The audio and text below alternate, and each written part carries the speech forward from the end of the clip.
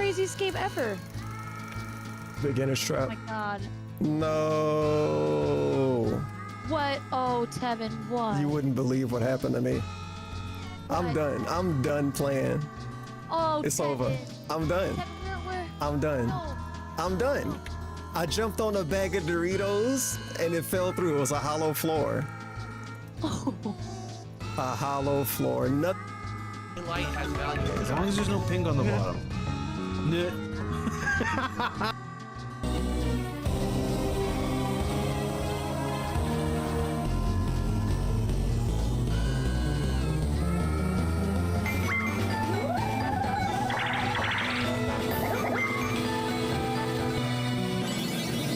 have faith in you.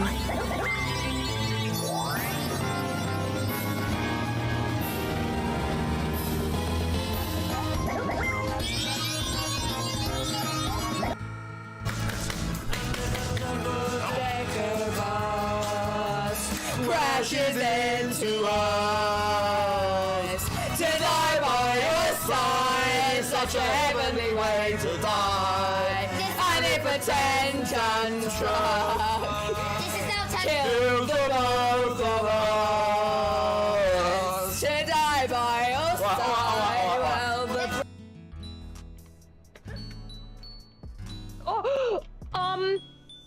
Yeah. I just stood on top of something and picked it up, and now I am above the map. Well, you're going back to your home planet. That sounds about right. Yep. Uh-oh. Bye, Jinx. Have a good night. Yeah. Yeah. I might need to rejoin. No, hit escape and go to I'm stuck. Oh. Teleport. Oh. She's here. She came really, really early. Oh my gosh. She came really, really, really early. Second 10 pull, and Firefly is home. Can you believe it?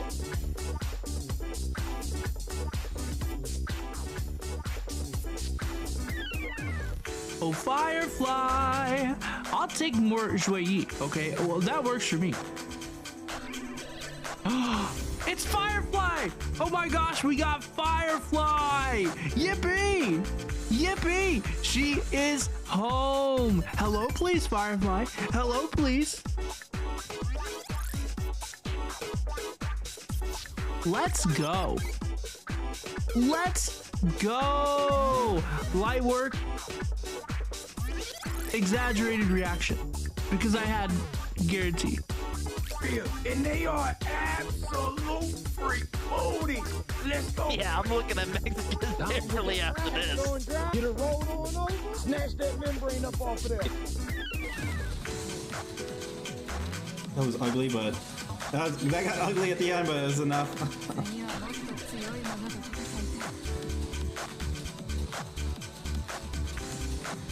Alright, let's see the damage. Who do we think did the most damage? Modernia, Red Hood, or Scarlet? I think it's gonna be Red Hood because of that second phase, but let's see. Oh, it was wow. Wow, it was Scarlet. Modernia tied basically with Rupee. Modernia barely beat Rupee.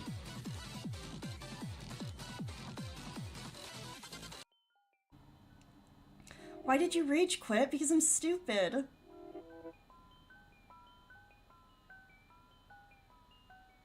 What's a quage quit?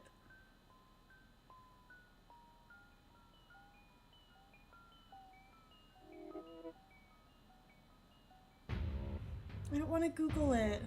I just opened up Google Chrome and there's so many dicks because of Derek's Twitter. I'm closing it. I don't.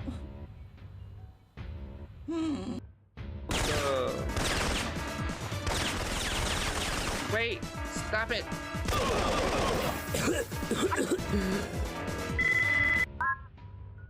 It was this one, but this one.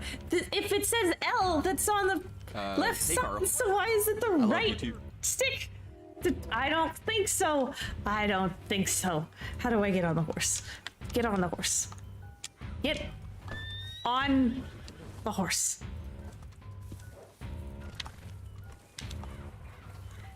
RS? But then it didn't talk. Oh, you double tapped her wand.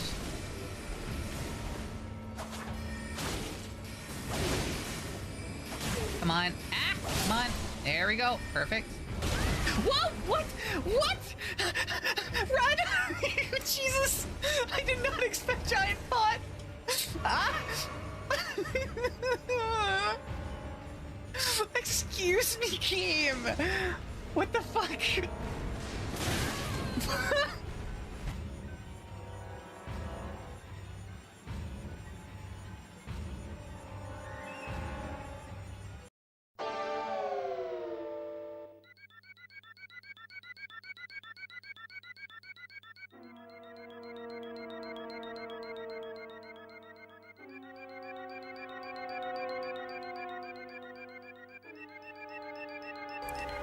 I'm getting older, and it's pretty cool.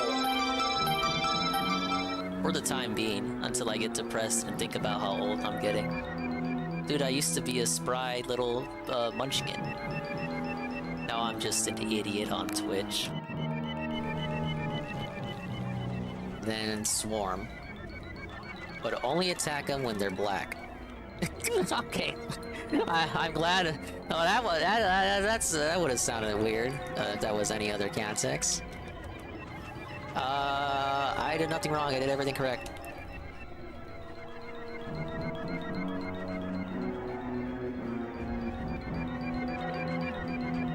No. Track on the W sales. I'm gonna have to validate this after the stream. We gotta have to do the count. We gotta audit the vote. I'm so scared. I'm a massive pussy too, dude. I'm scared. Sav, I'm scared. I'm scared! No! How did you guys both get hit? Danny gets I hate you. Ladies and Fuck gentlemen, this bullshit ass game. Garfield and friends. We're ready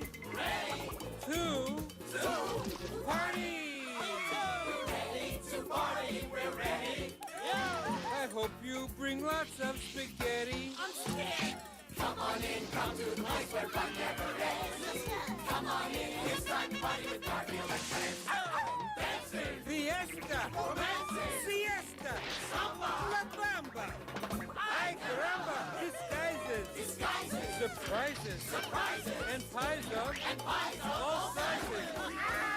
Come on in, come to the place where fun never ends. Come on in, it's time to party with Garfield and friends. Come on in, it's time to party with Garfield and friends. Garfield and friends.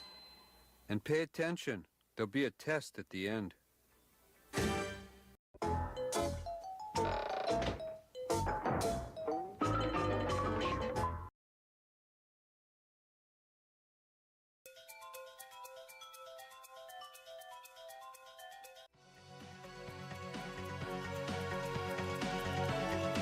Thank you, Barry Linden. Wow, thank you, DSP Gaming, too. Thank you, Perez. Thank you, Barry Linden, the tier 1. 6 months streak, wow. For 9 months total. And they say, I've come back to bring you the wisdom of the grave. Well, you better make sure that grave has some room, because we might just have to push Boogie into it. Thank you to, I don't even know how to pronounce this. Capitown, USA. We're gonna call you Capitown, USA. For the follow behind the scenes there. And I don't know if this was behind the scenes or on the last stream. My memory seems to have already slipped me by, but I'm gonna potentially get you a double shout out to Twin Pesk 2 for the follow. Potentially behind the scenes or not, I can't remember. And Zerglu with the follow. No, not Zerglu with the follow. Zerglu with the first person here. New World Championships have started. Connect to the internet to see challenges included this time. Wow! I love the internet. I'm connected to it right now. Competition number 2. It's almost as exciting as the Bearded Biscuit re-up. 6 months at tier 1 for a total of 12 months. And they say a whole year of being a dingus. I couldn't be more proud. You inspire generations, bearded underscore biscuit. Thank you, man. Thank you for the re-up. 6-month streak for 12 months, a year of being swole. I did do last week's competition. I was able to squeeze it in. Behind the scenes, some rare off-screen gameplay from yours truly. So we can take a look at my attempts. Thanks for participating in World Championships number question mark. Want to see the results?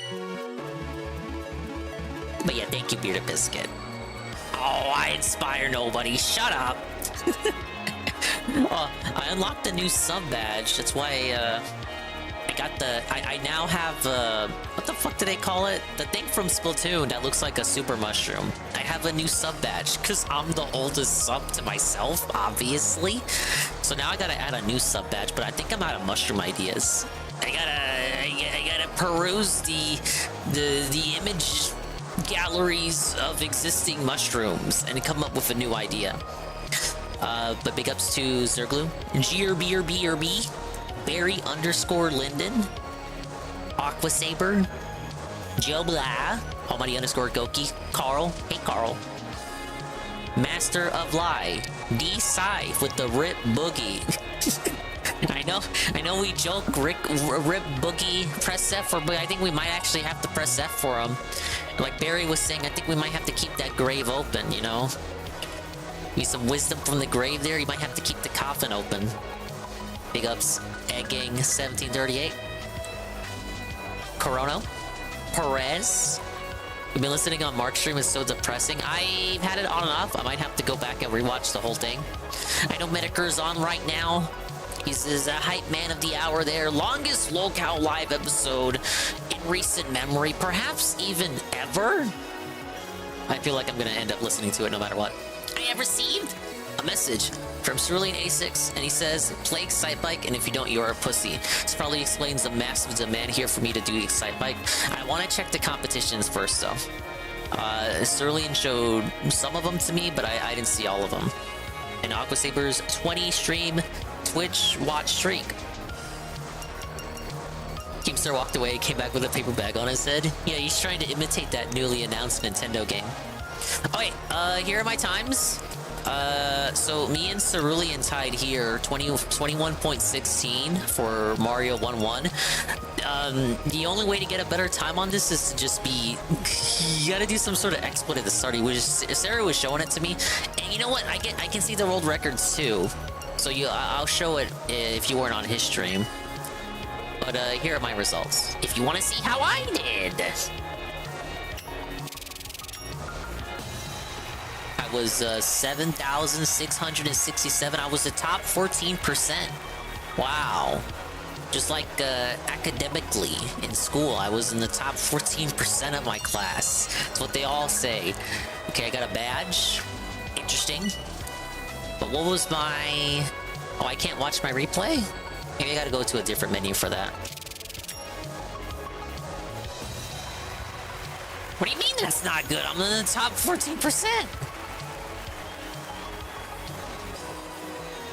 Alright, let me check the other ones. Octorok, I got 2 seconds. I feel like I did pretty good here. I probably didn't get any higher than Serio on any of these, besides maybe 1-1. And that's because we tied. We tied at times there. Top 17% for Zelda. Maybe I'd be higher than Zeru if I submitted mines earlier than him. 360. Yeah, okay, this is the placement Zeru had. Top 0.8% just for doing 1-1 flawlessly. About as good as I can get it personally. Up and out. This one, I feel like I did pretty good with this one. I don't recall what Zeru's time was. I feel like I did pretty good. Was pretty confident with this one. 3,000? Not bad. Top 8%. Second best. Evasion is key. Dude, the world record for this one is crazy. What? Oh no, I suck at this one. No, silver. Top 38%. I could have done better. Could have done better with this one. I will say it is considered S rank, but it seems like people were able to get better routes than me. Okay. So that's recent results, and here are the champion replays. And check this one out. Look at what he did. So he completely skips the bird with the carpet, the Pidgeot, and then he lands on those little Bezos, goes into the pipe, no delay. He's using Luigi, so he's able to get out real quickly. Doesn't even have to jump over the ninjas, and then right into the door. That's insane. How did he do it? How did he finesse that so easily? Look at this, Carl. Boom, boom. All commitment, no fear, no lag. He doesn't have to pause once. He doesn't even wait for the mask to come out. Thing is, when you're playing as Luigi, you kind of don't want to jump. You want to always be running. Make up Sizikroy. But you never want to be jumping, because it takes a... There's like a lot of end lag, and then you're always in the air. Luigi gets a lot of air time. And you don't want to be in the air when you need to be near the door. You gotta press up on a door to open a door, correct? Yeah, it must be Billy Mitchell. Billy Mitchell doesn't play NES games. Okay, up and out, 18 seconds. What did he do? I thought I had a good time. I mean, I was top 8%. Okay, look. So yeah, look, I was right.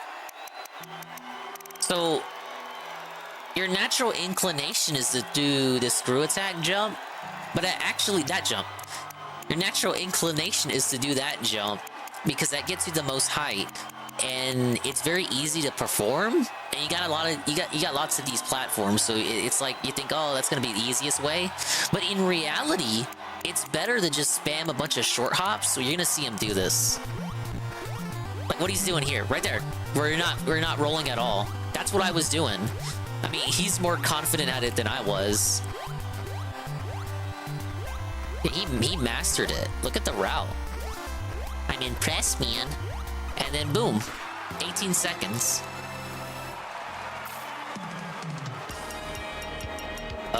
And then the Mario one, 21.11.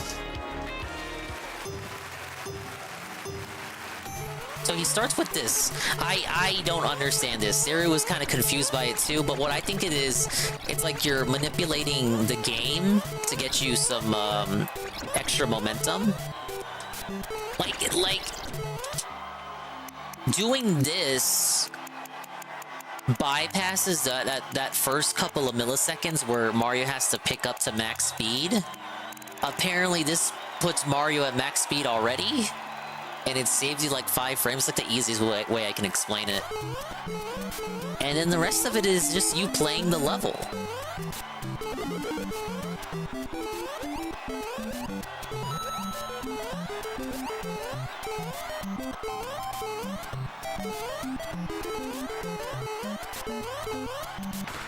I love how he just cleared the fucking big staircase. Very impressive. Yeah, and he actually went for the top of the flagpole. Usually people go for the bottom, from what I've seen. And 1 second on the Octorok, I thought what this guy did was pretty clever. Boom, boom, boom. That's it. Look, right there. Carl, that's like wizardry. What kind of black magic did he conjure? So, he beats Octorok number 1 as it is spawning. Then look at this. He turns around. He flips. It's like you're in GIMP and you use the flip tool. He flips before the projectile has a chance to come out. So kills Octorok 1 with the sword. Then, before the projectile comes out, he pivots. And then the projectile comes out and defeats the second one. And then one more stab to defeat the third one and the fourth one in 1 second. That is insane. You're like some sort of god, sir. And then we have Mush Zoom.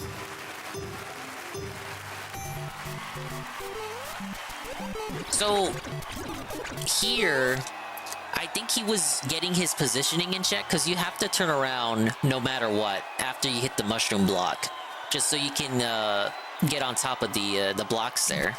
So I think his strat here was to maintain momentum, but still turn around.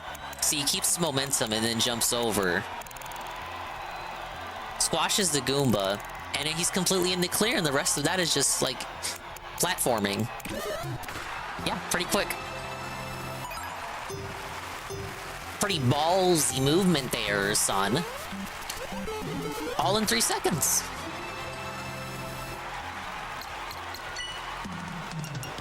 Oh, it's cooler to say 1 second, Zerglue. Yeah, but that's what he did. I have my results, I don't see my replays.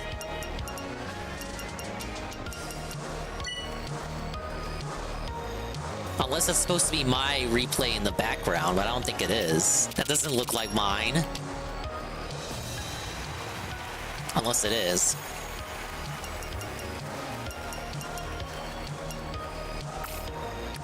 Less than 2 seconds is still cool. Thank you. Okay, so this week, Power Grab Morph Ball.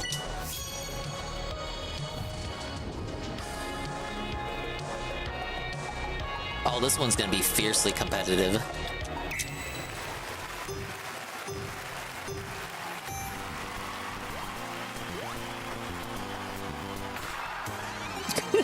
Four seconds.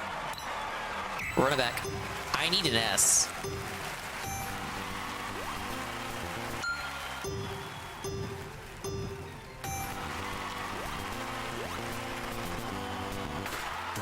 .78, but I know I can do better than that. I hit the wall. That stops Samus's movement. Oh, see, look, you gotta jump from there. That's the trick. I did... right after saying that was the trick, I didn't do it. Okay, you cannot reach that from there.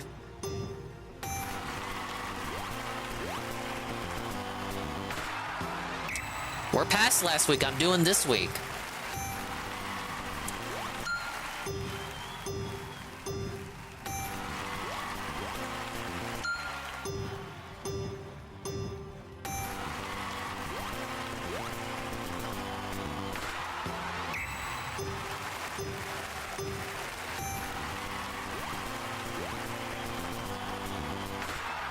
That was slower. Well.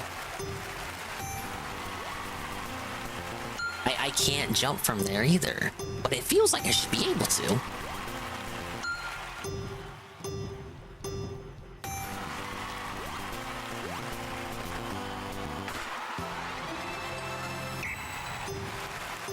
It's 3 milliseconds slower than before. Oh, come on. I was hitting A. That's not gonna do it, no.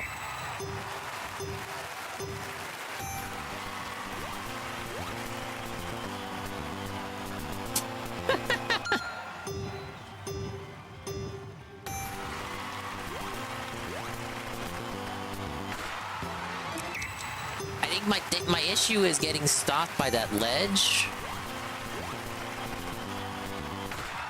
Oh, no.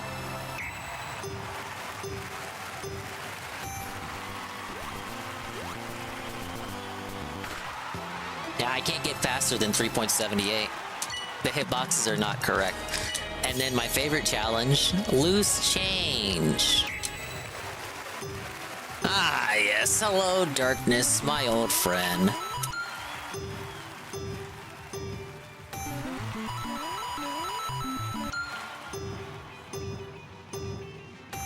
Watch me get this.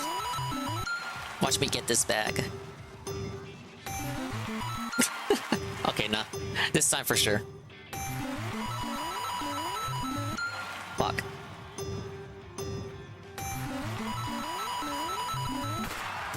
.41. 2.23 is my best time. 2.30. I do even better for an S?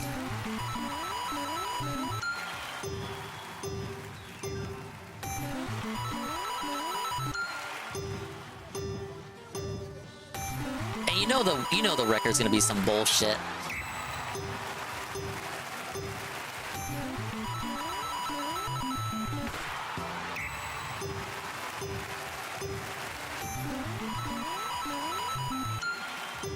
It's always 2 at the end or 1 at the end. Yeah.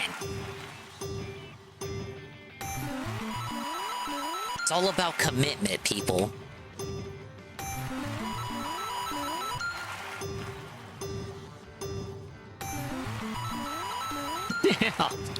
Damn!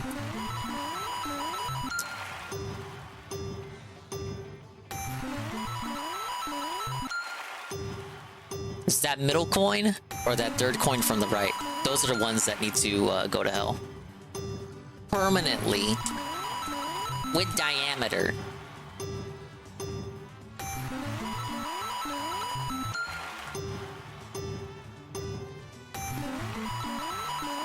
Why did I crouch? Yes, give me less height, please.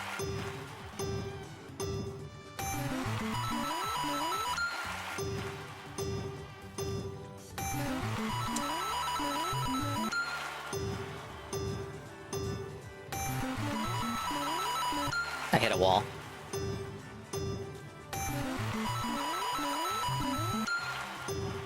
Wow, hello? Knock, I can't believe you missed the blooper stream. How embarrassing. You're like one of the biggest proponents out there for blooper streams, and then he finally comes back and you missed it. Embarrassing. Cringe! Big ups on a 2.26 though. I hope you enjoyed it on the rewind. I want to at least beat the time that I have in speedrun mode. Oh, that would have been it. Yeah, imagine missing a once-in-a-lifetime event. Now, sure, I had to go to sleep early to wake up in time for work, but I still saw some of it as opposed to Knock, who, get this, saw none of it. You guys know how fractions work, right? I have a bigger slice of the pie there.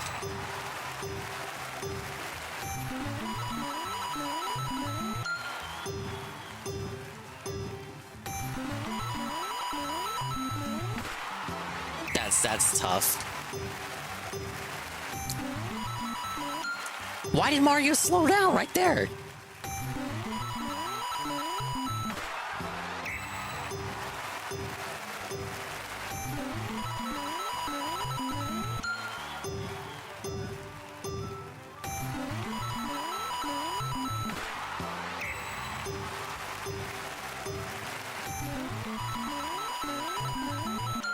Oh, that's terrible. I'm not gamer moding hard enough is the problem.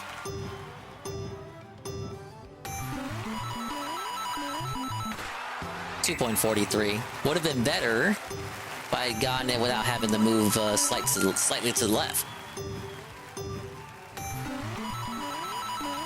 There, 2.0. Oh my god, it's better, dude. That's my best time, period, ever. 2.03. Save that. Lock it in. Lock it in. Carl, lock it in. Deathbound and Duel. Defeat the Lionel. He's a bit far away there, I gotta say.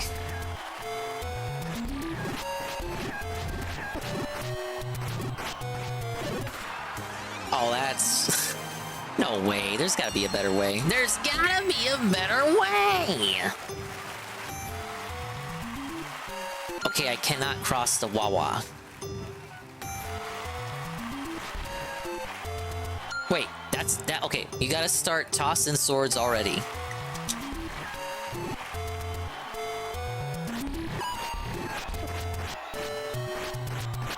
Okay, I had the right idea.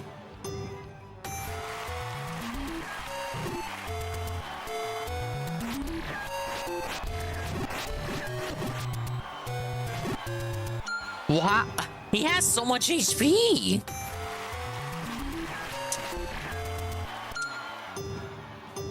Mash! I'm literally mashing, that's the whole point.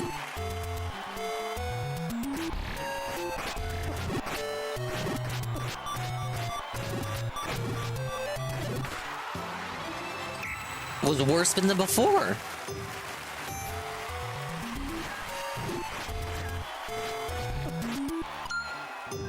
No way I gotta snipe him from afar. That would take too long. I think.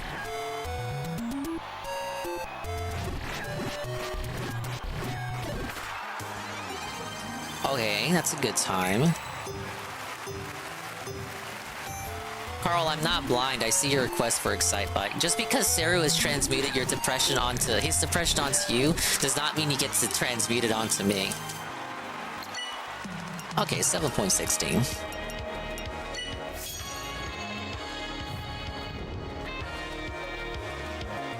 Oh, just a standard first level.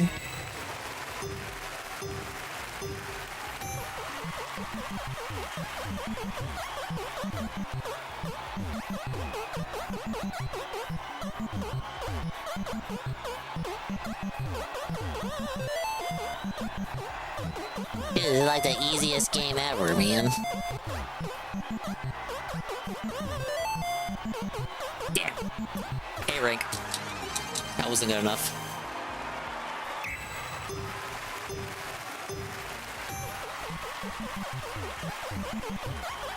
You can kind of cheese it with the ladders, but I feel like when climbing, there's like no room for error. You gotta complete the climb. You can't end the climbing animation early.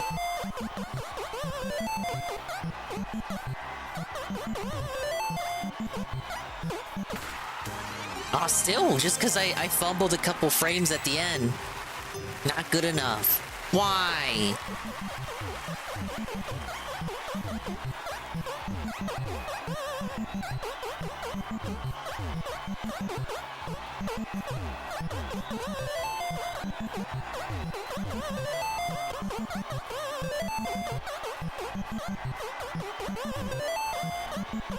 Yes, there. 21.40. I'll give it one more attempt. That's not my personal best. It's not the PB.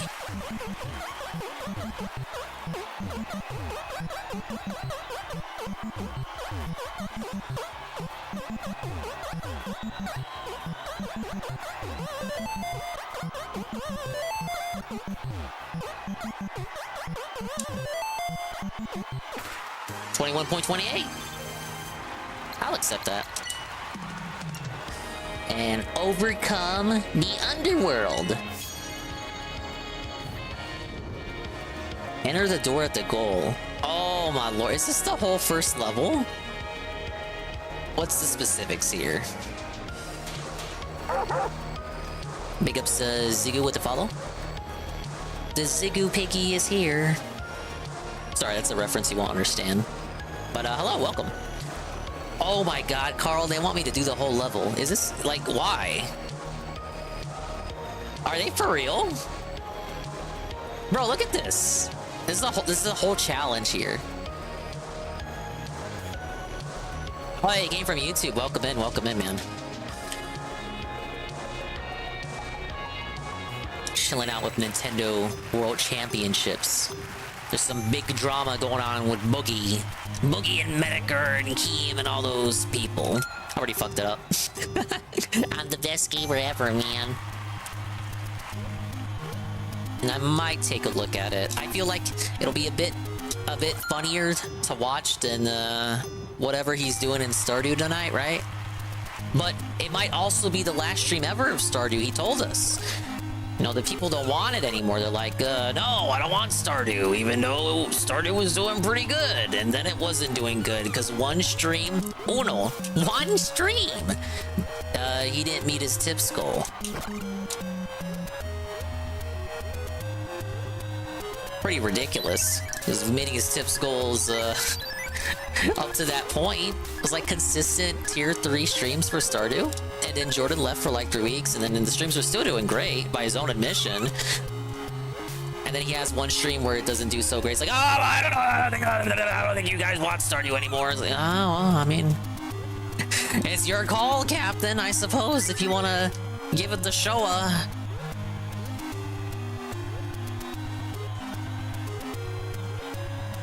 I'm gonna totally beef this. There it is. Oh yeah, you never want to hit the Reaper. Run it back. Coke Black Bagman was pretty good today as well. I saw a portion of that. Something about how Fallout 4 is going to go away before he even beats it, despite the fact that he's at the very end of that game. See, Carl doesn't even want the restream. That's like mortifying. You don't even want to watch the night stream? Like, what is the rotation of games come to where you don't even want to watch the night stream anymore? That's very sad. It used to be, you watch the night stream every day. It'll be a fun chortle, a good chuckle, even if the game was not something I was personally into. It could still be like, oh, well, we'll just put them on, and we always put them on. And now it's like, it feels like more of an obligation or a chore than anything. He hasn't played anything I've given a fuck about in, I wanted to say weeks, but it should be more like months. Oh, I'm in trouble. I did nothing wrong. I vow 1,000 years. But I must have did something right to get a Ryohan re-up. Tier 1 for 25 months, and I just died. Oh, fuck, I'm in trouble. Shut up. Shut up, shut up, shut up. Wait, that's the end of the level, right? That's the end? That's the end? Shit. That's an A rate. A 1 minute speed run. Who would do such a thing?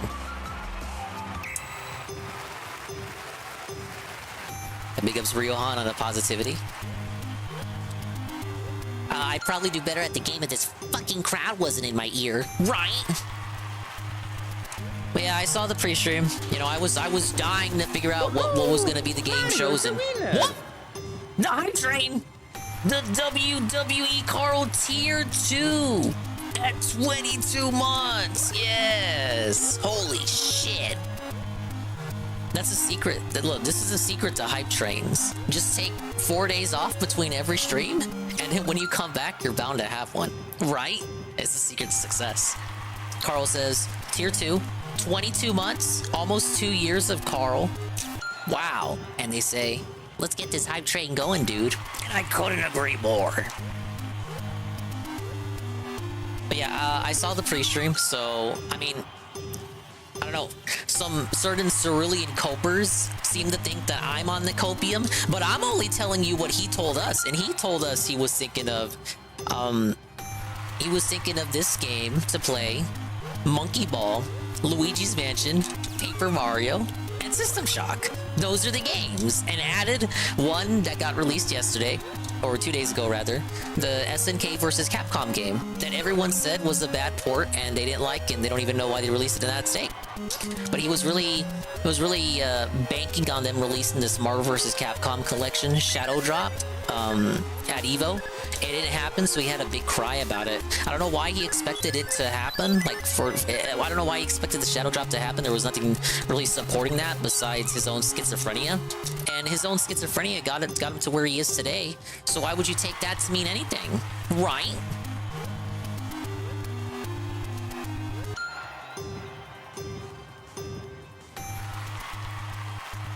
It's probably just him falling for Twitter beef, right? Someone on Twitter said, kind of, sort of, maybe, hopefully it's gonna come out. And then he took that to mean that, oh yeah, it's for sure gonna come out, guys. This time, for sure. And then it doesn't come out. Then he acts like he was lied to. Or that Capcom is they're staffed with a bunch of idiots who don't know anything about business. No, you gotta arbitrarily release your games according to my gaming schedule, right? According to my time slot. My rotation of games. It's a dead summer. Where's my fucking games at? It's literally not a dead summer, but whatever, dude. Tons of games you could have played that you chose not to play. And it's like, what the fuck are you doing, man? Literally, like, ask yourself, is it really a dead summer? Are you playing any games that came out? I am. I'm playing one right now. Now I know what you're gonna say. Oh, Dingus, it's just an old game. It's a new old game. Shut up. They're repackaged challenges with a nice UI and a positive gimmick that you would not have if you played the games like on NSO or emulated. So there's new stuff here, sir. It is a new release. Factually fucking base, objectively. Oh yeah, I'm definitely losing here. Last second loss. Last second L. Come on, Pit. Who you got?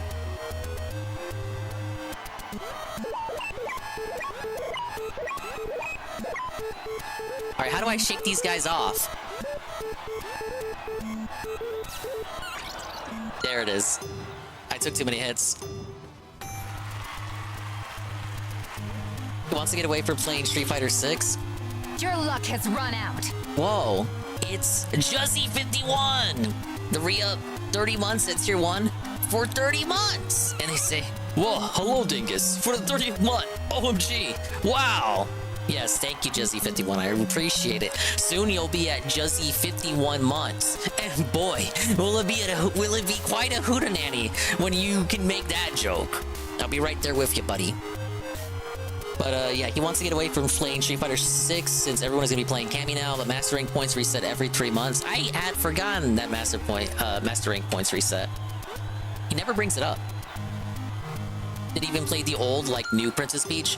Oh, he didn't play it because he knew 672 was going to make fun of him for playing it. It's a decently length game, too. Like, he wants a decently length game, something that's not too short, but also not too long. It's like he can pay for it if he needs to pay for it, and it'll last him a certain amount of time that he doesn't feel like he wasted his money on something that you know, ended so soon. But it also can't be like a 60-hour JRPG.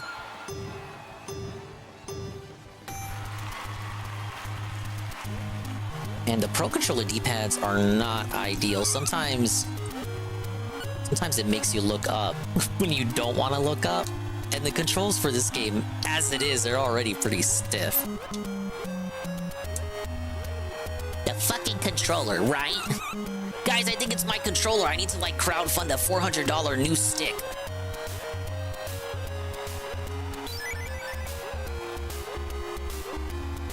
Now, in fairness, they did release those NES controllers.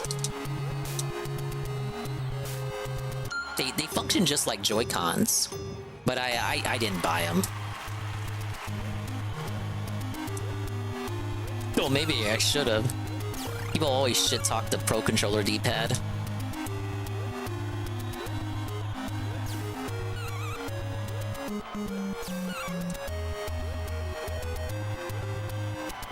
He doesn't want to play Nintendo games because he has to pay for them. It might just be that simple. Like, he hasn't played his Switch at all this year. At all. I can't name a single... Like, he's not even booted up. He skipped every single release. Even the one he told us he was gonna play no matter what, Paper Mario, got felted. Saru said if he plays it, he owes me 5 gift subs. So I hope he does play it. I gotta shift the narrative on that one. But I think he might consider it too long. Too long for him to give it a go. Even though it's not a lengthy RPG, by his standards, 60 hours? No, that's not Final Fantasy VII Rebirth length. It's only like 25 to 30 hours. Now, someone like me, who does literally everything in a game like that, you know, that's how I spend like 70 hours in that game. But for someone like him, who just wants to do the story, and maybe all the side content he arbitrarily deems to be meaningful, maybe someone like him could do the whole game in 25 to 30 hours. Do like a chapter a stream, you know?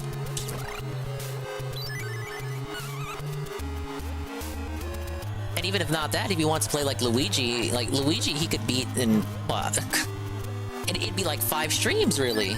A mansion per stream, and he'd be done with it. He wouldn't even have to do side content. He wouldn't even touch the multiplayer. And Monkey Ball, like, what? I was already near the end of Monkey Ball after the 2nd stream. He could be done with that in 2 sessions. Because he ain't doing a side content of that. Like a lot of new games are out that he could touch, and his solution to save the business is playing like this old fighting game port that not even people at EVO wanted to play. Oh, come on. Embarrassing. Right near the end. Yeah, don't suggest Final Fantasy, as he plays Fallout 4 for the 2nd time for no reason. He's chasing the Amazon crowd, dude, even though they already fucking left by the end of May.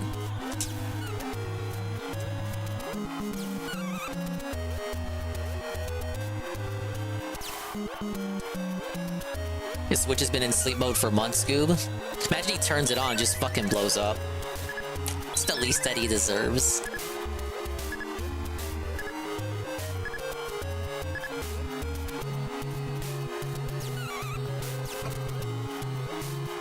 Oh, he can shoot them from behind and they won't care? Interesting. Alright, I'm gonna grab that for additional damage boosting later. Thank you guys for the hype train. Yes. 3 gift subs and level 2 positivity. It's gonna really help me out in the long term, man.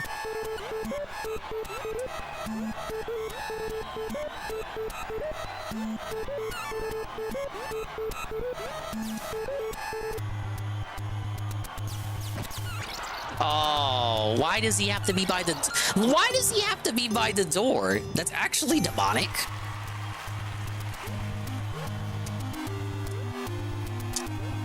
Fucked it up. I'm not pressing up, but sometimes when I hold right, it makes me look up. I just don't understand. I don't understand. I don't know why they do this. They're sabotaging me, clearly.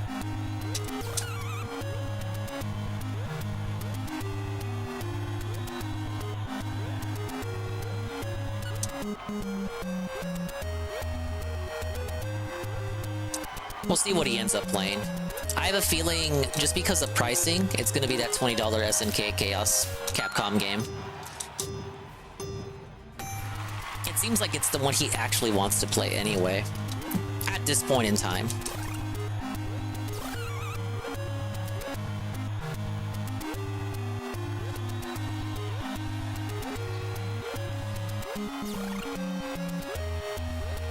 Okay, that was kind of good with the snake jump in there.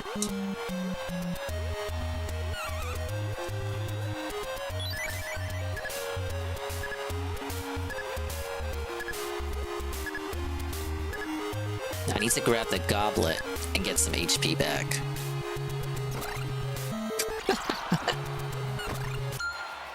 You gotta crouch jump right there, or jump near the lip.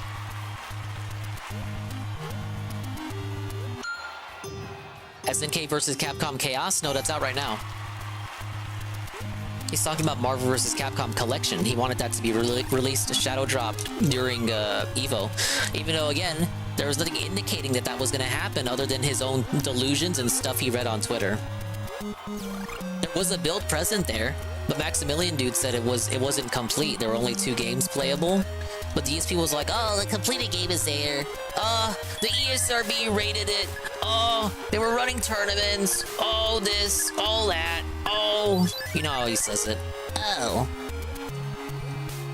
Well, guess what, idiot? Just because the ESRB rated it, that doesn't mean it's gone gold. That doesn't mean it's ready to be printed out and shipped to factories to make more copies and like sent to GameStops worldwide and Walmarts and Targets and Amazon. It's like, that's not how any of this works, sir. I thought you had a business degree.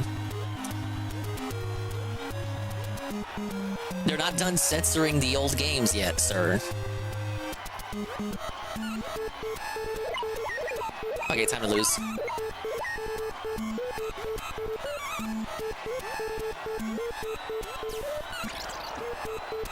Oh, so tough.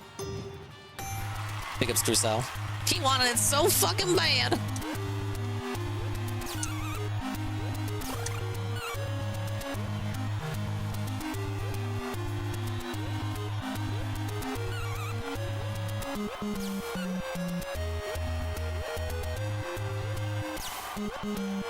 Even though Evo used a modded Dreamcast port of Marvel vs. Capcom 2, is that what really happened?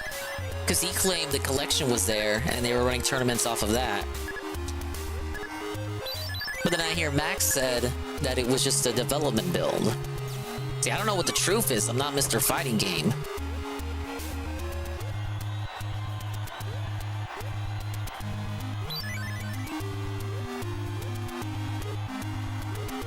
I'm gonna fuck this up again, I just know it. Well, that's why I don't think he's gonna like this game. He doesn't have the patience. Like, if you think he has the patience, like the autism and patience, like he is autistic, but like, you know what I mean, right? The autistic patience to redo these missions over and over and over and over and over again, like you're out of your mind. You really think he's gonna enjoy this? And to that end, he's acting like he's gonna like stop the stream every single level and do like these polls and shit. There. You see how many tries that took me? That was like maybe at least 10 tries for that. He is not gonna like this. He will not have... No, he would not. No, he would not like this, Carl. He would hate this. But this is one of the games he wants to play tomorrow. And you know what it's gonna be because of his refusal to do research and shit? It's gonna be just like that Path of Kitsugami game where he thought he was gonna like it, then he booted it up and then realized, oh, I actually hate this shit. What?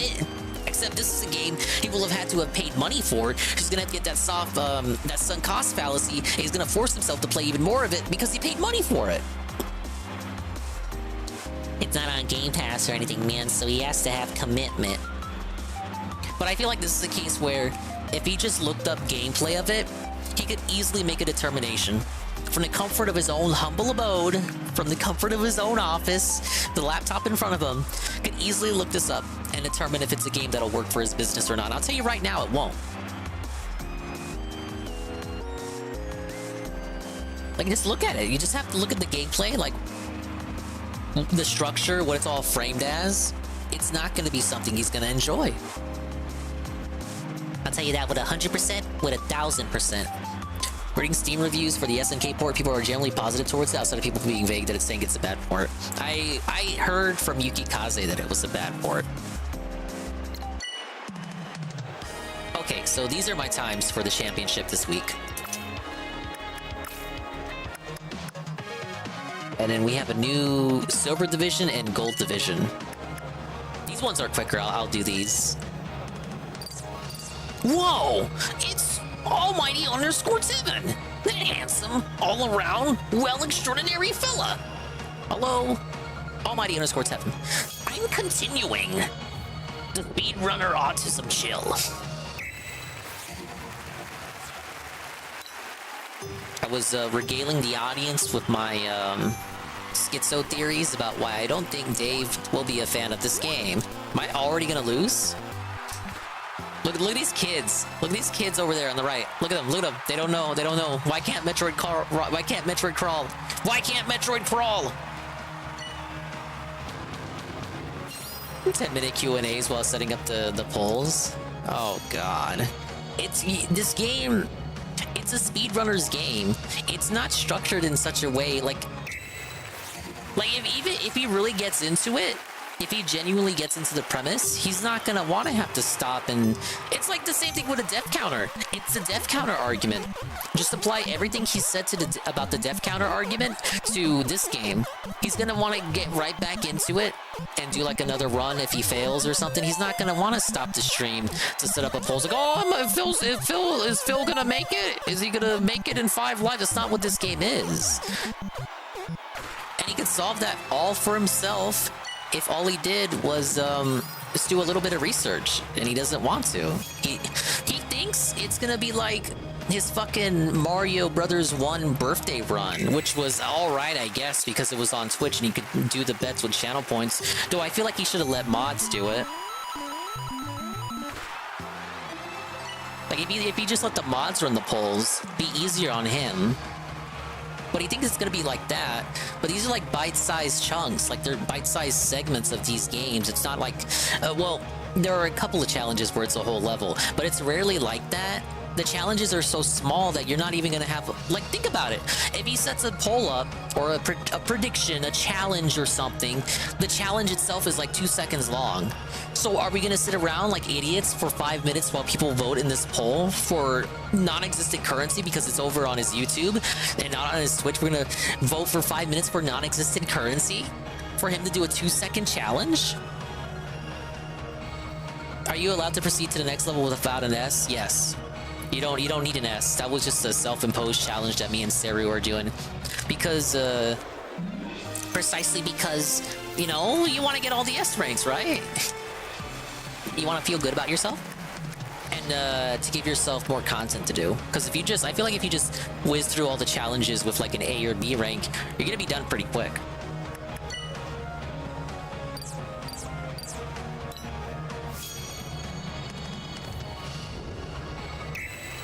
actually don't doubt that he's that the mods have been giving him suggestions on the Discord.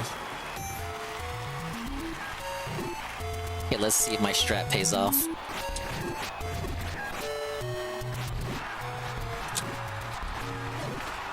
Oh, really? Well, I got eliminated right there. The Lino decided to run away from me.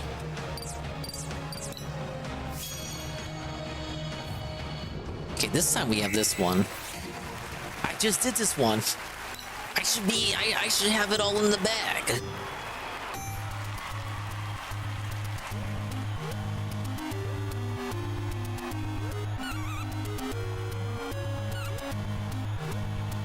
Already fucked up, but it's okay. It's Kid Icarus. You'll notice when you do survival mode that if it's any game other than Mario or Zelda, these fucking kids who bought the game, they just don't know what to do. They don't know how to play Metroid. They definitely don't know how to play Kid Icarus.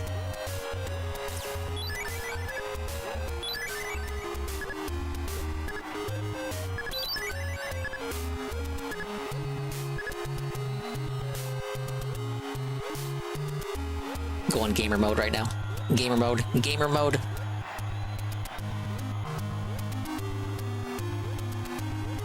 Get the HP.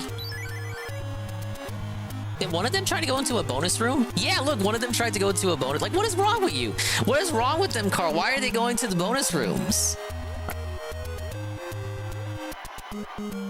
He's still trying to go in. The same player is still trying to go into a bonus room.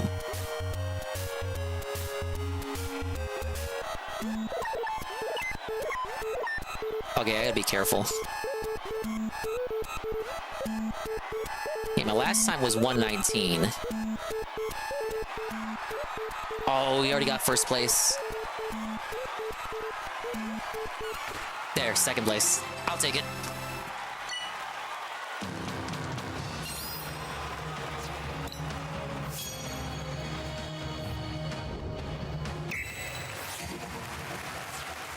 Gonna be harder to place top 2 here.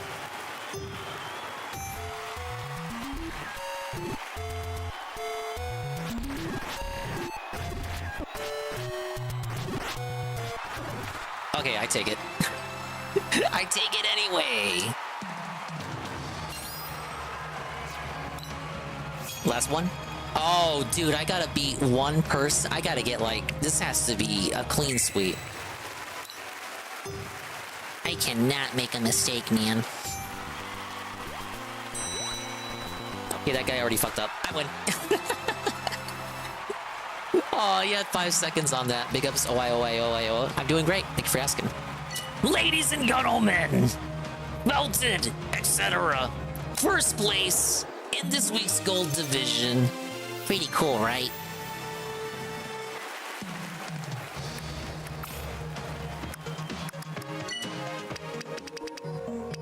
And I got ranking 20% in the World Championships. There's clear challenges 500 times. World Championships 3 times, Silver Mode Division 3 times, and Gold Division 3 times. So by next week I should have more pins, and the rest of it is just doing the speedrun shit, which we'll be going right back to.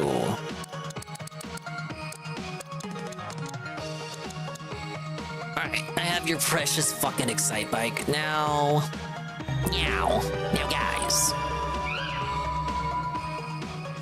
Big ups on the kitty.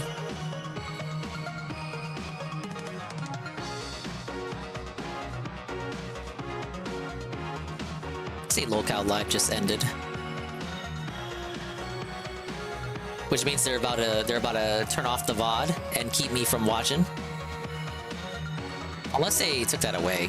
I don't know if they turned that off or not. Do they still private their VODs, Carl?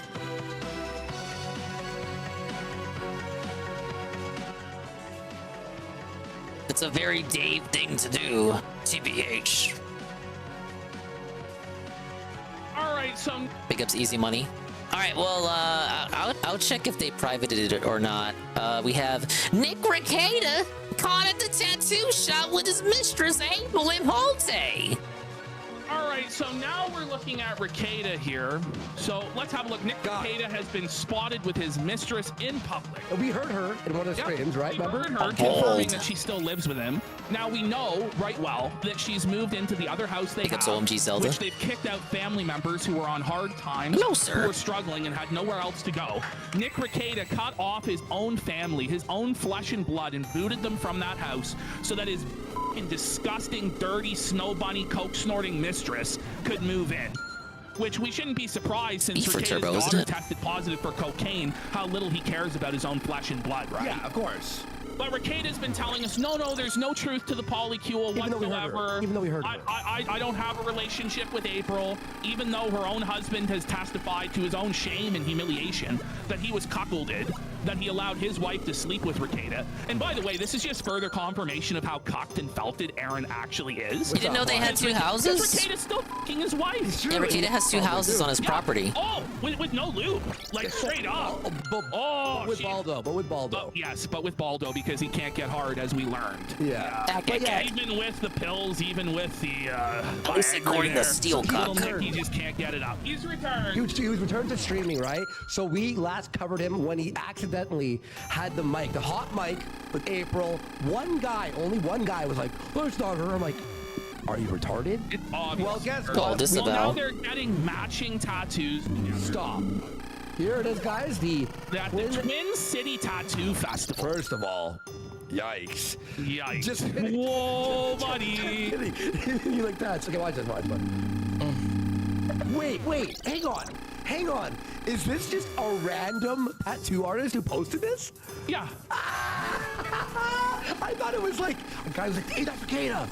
By the way, why the guy finds them at the festival. No, they get outed by the tattoo artist himself. Anyway, he just doesn't care anymore. By the way, this has only 45 likes and 6 comments, and still no one found it.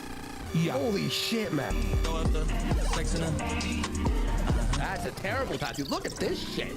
You can barely even make it out. How do I clear that? Fingers ahead. Oh, that's foul, dude. Okay, tilt forward. Pick up his coggers. Cold life. Continuing the S rank struggle. Notice April is being presented with a trophy that says number 2, which is all she'll ever be in life is number 2 to Kayla. She'll never be the mother of Ricada's children, never have his kids, raise his kids. He's looking busted, dude. And these bumps are demonic. Haggard, man. She looks like she's aged like 5 to 10 years since our last, man. Holy she hit the wall hard. Or the wall hit her. Due to unfortunate situations, I had to get rid of the rest of my subs. Well, that's sad to hear. I hope things get better. From behind, matching wolf tattoos on the shoulder. There's always gold at the end of that rainbow, sir. He's bald. He's bald. Baldo the bald. There he is. He's got like a full-on Norwood 5 going on. Bro. He's got 2 different bald spots. He's skinnier than her. Oh, I know. 33.85. Let's zoom in heavy on this bald spot. I got the track layout sort of memorized. Look at that. You have 2 different forces, like both on the southern and northern front. Well, Carl, he advertised he would be at the convention, to be fair. The puzzle competition. Ricada didn't say he would be at this tattoo thing. Holdout in the Baldo bunker, like the 20 good hairs that are left on his head. These thin little hairs are trying to hold on so hard, but it's like, buddy, you're cooked. You're getting Costanza, bro. I said it's like Spider-Man holding the web while the subway is being crushed. Yes. Oh, buddy, it's over. Buddy. Shave it, buddy. By the way, look at this. Doesn't this part, like the little black thing right there, and then that looking like a dog's head? A little bit, buddy. Like a little fucking dog. No wonder, like, when you look at that image, it's no wonder he's had a full-on midlife crisis, started snorting cocaine, putting on the Baldo, getting a fucking mistress that's a disgusting whore, right? No wonder he started doing cuckolding, 55 milliseconds better. Because but I could do better. Bro, who's Diddler Dax? Nick Masterson. Never coming back. He's an old, sad, pathetic man. Sad, pathetic. I only have a little time left to be an alpha Chad. It's like, buddy, this isn't being an alpha Chad. Your tattoos are cringe. Overheated. Your hairline's Norwooded. Your fucking mistress is a dirty, cracked out whore, and your fucking actual wife is like a fucking pilled out zombie, Xanax zombie who may as well be with Ralph at this point. She may as well. By the way, she may as well. Ash, you know what's so funny about this image? He looks like if you were to cut the whole Herrera, background not out, Ferreira. A hospital gown. I was just thinking that. It's like you a nailed it. yeah, You nailed it. It looks like he's dying in the hospital. Like cancer. Yes, like it looks like he has the cancer that Boogie faked. When you really look at it, he's like withered away. He's like this gaunt skeleton. Look at his arms. Yeah, look how thin they are and sickly. Can we overlap these arms? Her arm is buffer than his. No, I should have hit that boost there. It's even crazier. She gets a lot of practice cranking all dough. She's cranking, but it's even crazier when you know that she's leaning forward, his elbows back. So perspective-wise, he's getting a like advantage, right? Like yeah, like it's not like side by side. He has much of a bigger arm. I gotta say this, JP the drummer asked, "Can we verify that stat line?" You know, yeah. Look with your fucking eyes, man. It's the same. There's an actual. Wasn't there like another video someone had where he turns around? Like, yeah, we have. We have a video where he turns around. Yeah. There, 30.80S. That wasn't too bad. Don't know why Sarah was crying about this game so much. Watch this real fast. We head back to this real quick. Look at the tattoo artist. You'll see more footage of this too. Well, we have, but obviously that's April. Like we have no, a dude. front No, there's front. And that's the tattoo that he had previously. So only got 3 to go. There's a video of him turning around and you see his face fully. But look at this Poppin' guy. Wheaties. It's been beyond confirmed. Well, I guess there's only so many challenge ideas they could have for Excite Bike. They're all the same. Just go around the track once. There she is. That's April. That is April. How shame. Okay, that is Ape. Okay, and then that is Nick. That is his tattoo. That is Nick. Okay. Obviously. Yeah, it's obvious. We don't even need to confirm that. And look at this guy. He's like, get a load of this okay, guy. I see. Yeah, look at him. He's so self-aware of who this is. He knows right well that's Lord Baldo the Bald. He's like, yeah, I'm getting on Kino Casino. Look at a load of these freaks. Oh my god. He knows, man. He knows. That was a quick little Rick Hayes segment there. Just caught at the tattoo shop. Not even the title says tattoo shop. It's like a whole fucking festival for tattooing. Thank you, Carl. We have DBDR A-Log's drunk Sonic employee as the sub-5 male. What a title. There's a lot going on with that title, sir. It's just such a brutal life, man. You know, because I've been through this exact shit. I think it's sad to see because, you know, this could be me in my future. A-logging. So he's A-logging now. DBDR has now found his true art form, which is A-logging. Finally! This video is called an accurate capture of the defeated sub-5 male. I think captures the perfect insight into the defeated sub-5 male. You know, there's just something about this video that just kind of hits home, honestly. You know? Wait, no! Is that young James Rolfe in the corner, by the way? No, hang on. He fucking A-logs by saying this hits close to home. You know what I mean? He's A-logging himself. Isn't that the true heart of A-logging anyway? That is James Rolfe, by the way. I got to a point Am I not where landing correctly people here? just left, and I was working with a bunch of I people move younger forward. than me. You know, I'll get into it in a second, but let me just, you know, play the video real quick. I mean, are you f***ed up, dude? No, not really. No, not really, dude? You're not f***ed up, dude? Buddy, Rich Evans there is toasted, dude. Wait, he actually He's up. Look at this fucking guy, dude! He's A-logging this drunk guy at work, man. With arm! Buddy, no, it's so...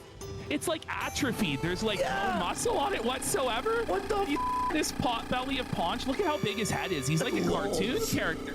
It's like the head was photoshopped over his real head.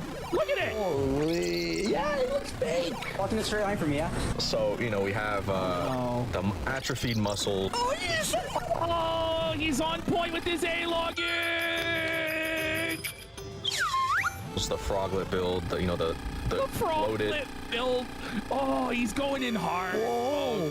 You're shitting on this guy. You know, the bloating, which I think I finally figured it out. You know why? You know, I see this all the time in older men who are just completely defeated by life. You know.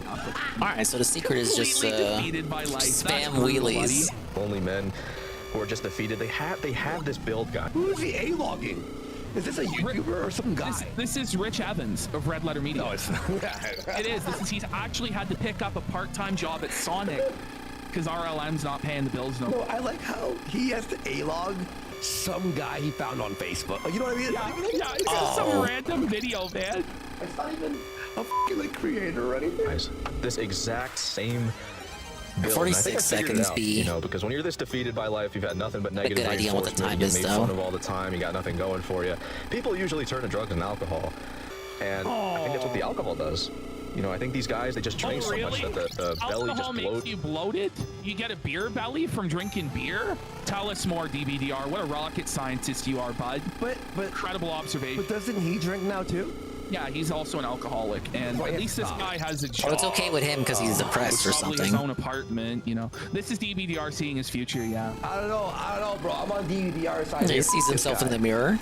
And it just makes the look, just like the defeated look so much worse, man. But, all right, anyway, so yeah, you know, of course, Mr. Zoomer, you know, the kid always has to be recording everything, you know. Right here, in the back, come here.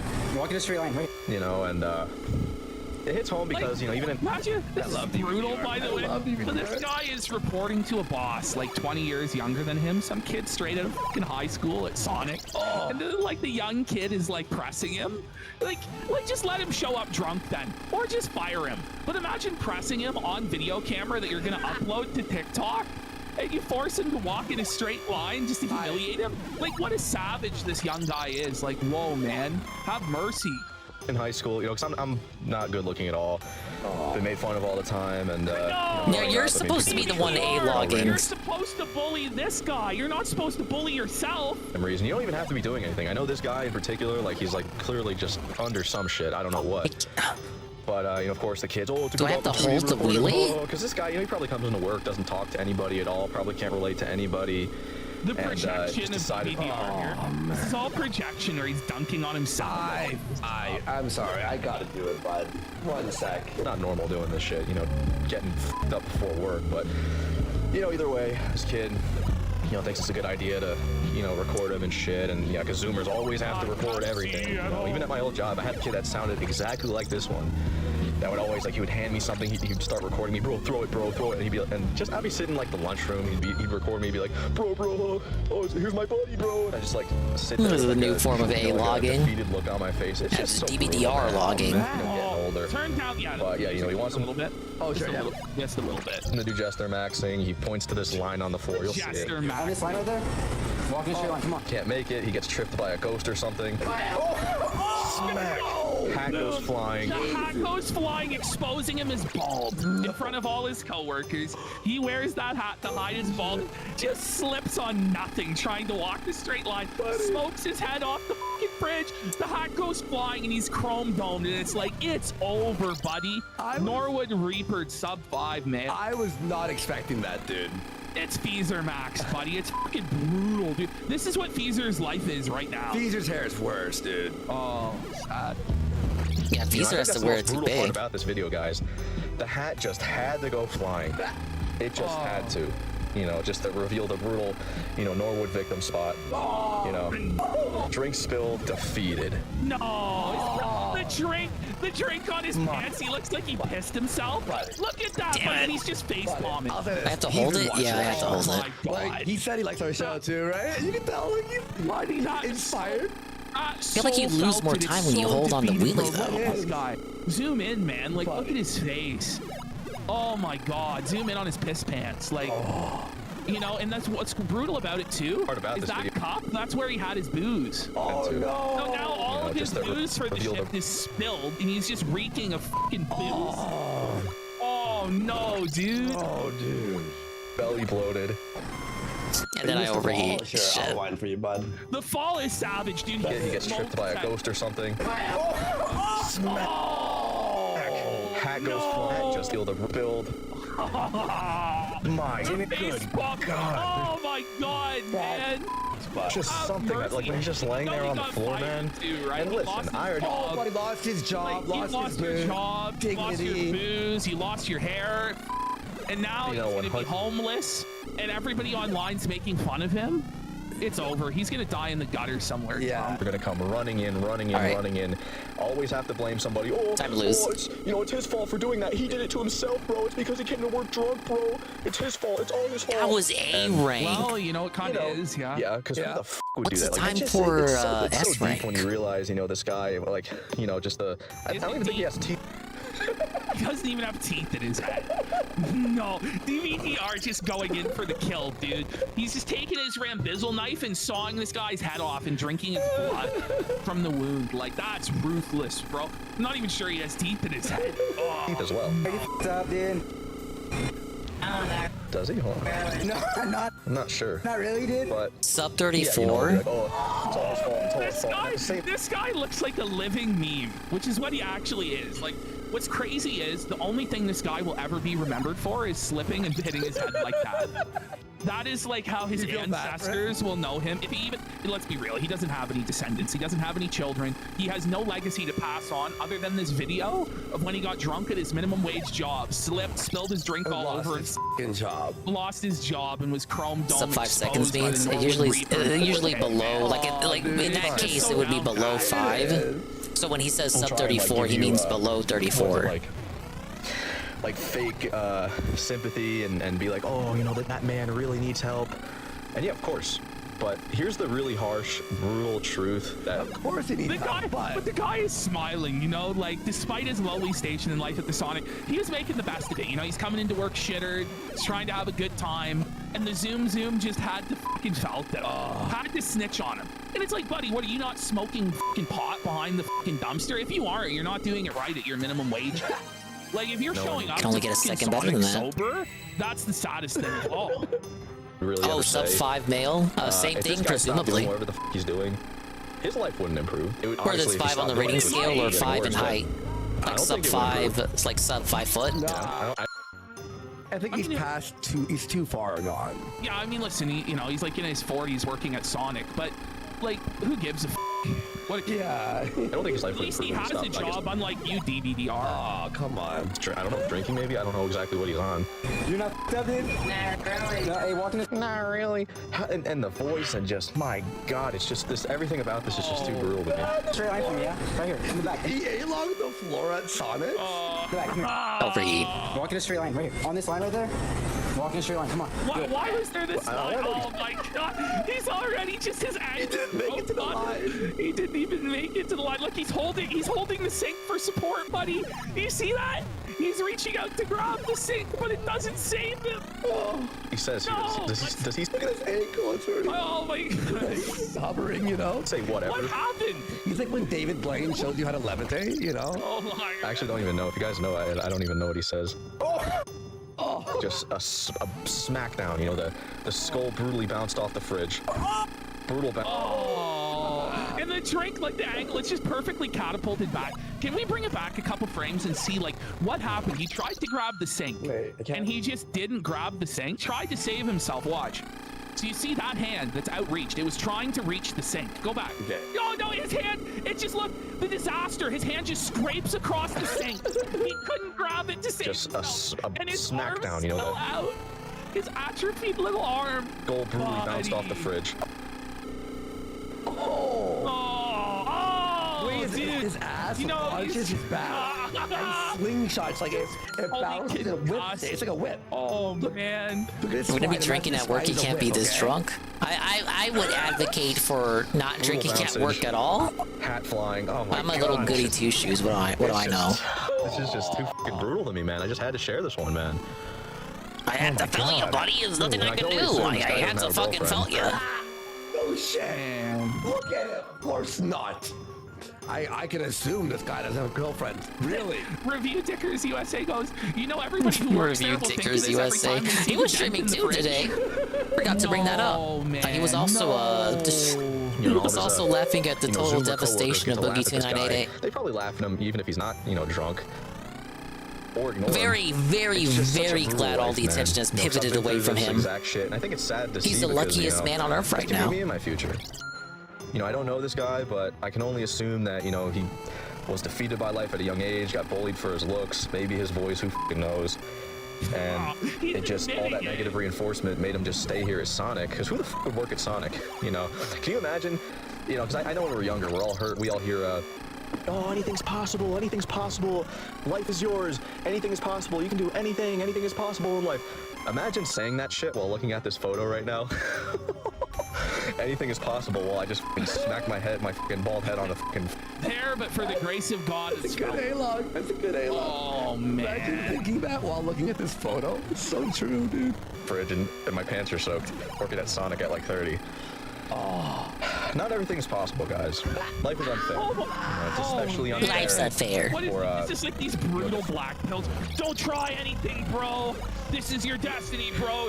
End up as the drunken Sonic employee who pissed his pants and exposed his chrome dome in 4K. Man. Feeded unattractive men.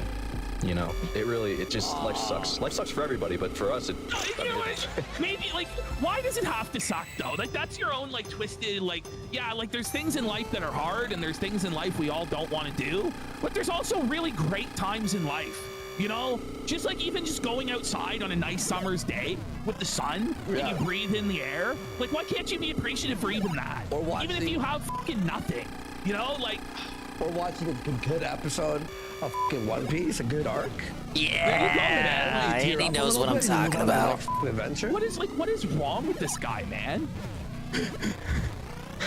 It's something. You know, it really is something. But God, or watching Ralph. No, that's a bad day. Damn, just laying on the floor defeated 38 like this. seconds. It's just so insanely brutal to me. I just can't get over it, you know. Kino anime sesh with the boys on Saturday night. You know what I'm talking about. That's about it. Look at this guy. That's it. That's all I needed to say. What else is there to say? What else is there to say? You know, I know like the average person's gonna be like, it's his fault. It's his. No, like normal people don't do this. They don't do whatever the drugs, drink, and come into work like this. Well, actually, they do. A lot of usually. Not that level. Like they go one step below whatever this guy just did, but. You know, they do. And I wouldn't advise for that shit, man, because, fucked up. Jimmy, are you... Well, that wouldn't have been in it. It just makes that wouldn't have been it anyway. You're saying it's 34. You know, it makes your already horrible life way worse than it already has to be. This video could have been avoided. But that's not the point, though. Because people like this exist. You know, this guy probably would, go into his work day to day, not talk to any of these guys because he probably didn't know what the how to relate to them. Come home, maybe he would drink, and then go to sleep. You know, damn, and you're just completely invisible to the world, and there's really nothing you can actually do. Nothing you can do about it, man. You know, make people like you. And I guess like, he's thinking in his head, you know, all f***ed up, like, they're talking to me now, I'm funny now, but, bro, no, they're laughing at you, not with you, dude. And it's really sad because I had an experience happen like this, like, fucking literally 2 days ago, not with the drinking or anything, but, you know, just being recorded and made a clown out of because I'm just like some So you can relate to him after all, then why are you A-logging him? Buddy, how does he turn it around and make himself the biggest loser of the day? Well, this happened to me. It's 2 days ago. Yeah, that's supposed to be an A-log session. Oh, buddy, come on. From A-log into self-felton? Dude, that one's difficult. Alright, well, there's the latest on DBDR there.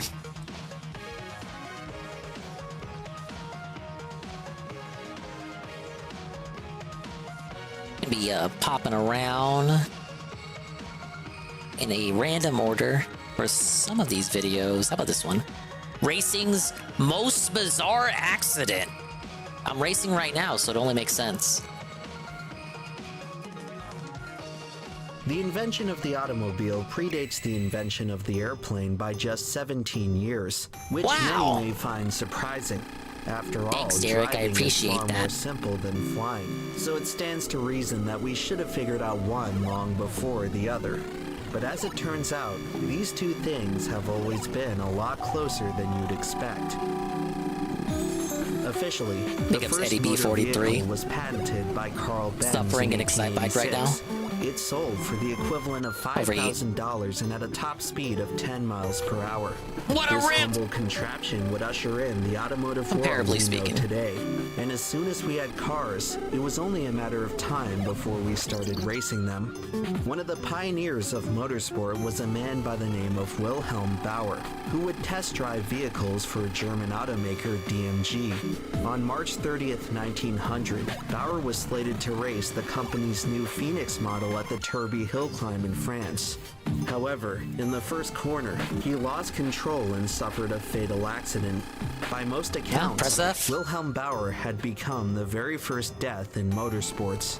It would be the last time the Phoenix ever raced. However, out of the ashes of the tragedy, DMG executive Emil Jelinek would improve upon his initial design. Over the next few months, he oversaw the development of a revolutionary new model. Unlike the horseless carriages that preceded it, this vehicle would be the first to truly resemble the cars of today. During the production process, Jelinek decided to title the model after his 11-year-old daughter. As fate would have it, this unsuspecting girl would forever be intertwined with the longest-running car brand in the world. Ford. Her name was Mercedes. Oh. In the following years, the new model would dazzle Yes, I'm going the to name automotive my industry, daughter Ford. becoming popular with many of the most powerful people on the planet. Its meteoric success would turn DMG into a commercial juggernaut. In 1926, Yeah, it they died would racing merge at 10 with miles per Carl hour. Benz's What a company to pussy. solidify the present-day nomenclature of Mercedes-Benz. By this point, the temperament of Germany had changed considerably. The car brand, which had originally shared its name with a Jewish child, would soon become the favorite of one Adolf Hitler. Oh, we By hate the that Second guy. World Disavow. War, Mercedes had to momentarily divert their resources away from car production as their focus shifted from the road to the skies. Daimler-Benz would be one of several companies commissioned by the Third Reich to construct engines for German fighter jets. Mercedes' horsepower would be instrumental in the Blitzkrieg, which terrorized Europe for more than half a decade. All of a sudden, what was once a simple luxury car brand had fallen into an insidious fate. To satisfy the enormous demands of wartime production, the company would resort to using forced labor, much of which came directly from concentration camps. When it was all said and done, the rest of the world had discovered a powerful omen. When Mercedes start flying, it's usually a sign that something has gone seriously wrong. Officially, the Germans surrendered in the May of 1945. However, in many aspects, the war never really ended. It had simply moved to a new battleground. By the 1950s, the Germans and English had taken the fight to the racetrack, and out of all the venues in motorsports, none was more prestigious than Le Mans. Since the birth of auto racing, France's premier endurance event has stood as the ultimate test of man and machine. For 24 hours, competitors must navigate the high-speed circuit, a process made especially challenging by the 3-mile-long Mulsanne Straight. The section is one of the fastest What are parts we of watching? any course Racing's in the most world. bizarre Ordinarily accident. a public highway, the road surface is bumpy and abrasive, placing tremendous strain on engines as vehicles approach their top speed. In order to win at Le Mans, race teams must strike a delicate balance between performance and longevity.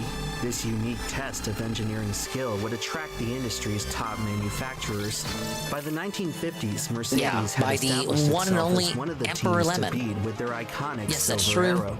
They spent the early part of the decade trading wins with Jaguar and Ferrari, who had entered into an automotive arms race. By 1955, the rivalry would reach its breaking point. Ford versus Ferrari Kino movie? I have not. Years of rapid innovation had contributed to higher top speeds come back than to ever Excite before, Bike. beyond what the existing infrastructure was designed to support. An hour into See the what other race, missions we Jaguar got. driver Mike Hawthorne set the lap record for the circuit. Just moments later, he would instigate the biggest disaster in racing history. On the 35th lap, Hawthorne I've seen the slowed footage of this abruptly to accident. begin his Gruesome. pit cycle, forcing Austin Healey driver Lance Macklin to swerve around him.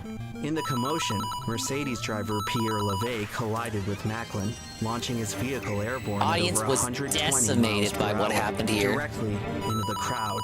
And just like that, a Mercedes was flying again.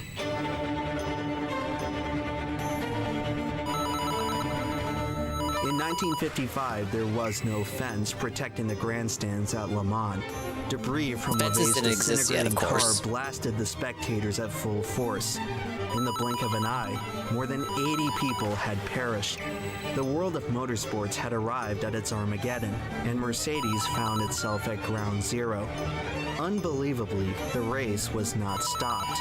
Crews gradually cleaned up the track as drivers continued to blow past at full speed. By now, LeVay's demolished car had burst into flames. The fire department was unable to extinguish the magnesium chassis, which just Fall sat back, there then sprint burning forward? for hours. Lap after You're not really lap, allowed Mercedes to. remaining entry had You to can't. drive If you past mean the move up hellish top remains first, of Mario its can't do mirror that. image. It's hard to say when exactly Europe moved on from the Second World War. Hello, but it was kinda clear at sad. this Was point promised that to rage Germany's quit? greatest Well, you got a manufacturer reset still for me had right some there sort of for me cosmic reading your debt chat. to pay. As night fell, Mercedes had taken the lead, and the gruesome details of the tragedy began to emerge. After hours of witnessing the same unnerving display, the team had seen enough. When the clock Hello, struck midnight, Cerulean the race 86, director and Shroom decided not to Dukem, tempt Mr. fate any Pun, further. Shybot, Mercedes withdrew from the race, and Arcadius, just 12 hours from victory. and everybody else The coming in. decision effectively handed the win to Jaguar, as Mike Hawthorne, the driver who started this whole chain of events, We're hoisted hunting the for S trophy the ranks next and catching up afternoon. on positive The videos. aftermath that This followed Emperor would Lemons, not be so racing's joyous. most The tragedy bizarre prompted an accident. immediate ban on motorsports across most of Europe, some of which remained in place until just 2 years ago.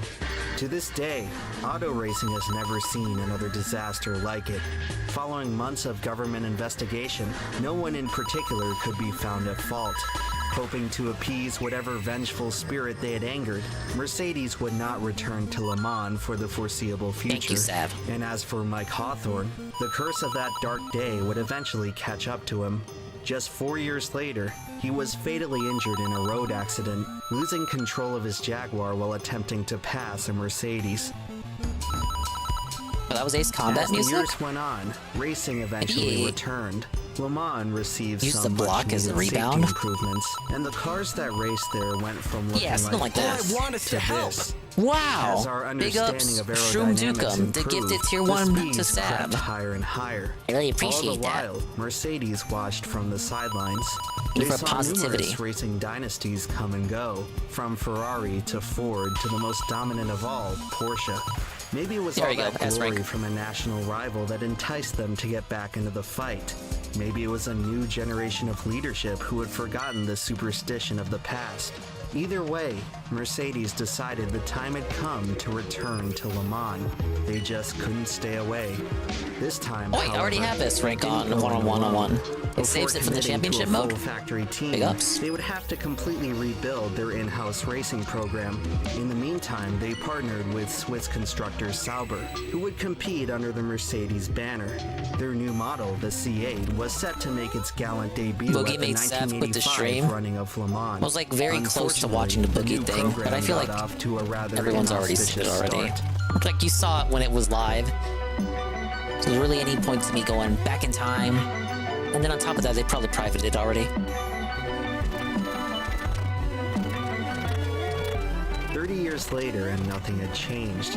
The moment Mercedes returned to Le Mans, they were once again sent airborne. Most skippable Although stream of this the Boogie time, Saga. the circumstances Definitely of the incident longest. were quite different. Damn it. Thank you, Mr. Lion. 5 months, it's tier 1 for 11 months. They say almost a year. That's true. It is almost a year. By the 1980s, race cars were beginning Thank to you, reach Mr. Lion. unthinkable speeds, largely due Doing to some innovations speed in runs control here, and downforce. trying for some As S a ranks car while learning cuts about through the cars air, and the body aerodynamics. can be sculpted in a way so that the resulting pressure sticks the car to the racing surface, increasing grip. However, at certain unstable orientations, downforce can be overpowered by lift, sending the car upward. Under the most extreme speeds, such as the ones at the end of the Mulsanne Strait, drivers were becoming increasingly susceptible to taking off. Okay, that last one For I'm not supposed to Mercedes, get. I this forgot new there was a incident of star in there. terror certainly didn't bode well for their racing return, but they were able to come out of it mostly unscathed. Driver John Nielsen walked away from the wreck in one piece, and since it occurred during a practice session, it was hardly documented. Despite the rude awakening, Mercedes would carry on.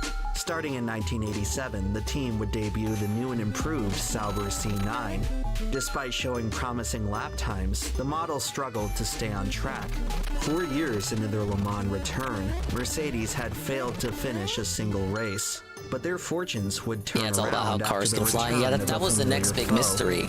Now we have that one solved. Jaguar was victorious at Le Mans for the first time in 30 years. Perhaps this was the inspiration Mercedes The one before that was, can pigs fly? But I had that question solved for me when DSP went to go visit his parents. The class of the field. On that day, Mercedes was unbeatable. In fact, the cars were Big up so Sans quick about Luigi's that they Mansion 3 ushered today. in a new Hey, era. nice to During hear. I hope you enjoy it, qualifying, man. The Sauber C9 It's a pretty went good just game. shy of 250 miles per hour on the Mulsanne Straight. Not as good of a multiplayer as the second game, but it does have a stronger campaign than the second game. Under control. And so, starting in 1990, a pair of chicanes were installed to interrupt the fastest part of the track.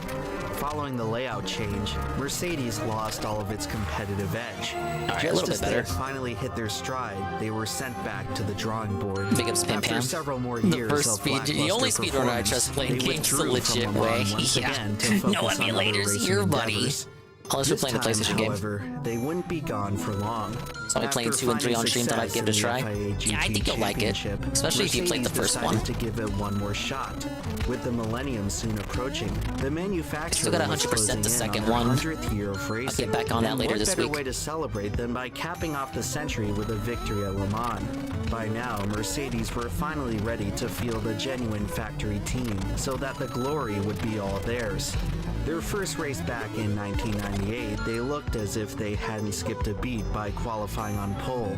The triumph was short-lived, however, as both entries would retire from the race due to mechanical Carl dropped to issues. see if Nintendo World But no Championships matter. is legit. The cars had already proven they were You could fast probably enough. dominate this game. With a few tweaks, they should be able to stay on track and cruise to victory. Never played the first one, but I like the Mario family of games. That's a way to put In it. 1999, Mercedes returned to Le Mans with their pinnacle of engineering, the CLR. It's like exploring a a machine that represented it's like 100 exploring a years doll, of a innovation. dollhouse as The car as had a an doll, unmistakable look, or like a its diorama. most iconic feature being the familiar Mercedes stylization on the front end.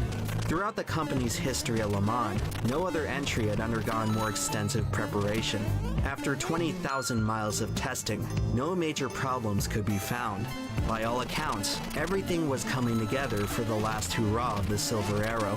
Entering the race weekend, Mercedes unveiled their holy trinity: 3 CLRs and 3 opportunities at making history. See, hitting Over the next Koopa few get- days, hitting the team would Koopa wastes a certainly couple of rise to the frames. occasion, just not in the way they had envisioned. Donkey Kong Tropical Freeze, one of the best platformers, 2D platformers of all time. No cap.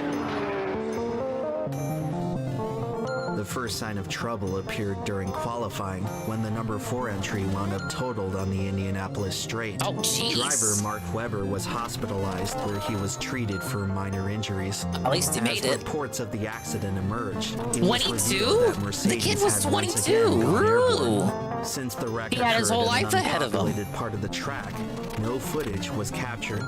For the time being, the reason for the mishap could not be determined. Was it just a freak accident, or possibly something more? Despite the ominous turn of events, Mercedes would not be discouraged.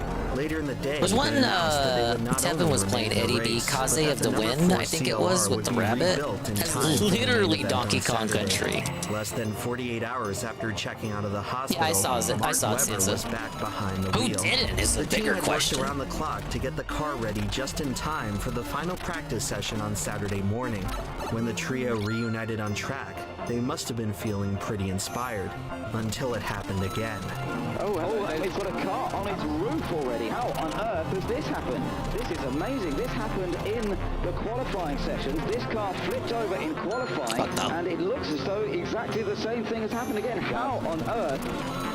If it wasn't already, Mercedes' little problem had now become known to the rest of the world, as television cameras caught a live view of Webber's car lying on its roof at the end of the Mulsanne Straight. A little The number faster, 4 but not as CLR fast as it had could taken be. off for a second time. It was now clear that the first accident was no fluke. There was a fundamental flaw with the aerodynamics of the CLR. As it turns out, the defect could be traced back to the car's oh-so-stylish front end. The nose of the vehicle was designed abnormally long. This excessive overhang allowed more leverage for the air Cobra to Kai generate fans lift. in the chat? Under extreme You got me. turbulence, such as entering the slipstream of another As car, in not the me. balance of the CLR could be disrupted enough to send the whole thing flying. Now, just a few hours until the green flag, Mercedes was in a state of pandemonium. With Webber's Let me car do destroyed some- once again, only 2 entries could continue. What do I to the have to race. work with But here? would it even make sense to let them? The machines were clearly hazardous, but could they really let an entire year of effort go to waste? Perhaps the contagion was limited to the 4 car, and the other 2 had nothing to worry about, despite being manufactured to the same specifications. Ultimately, the decision came down to the drivers. While Christoph Bushi expressed concerns about the number 5 car, he was Yeah, overruled okay, by the 1086. others. It's a After different all, strat than what it's a Sarah was dream doing. to race at Le Mans. But the thing about dreams is that no one is ever prepared when they turn into a nightmare. After some emergency modifications to increase downforce, the remaining CLRs rolled off the grid. As the afternoon went on, it was cautiously smooth sailing for the Mercedes. Bushi's concerns appeared to be assuaged as he made it to the first driver swap without incident. Replacing him in the 5 car was Peter Dumbrick, who would carry on into the evening. Peter As dusk Dumbrick. began to fall, Dumbrick You know, that had guy worked got his way bullied in up to a school. battle for second with one of the Toyotas. When the pair entered the Indianapolis Straight, they turned to face the setting sun. With the drivers momentarily blinded, the Mercedes drew ever so close to the back of the Toyota. The rest, as they say, is history.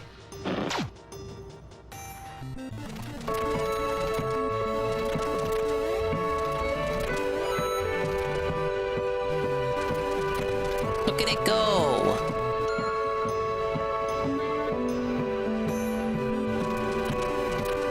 Some people only watch racing for the accidents, and while they're often chastised by the rest of the motorsports community for missing the point, I sort of understand the appeal.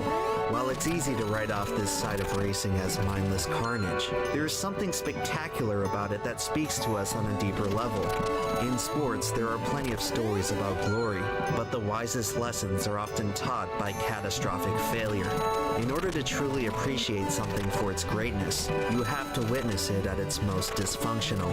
In these rare moments, the accidents tell us more than the racing ever could. No, I gotta hit 20 blocks. It has gone again. Oh, there it is. It's into the I'm just trying to look for the best route for it. I have an S rank, but I want to see if I can beat that time.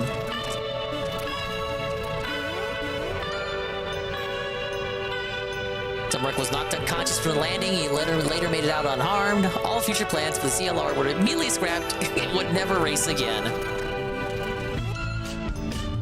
Moments after the accident, Mercedes packed up and left the circuit. Never to be seen again. Right. Yeah, they have not returned. Not been seen at Le Mans since. They just fucking gave up. It's karma. Karmic retribution for World War II or something.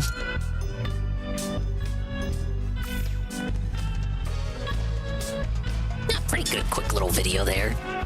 Been meaning to take a look at it for a while now. We do enjoy a good emblem and video.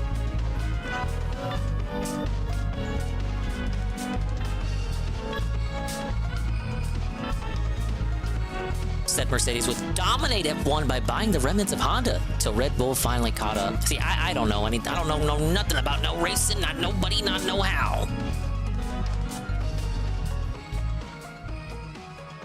All right, let's mix it up. We got how to police gain false confessions. It's a brief true crime derail. We're shooting at all cylinders tonight, folks. What would it take for you to Big up Shay Frosty, welcome in. as to a crime that you didn't commit. If you were like the vast majority of people, you would probably state that you simply would never do such a thing. But there is no amount of money, torture, or pain that you could be put through that would make you say you did something that you didn't. And the idea that you would is outlandish and stupid. Now, really think about it. If you were locked in an interrogation room, sans water, sans food, kept awake for hours on end, how long do you think it would take before you would begin to crack? For you to say anything just to be let out? How long do you think you would be able to put up with an interrogator who refuses to get you a lawyer, who repeatedly lies to your face, who threatens not only your life, but the life of your direct family, before finally telling him what he wants to hear? During normal, legal, ethically run interrogations, the interviewer slowly and methodically puts an exorbitant amount of pressure on the other party in order to gather 5 minutes for you, Carl. He just makes some shit up about Blooper. Up the stress yes, until finally Blooper did it with all 8 tentacles.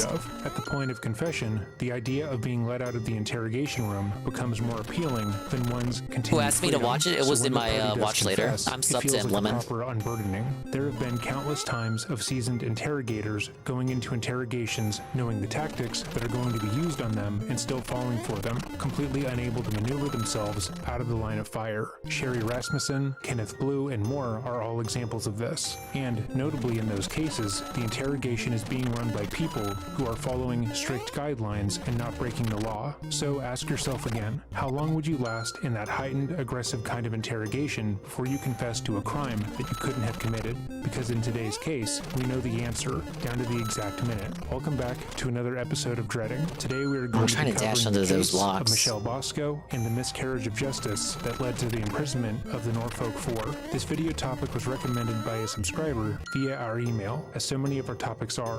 And after looking into this subject, no longer let viewers suggest videos. Pretty not cool because my backlog is filled up with shit as it is. I feel like that alone is an issue. What occurred in this case should be common knowledge. But I said that already. I thought I made that clear. It's like, as always, if you like this video, I got like 40 fucking videos. Subscribe. If you have any other video suggestions, feel free to leave them in the comments down below. I didn't say that. Let me reiterate that. Topics. With all of that said, let us begin.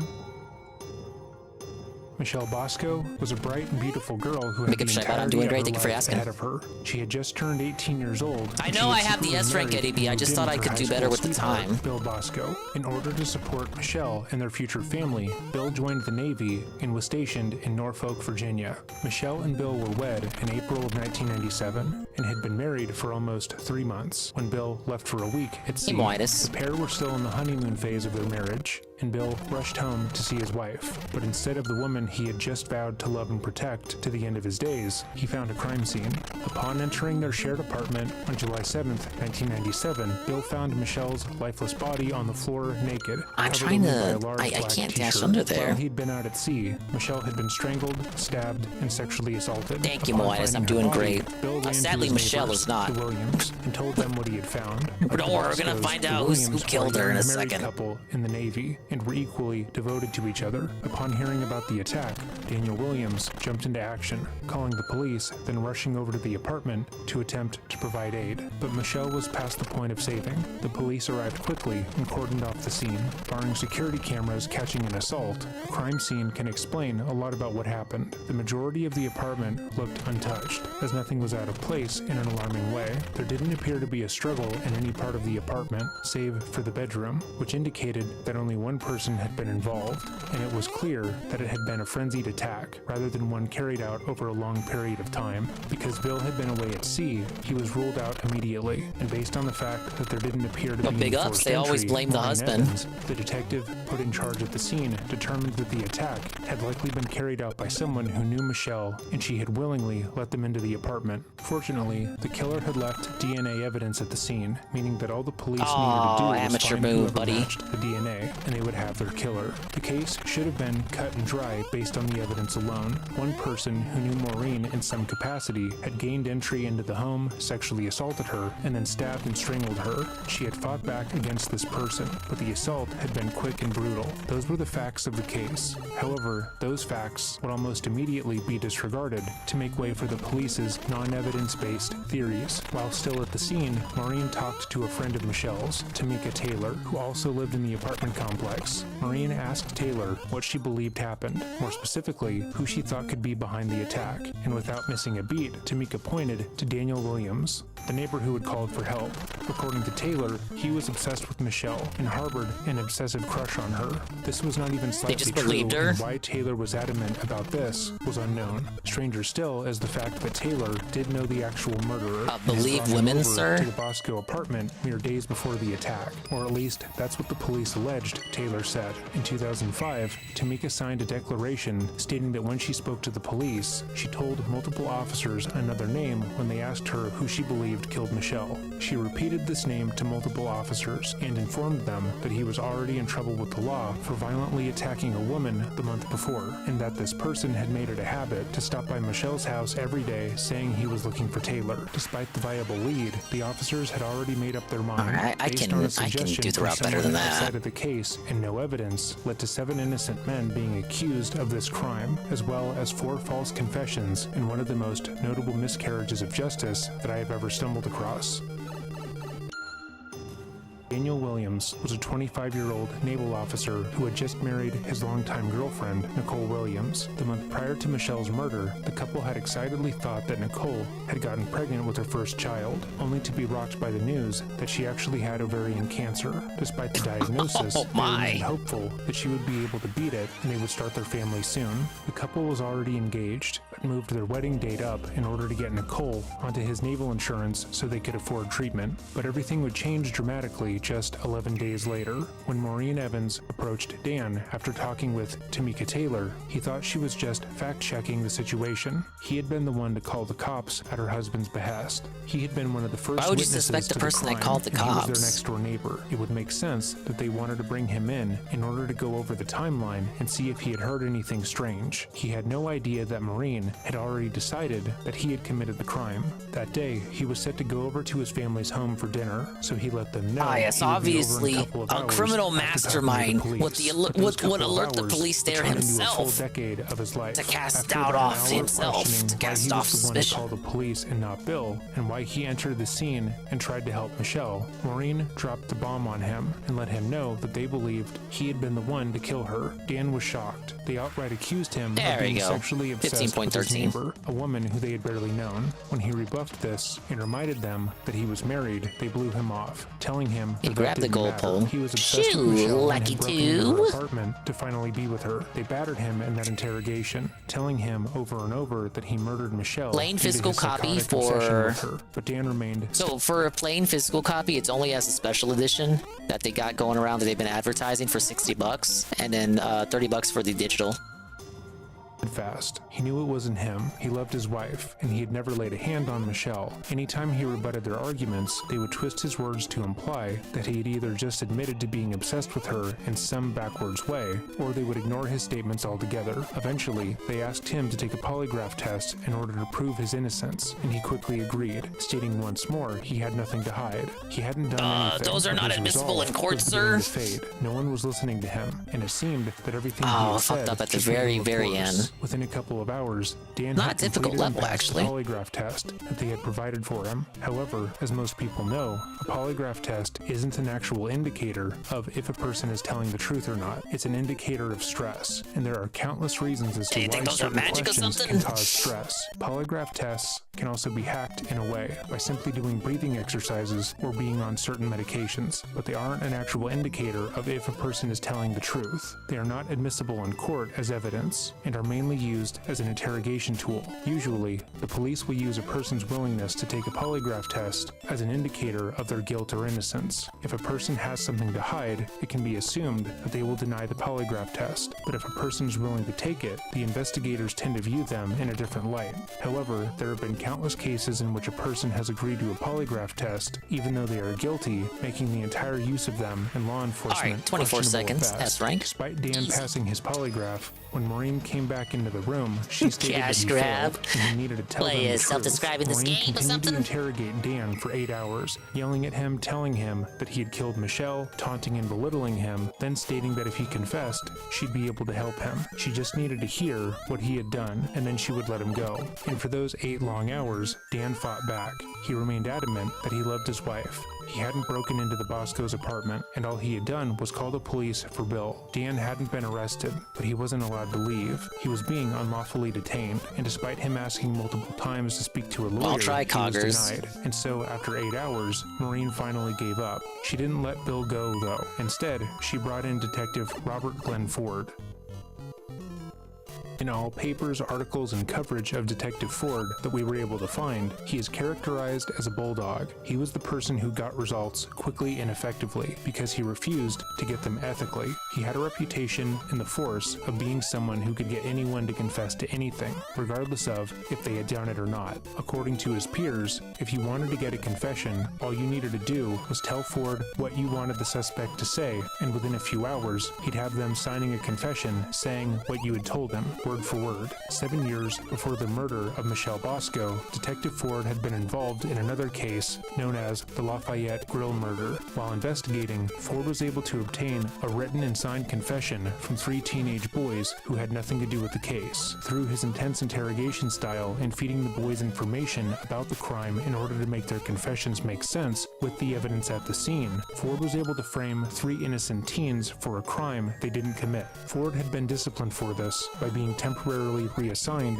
to uniformed duty and taken off of homicide investigations. However, after a few months, he was returned to interrogations and then went right back to collecting false reports. To be clear, his superiors and peers were aware that Ford had garnered false confessions in the past, but despite that, would regularly call him into interrogations to elicit a confession. They admired and praised his abilities. Yeah, just put him back on homicide after like a couple illegal, weeks, he'll be and often fine. led to innocent people being put into prison. The most recent reports of this case and others that Ford worked on where he gained false confessions, people have emphasized that Ford was acting in what he believed to be the best interest of the public, that he truly believed that the people he was gaining these confessions from were in fact guilty, and therefore the methods that he used were justified. However, that could not be further from the truth. Ford, as well as the rest of the Norfolk Police Department, willfully and purposely overlooked evidence for various cases in order to make the crimes fit the person they wanted, instead of the person who actually So you do have to committed take the this crimes. part. Instead of taking the evidence as fact and using that to build their case, they ignored it completely, or tried to force a narrative that would make no sense. Oh, it counts Ford World didn't 1 genuinely too. believe that the people he was questioning were guilty, given that all the evidence said otherwise.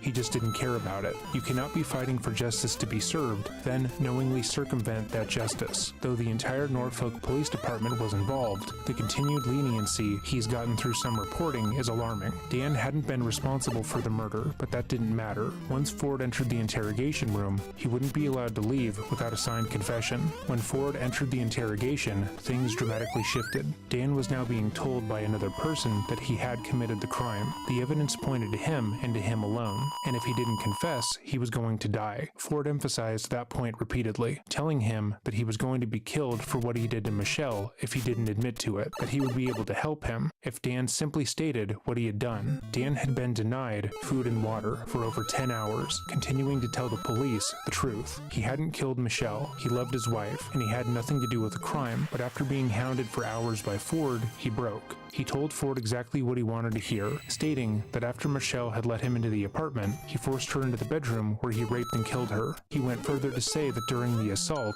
he struck Michelle multiple times crazy that with you would his admit to hand something in a like shoe, that. and that was how she died. His story aligned with what Admit police something you knew at the literally didn't time, do. which was solely that the attack occurred in the bedroom of I guess the that's the whole apartment point of because torture, an huh? autopsy hadn't been performed prior to the interview. The cause of death had yet to be determined. So because Daniel didn't know the cause of death, he simply made one up. He was immediately arrested and charged with capital rape. No one and murder. questioned that. It wouldn't be until the following day. I guess that he they was would the only find out person who- Michelle's exact cause of He death. didn't tell- And he given probably the didn't tell people he disparities made it between up. The direct evidence in Williams' confessions, they forced Williams back into the interrogation room. Maureen Evans Big up, informed him Snurgle. that what he said did not match the direct evidence, and went on to tell him how Michelle had been killed. Exhausted and beaten down from hours of abuse, Daniel amended his confession to align with what Maureen had told him, and with that, the case was closed. Daniel realized his mistake immediately and wanted to recant his confession, but it didn't matter. As far as the investigation was concerned, they had caught the man responsible within 24 hours and celebrated that fact. Meanwhile, the person who was responsible would go on to beat and sexually abuse a 14-year-old girl a mile away from the crime scene. As Daniel sat in prison, awaiting trial, his DNA would be processed alongside the sample that was found at the scene. Prosecution and the police believed that the sample would affirm his story and prepared their case against him as such. But on December 11th, nearly 6 months after Michelle's body was found,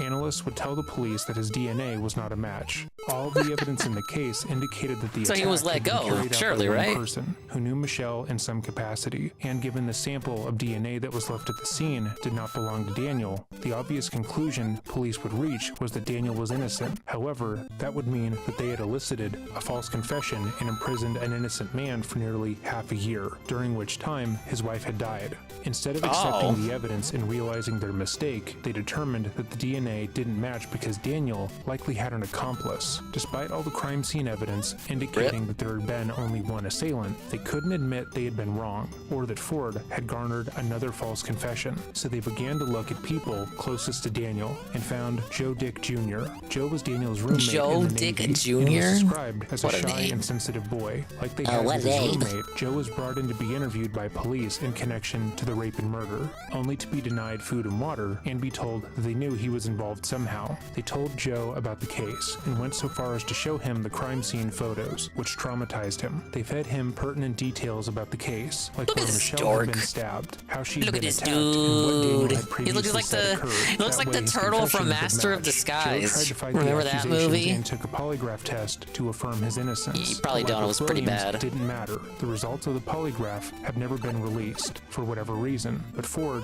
told Joe that he had failed, like he had done with his roommate. The results of the polygraph Looks like didn't a matter to grade the A police, dingus, I'll as tell they you had what. already come to their conclusion prior to him being brought in anyways. For all of those Yeah, he's like- he's even got the same glasses. in this case, they've described the continuing interview after the polygraph test as being where they began to consider confessing. Each cheerleader party for felt Turtle confident Club? in their own innocence and confident that the police would see the truth and let them go. But when Ford would walk in after, telling them they had failed and they had proof of their guilt, their faith in the system would falter. After being told for hours that they knew he had taken part in the crime, he too confessed. In his confession, Joe claimed that Michelle had let him and Williams into her apartment, where they both attacked and raped her. He claimed that the attack started in the living room of the home, and it was only after she was sexually assaulted that she was moved to the bedroom, which flies in the face of the direct evidence. Despite confessing, Joe still believed he would be able to walk out of the There's a lot of interrogation room individuals a free being man, reported as being even present if in he this had one willingly tiny given his cramped DNA to the apartment, police. He knew that whatever raping DNA this they poor found lady. at the scene would not match his, and thought that no once DNA police had samples were left processed by it, he would anyone get but an the- apology and be the able to real move on with his perpetrator. life. But,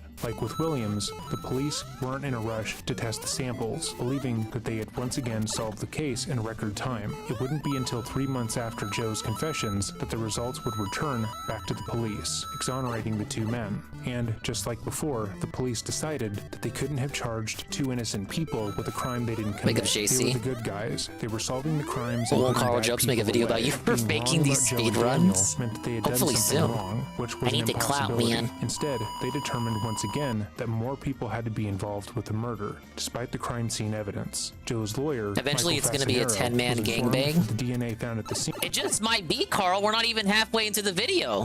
didn't match his client, and that the police believe more people were involved in the murder. Oh From the my time God, he it was might actually be a Michael 10-man told gangbang. Joe he believed he was guilty, and that his only job as a lawyer was to prevent him from getting the death penalty. When Joe told Michael he had given a false confession, Yeah, the lawyer police are waved doing him a off, speedrun of their citing own. that even if that were the truth, no one would ever believe him. Seeing an opportunity for his client to strike a deal, Michael told Joe that if he were to work with the police and implicate more people, he could get less time. Initially, Joe rebuffed his lawyer, telling him that he was innocent and couldn't point the finger at anyone else. But when Michael spoke to his parents and told them Joe had 100% participated in the crime and convinced them to tell Joe to implicate more people, Joe began to sincerely believe he had killed Michelle. The term gaslighting gets thrown around a lot today on the internet, but the examples that are often often used I say it are every flimsy day. at best. Gaslighting is defined as manipulating someone using psychological methods into questioning their own DSP gets sanity or gaslit powers all of the reasoning, time. which is exactly This what kinda happened shit to Joe. Joe needs had to been come out. convinced by the Norfolk Police Department that he had raped and killed a woman he had never met.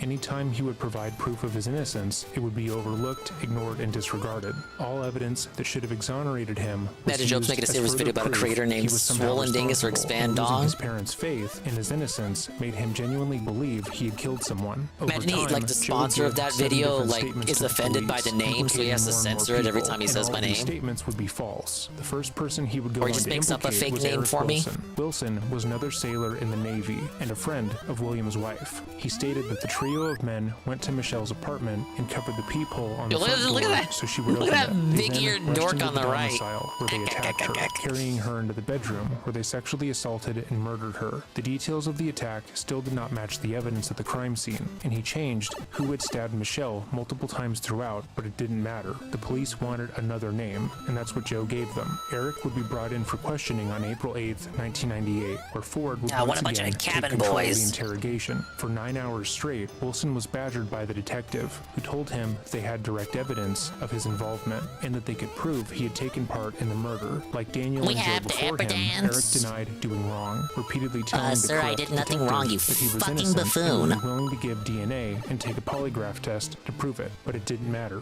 Eventually, like Joe and Daniel before him, he confessed. But once again, when his DNA was tested against the DNA found at the scene, it was not a match. Detective Ford would interrogate Joe Dick once again. Joe, believing that he had taken part in the crime and no longer able to defend himself, would become a resource for the corrupt cop. He would pressure Joe, implying that there was more the young man knew. I think and his wasn't telling ego him, is more and Joe swollen than Buckle, his believing dingus. The officer must Now, be guys, right. On today's June sponsor 16th, is 1998, Dollar Shave nearly a Club. year after the murder, Dick would I tell really Ford enjoy that 3 shaving. other men were involved in the attack, although he only knew one of their names. In this version of events, he And play claimed that World all of 6 Tanks. men It's gained the entry latest into tank Michelle's game. apartment, picked her up, and carried her into the bedroom where the assault happened. He then said that each man took turns stabbing her in the chest after the rape, except for Eric Wilson.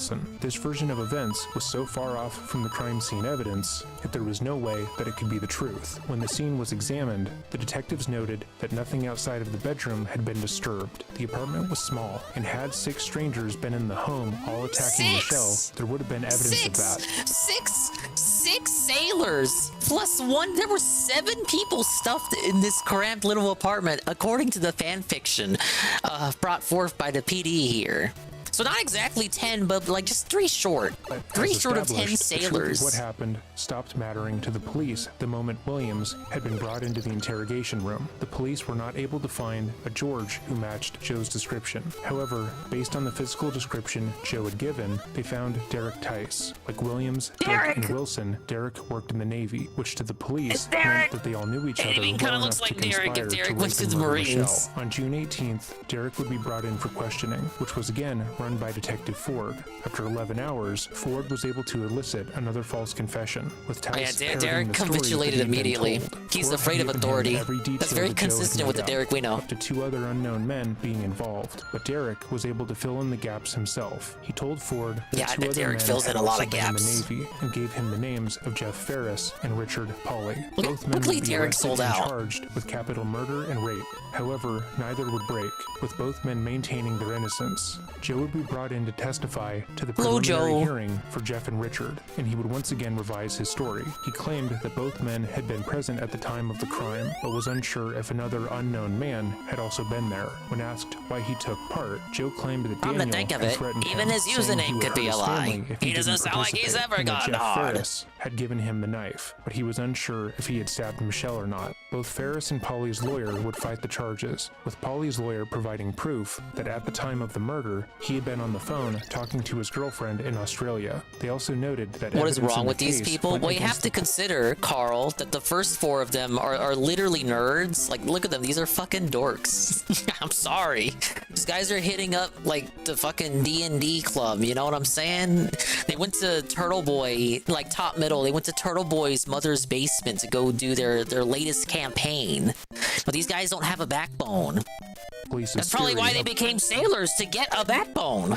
what happened. How could 6, potentially 7 men have attacked Michelle and left no evidence at the scene? Why would Michelle have opened the door for 7 people, Hey, with fan most fiction, of which anything is she possible. didn't know? And why did the story of what occurred keep changing? Despite their arguments, the judge found that the police had probable cause to charge Ferris and Polly. 3 days later, their DNA would be tested against the sample found at the scene, and once again, it was found that it didn't match either of them. Once again, the police had the opportunity to look at the case. This truly is ridiculous, though. Like, okay, the last 2 seem to have a backbone, right? I feel like if it was you, like, there, especially in the now with like all this more developed forensic shit, you know, this was I think the 90s they said it was, but it's still things have come a long way. I feel like if you were accused of something, you can't really get gaslit in the same way, because so much has changed with the landscape of our society and all that. Like, you can't really go anywhere without being caught by someone's fucking ring camera. Like, yeah, could something like this even happen anymore?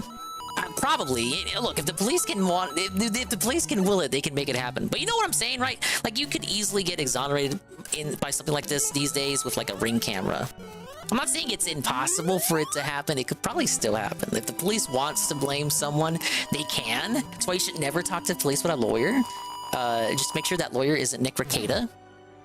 But it's really like this case would be like a relic of its time, right? I feel like if it was me there, in the seat there, like I would just when you're accused of a crime, you get vehemently defensive, right? Like you want to assert your innocence, like you know you didn't do this.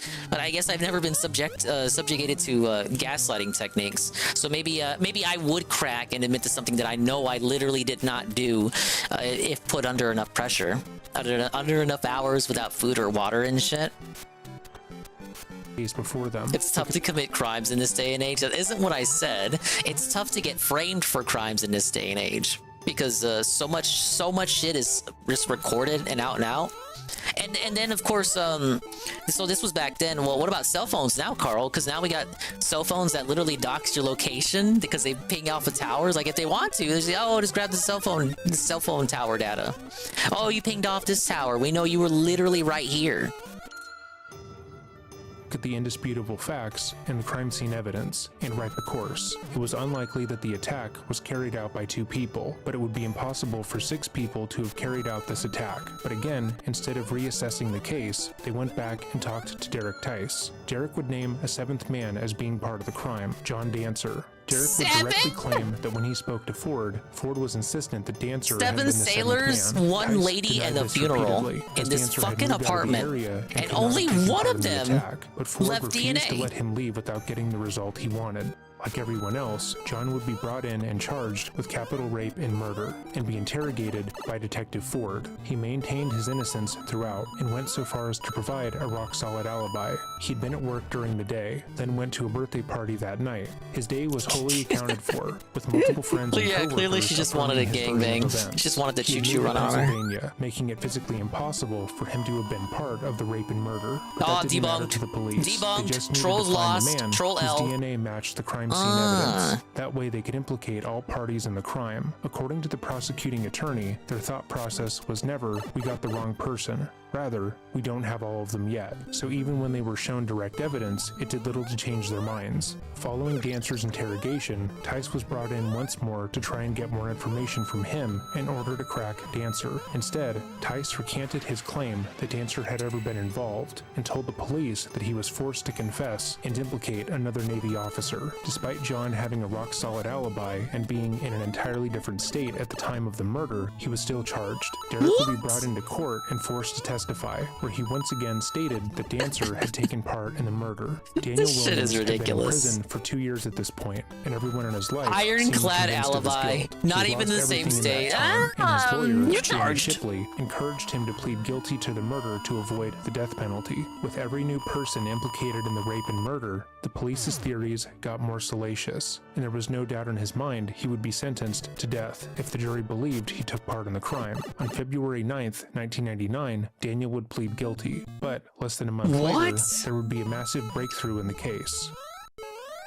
Omar. On February 22nd, 1999, Delvey Stover walked into the Norfolk Police Department and handed over a letter that her daughter-in-law received from an inmate. The letter contained a confession to Michelle's murder and had been sent by Omar Ballard. Ballard had met Michelle and William Bosco through a mutual friend, Tamika Taylor, the same woman who had pointed the finger directly at Williams. Ballard was a violent, I still don't know why abusive man Tamika who, blamed at the time first of guy in the murder, first was already place. wanted for a violent assault on another woman in the same apartment complex. Tamika would allege that she repeated Ballard's name multiple times to the police, stating that he had a history of violence against women, and he had made it a habit to show up at Michelle's apartment at night to see if she was home. However, it seemed that the police had already made up their mind about who was responsible for the murder at the time, so they ignored her. Omar's confession contained details that hadn't been made public, and he took sole ownership of the rape and murder. Days after Michelle's murder, he would go on to beat and rape a 14-year-old girl in the same apartment complex, and subsequently be arrested for the attacks. He pled guilty to both and was sentenced to 41 years in prison. When he was brought in, his DNA was taken and added to the criminal database. However, because the Norfolk police were so sure that Daniel, Joe, Eric, Derek, Richard, Jeff, and John had all been responsible, they never added the sample to the crime scene to the database for comparison, meaning that they could have solved the crime the entire time with the information they had, but they purposely overlooked it in order to preserve their own reputations. Detective Ford would meet with Omar Ballard in prison, intent on getting his full confession. Again, the police and prosecution's mantra had been, "We don't have all of them yet," so he believed that Omar was the missing piece. All he needed was for Omar to state that all 8 men had raped and murdered Michelle, and then the case could rest. 8 but men. Omar refused to give the detective what he wanted. He told Ford exactly what happened. One How victim. Michelle let him into the apartment. So 9 as he people in often the stopped apartment. by looking for Tamika, and how he attacked her and killed her, and that no one else had been involved. Ford pressed him on his claim, repeatedly stating he knew that the other men had helped, but Ballard denied that outright, as he didn't know any of the other men who had been accused. I don't know who Omar's you talk about, confession man. matched the evidence It was to all the me. letter, and the obvious next step would be for the police and prosecution to drop the case Yeah, he took against all responsibility. 7 It's men nice who to were see. falsely accused, but they He didn't couldn't sell do out that. these fucking Again, sailors Ford he had didn't even already know. been reprimanded and demoted once for obtaining false confessions. The methods that he used in I mean, what was in it interrogations for were him to frowned tell the upon, truth and if there? the police were to drop the charges against all 7 men, that would mean he had once again gained 4 false confessions for the sake of closing a case. That could be career-ending, and the entire Norfolk Police Department would be found to be complicit. So instead, they changed their theory about what had happened in the case. The prosecution would claim that the night of the attack, Daniel, Joe, Eric, Derek, John, Jeff, and Richard had all Oh, been yeah, no, hanging he's out still in a the rapist and parking lot of murderer. the apartment At least he's complex, not a liar. talking about how they wanted to attack Michelle. They had planned to gain entry to her apartment and rape her. However, when they attempted to break in, they weren't able to. But while they were talking, Omar walked by.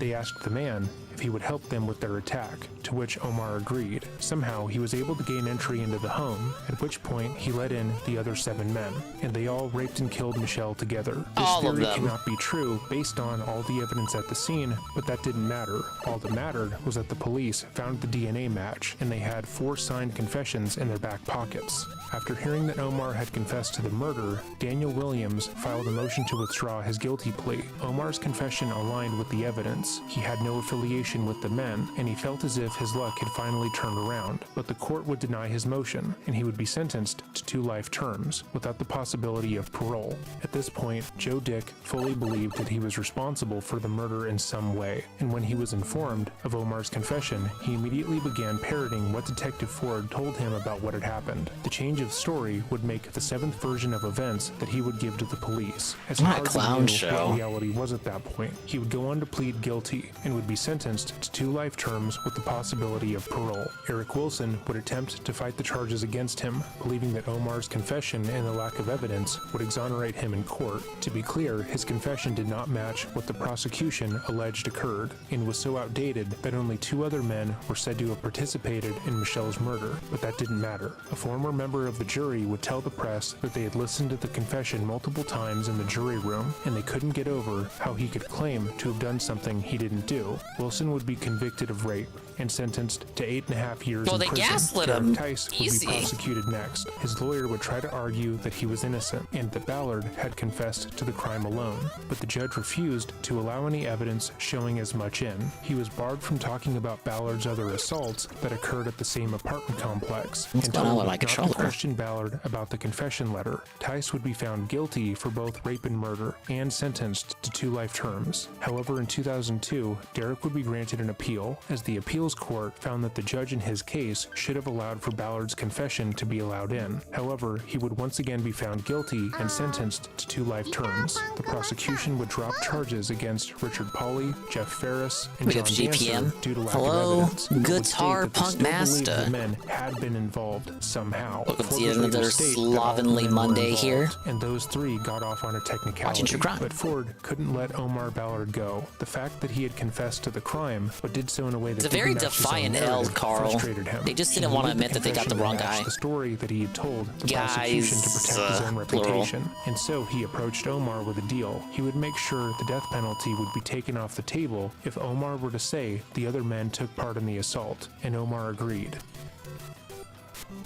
Hey, they got pardoned. Received major news attention, and over time, more and more experts agreed that the convictions in this case did not hold up to basic speculation. How had 8 men gotten into a cramped apartment and only one of them left DNA? Why were there obvious alibis and the answers overlooked for a convoluted, nonsensical theory? And why did no one seem to care that the convictions really tired for some reason? I'm kind of feeling it too. Possibly been true. In 2004, 3 major law firms got involved with these cases and partnered with each of the men in pro bono.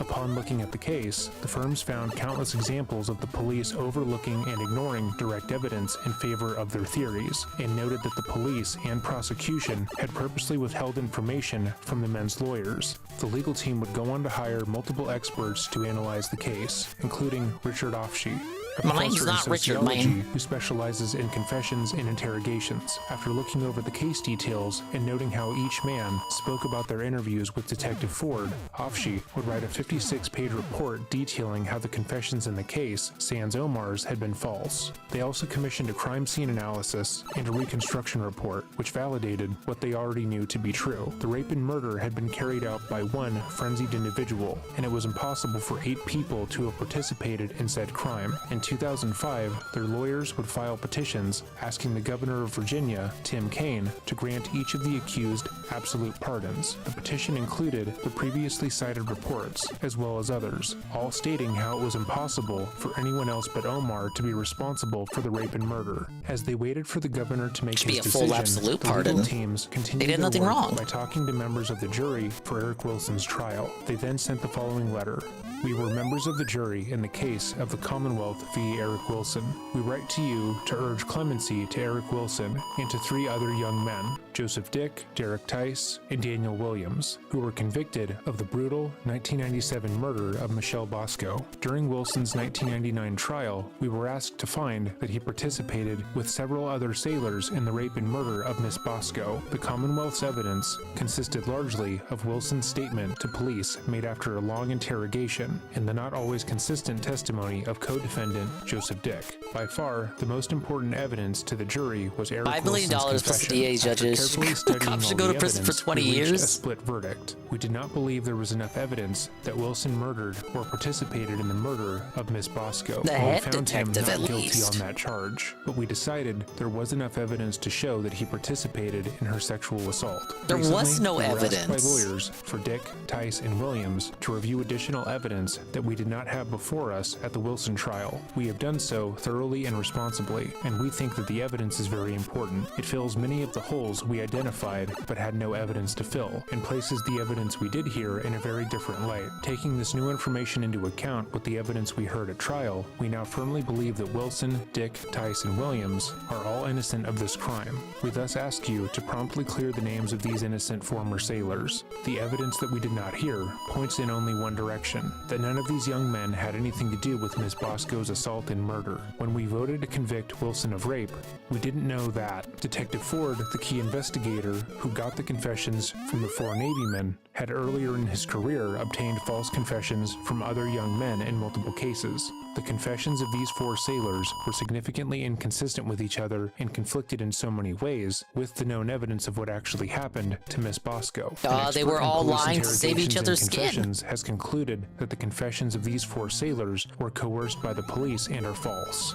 2 additional sailors named by Derek Tice in his confession as being involved in the attack on Michelle Bosco and implicated by Joseph Dick in his testimony at Eric Wilson's trial actually had airtight alibis. Joseph Dick's supervisor believed that he was on his ship and not at Michelle Bosco's apartment complex on the night that Miss Bosco was murdered. Experienced experts in the crime scene reconstruction for that one, that one's the wildest. He had like only one person committed this crime. An airtight alibi, and it wasn't good enough. That the apartment was neat and orderly and did not seem to have been disturbed by a large group of men, and that was a fact that troubled us during our deliberations. Omar Ballard violently assaulted another person in the same apartment complex where Michelle Bosco lived just 2 weeks before he killed Miss Bosco, and Omar Ballard raped and strangled a 14-year-old girl 10 days after raping Miss Bosco, just a short distance from Miss Bosco's apartment complex. Had we heard this evidence during the trial, we would not have convicted Eric Wilson of rape. Instead, we would have been convinced, as we are now, that Wilson and the 3 other sailors are innocent. All the available evidence shows clearly that Omar Ballard raped and killed Michelle Bosco by himself. We thus ask that you grant clemency to Joseph Dick, Derek Tice, Eric Wilson, and Daniel Williams. We recognize that we played a key role in putting Eric Wilson in prison, and we understand that you are now the only person who can clear his name and release the other innocent men.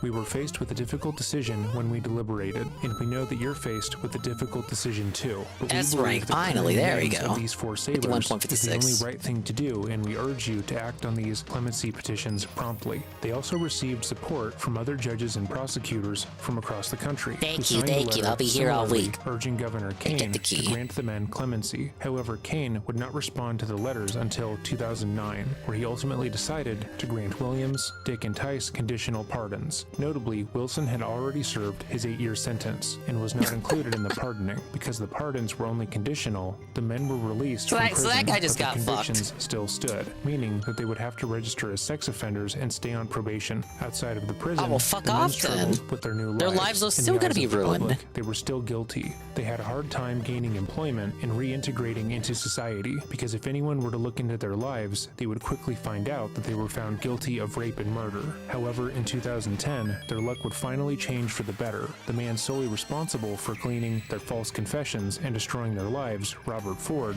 would be brought up on extortion charges. It turns out that while he was making a career out of gaining false confessions and putting innocent people in prison, he was also padding his wallet by telling suspects that he could make their sentences lighter if they would pay him large quantities of money. The following is the U.S. Attorney's Office's public Dude, that's statement. some shit you The only evidence see in presented movies at and trial cartoons. showed that in instances dating back to the 1990s, Ford obtained monetary payments exceeding $80,000 from and on behalf of individuals charged with criminal offenses, in return for helping them secure release on bond and sentence reductions by falsely representing to prosecutors and judges that those individuals provided assistance in the investigation of homicides in Norfolk. Ford also made false statements to federal agents during a voluntary interview conducted during an investigation. The evidence also showed that Ford used informants to fraudulently Isn't that what obtain happens in money San from Andreas? Crimeline, a program funded by private donations to reward persons who provide tips to the police that help solve crimes. Robert would be found guilty, and all the cases he had worked on would be Please thrown stop into killing question. our With Ford's beloved police, reputation for Carl. corruption back Hey, in the Carl. spotlight, the Innocence Project and the men's lawyers worked overtime to get their cases reviewed once more.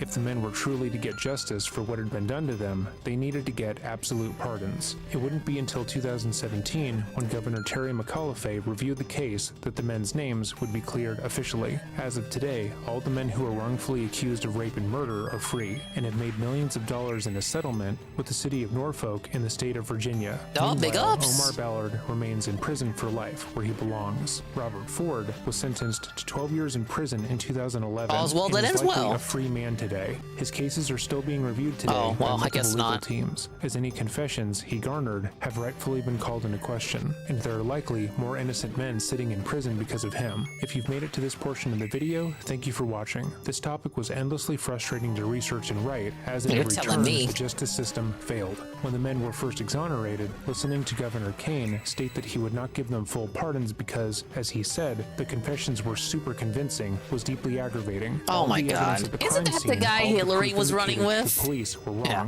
but no one wanted Makes to believe sense. that. With that said, if there is a topic you would was like to see crooked. us Yeah, cover, okay, or a that case was you would her like to bring pick. more attention to, let us know by emailing us at dreading.official@gmail.com. Yeah, I wish people brought that up If you back would in like to see more of our 2016. I mean, she content lost this anyway, but like, button down below. what the and remember, fuck? Stay safe. Oh, I don't want to give you absolute pardons. The confessions were just so convincing. The confessions that are all inconsistent between each other. None of them corroborate each other. No, they're just written so convincingly. I can't pardon you guys. You're gonna have to register as sex offenders for a crime you didn't do. I'm sorry, guys. Okay, bye. I have to go run for president with Hillary. I'm her VP. Redunculous.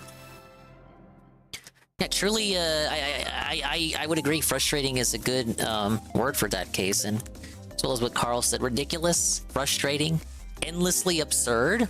How was any of that allowed to happen? Is Norfolk I've never been to Norfolk. Is that a small town? I can see something like that happening in a small town. You know what they say about small town police departments? They're all corrupt and they're all affiliated with the slave trade.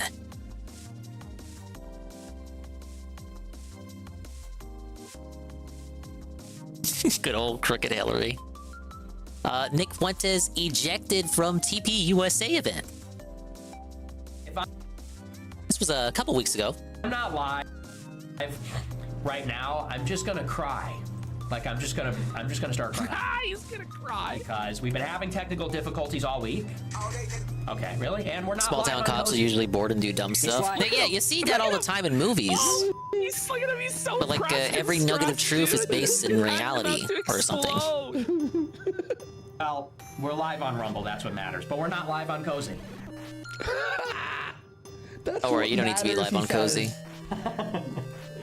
Oh, brother. We are so cooked. Pack 4 is happening in Detroit because his TP USA event is there. He crashes the TP USA event, but before we get into all of it, they actually have an the 500 badge. Anthem. Okay. They actually have a theme What's song the for this time event. for And this is done by for Spexo, S? and it's called the anthem is called Sex is Gay Pack 4 Anthem. Wait, for real? Oh, I'm for real, yeah. This is for real. It really sad the problem. Is this AI?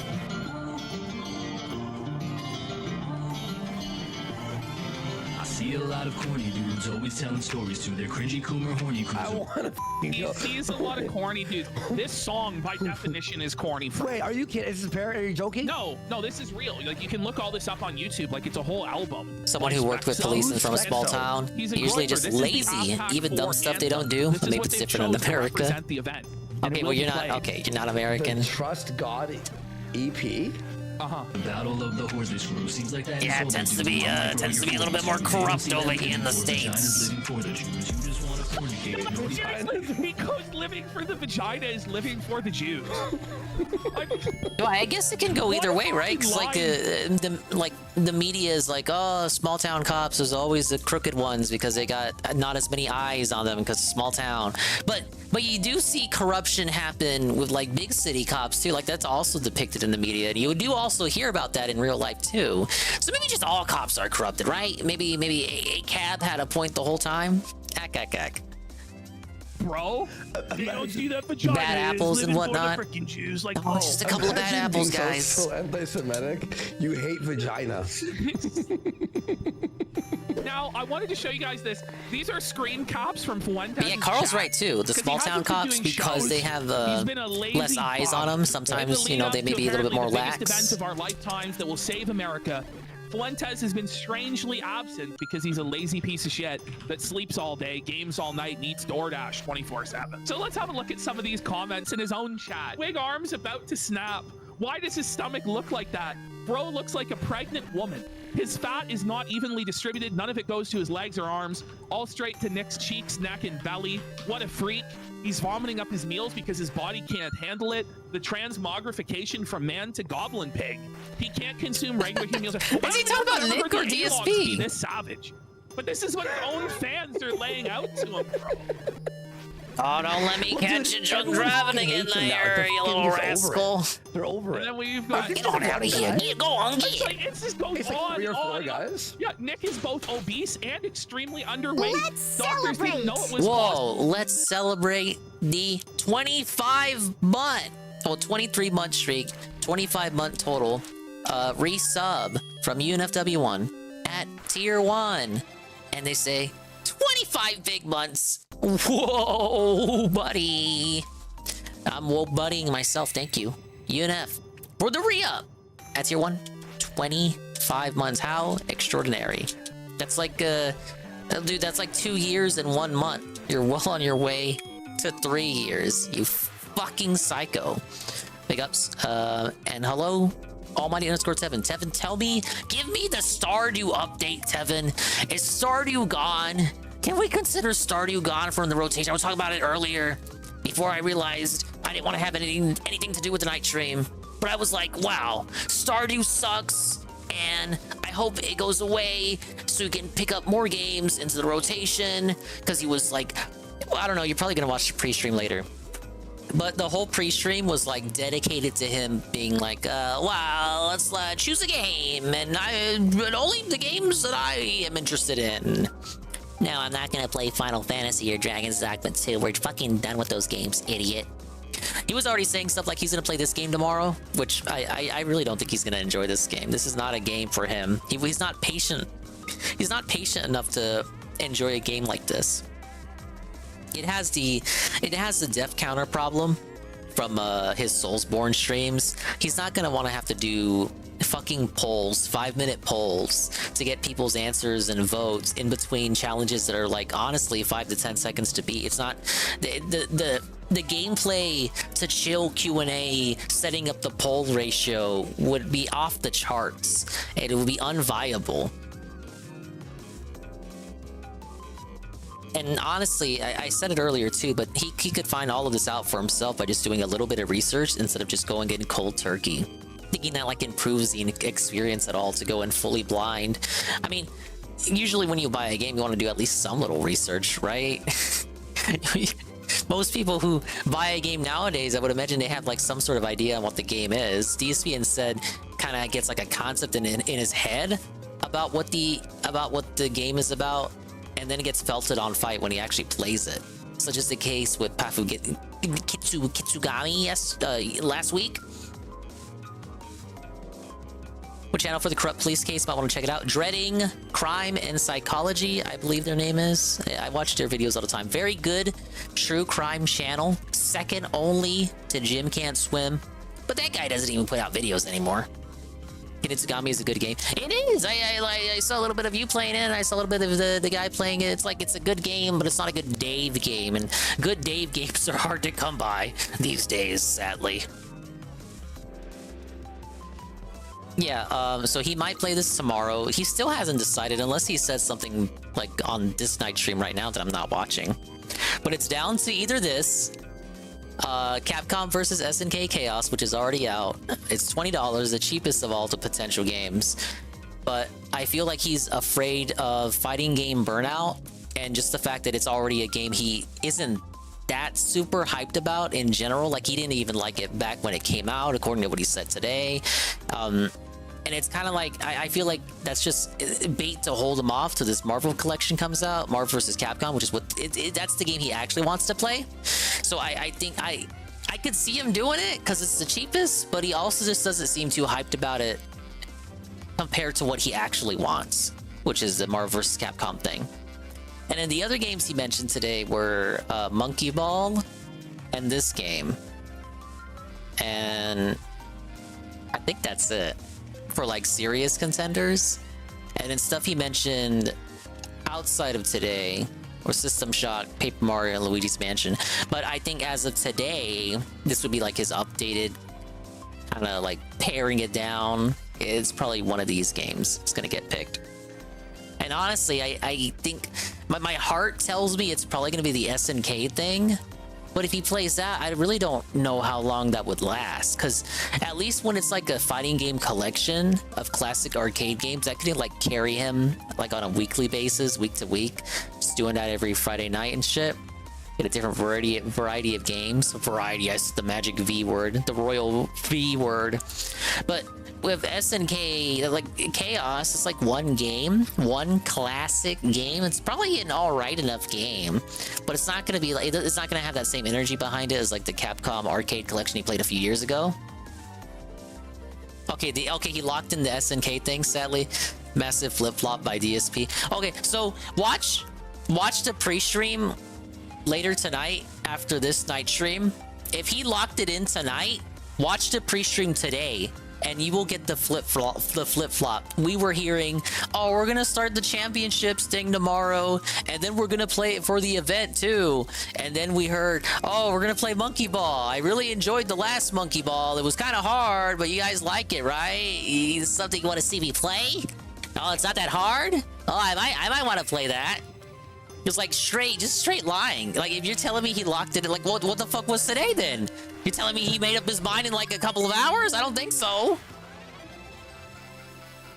Fighting game fiesta tomorrow, lame. But you know what it is. You know what it is. $20 and it's a fighting game. You can brand it as the fighting game fiesta. And it's like, I think it's runner-up Copium, Tevin, because he actually wants to just play Marvel vs. Capcom. That's what he wanted. You're gonna hear that too. His little crybaby attitude about how he wanted this fucking Marvel vs. Capcom thing to drop yesterday. And like, there was no official confirmation, nothing implicating that it was actually gonna release. It was like Twitter gossip, grapevine mongering that he listened to, Twitter muckraking. He listened to Twitter muckraking and decided that it was gonna come out because the ESRB rated it. Even though Maximilian Dude allegedly, apparently, maybe said, I was told this in the chat earlier, that Maximilian Dude played the build and Max said only 2 games were complete. But DSP told me on the pre-stream over the weekend that the build was complete and it was rated by ESRB. They were doing tournaments on it. But according to Maximilian, who was actually fucking there, I think. He was there, right? Well, yeah, of course he was there. He was playing it. Only 2 games were complete. 2! Up to like 8 games in the collection. They want us to settle for this game and wait. Did he say that? Settle? Settle for this inferior game while we wait for this better game. Do normal people do that? Do normal people just cope by a game because they really wanted some other game to come out, but they didn't get that game, so instead they coped with like an entirely different game? I mean, they're the same genre, but they're not the same franchise. That's like, okay, that's like, Tevin, that's like if I went to E3 and I saw Mario 64 at E3 in 1996. Correct? I see Mario 64 at E3 1996. I'm like, wow, it's Mario 64. I see it at the convention. That means it's in a playable state and it's ready and it's complete. And I'm gonna go to Toys R Us and I'm gonna buy it right now. But I don't see it at Toys R Us because it's not out yet. So I just cope and buy Sonic Adventure. And then I realize when I get home I don't have a Dreamcast. So I go back to Toys R Us and I return it, and then I get well, I would have had a Genesis. I get Sonic Spinball. And I think, wow, Sonic Spinball! I've not played this. This is another new amazing Sonic adventure by the talented developers at Sega. And I put it in some fucking pinball shit. And then I will have already opened Sonic Spinball, so I can't return it. Toys R Us sucks. Actually, this is the 90s, so it would be Funko Land. You gotta go buy Mario 32. I was watching some old E3 presentations, Nintendo Space World presentations. That was the name of their show that they were back when Nintendo did their own kind of trade show back in the 90s. I was watching some old E3 presentations and Nintendo Space World presentations, and I got to like when they were doing the GameCube.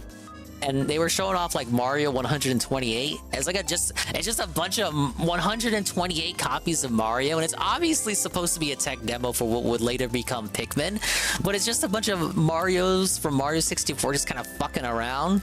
It's just supposed to show off what the GameCube could do. And I can't believe people looked at that and they were like, wow, I wonder why Nintendo canceled this game. This looked like a very fun, amusing little game. I'm like, bro, it's a tech demo.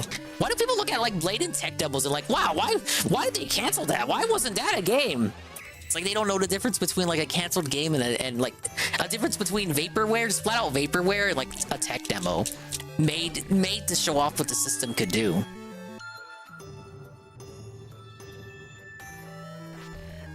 And then they don't understand that it did come out. It became the basis for Pikmin. Wow! Face it head on. Just like my stream became the basis for a raid from Pastor Remote. With the party of 3. Thank you, sir. Big ups, Pastor Remote. Thank you for the raid. I'm suffering in NES World Championships, Nintendo World Championships, NES thing. And I'm watching some positive videos on top of that. I'm in Zelda mode, trying to get an S rank here. Hardest challenge in the game. Ignore the 1-star difficulty. Until now. Bro has a triple chin while weighing 105 pounds, and he claims twin. What a sick joke. So, the enthusiasm. That's how RE rumors start. The dudes get a hold of tech demos and scrap ideas and ship it off as an actual game. So good. But don't worry, guys. Resi gets that shit too, right? With like Resi 1.5 and the beta versions of Resi 4. Well, that is number 2, so we could watch the 6 minutes. Full version, right? All right, go to number 2 then. So, by the way, Fuentes has managed to conjure up a grand total of 20 people to aid him on his quest to battle TP USA. And he's about to get bounced from the building in 5 minutes total. It's just a waste of time. Oh, Nick Fuentes is about to do his own speed run. Any percent getting kicked out of TP USA? Or TP USA event. It's had to have happened about 5-6 times now, and every single time it changes absolutely nothing, and every single time it's just an embarrassing disaster. So let's have a look this time. Yeah, I've seen a couple of those old Resi 4 tech demos. Well, tech demos, the beta versions. There is Jake TP USA, Turning Point USA, political conference for young conservatives. Is he insane? What? Well, Jake Shields is an idiot. I mean, let's be real. Like, he's got a bit too much brain damage from the concussions fighting, and so he's just completely lost it. But it's gotten critique from Fuentes' crowd because it's like a neocon thing. Do they even know what the f a Groiper is? Well, and even if you do know, like, it says no. It's kind of Fuentes' thing to go to it every year and get kicked out from it. Nonsense in the real world that accomplishes nothing other than jerking Fuentes off. That's it. Look at these guys. This is that Wooza? Is that actually Wooza? Is he back? Zoom in. Is that Wooza? No, no way. No. He just looks like him. Now, listen, I'm going to say, compared to the last time when Smiley was marching with him, it looks like there are no 15-year-olds here. You know, remember the one Groiper that got caught marching with him? It turned out he's like 14, 15 years old. Yeah. Marching through CPAC. At least they tend to be older here, but they all just look cringe, man. Yeah.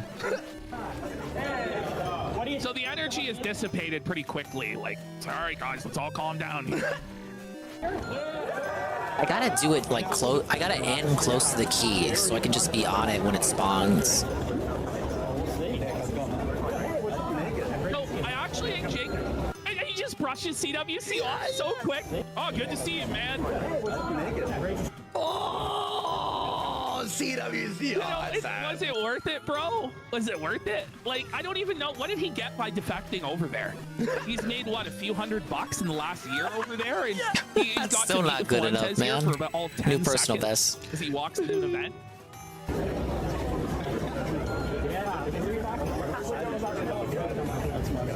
What is he wearing?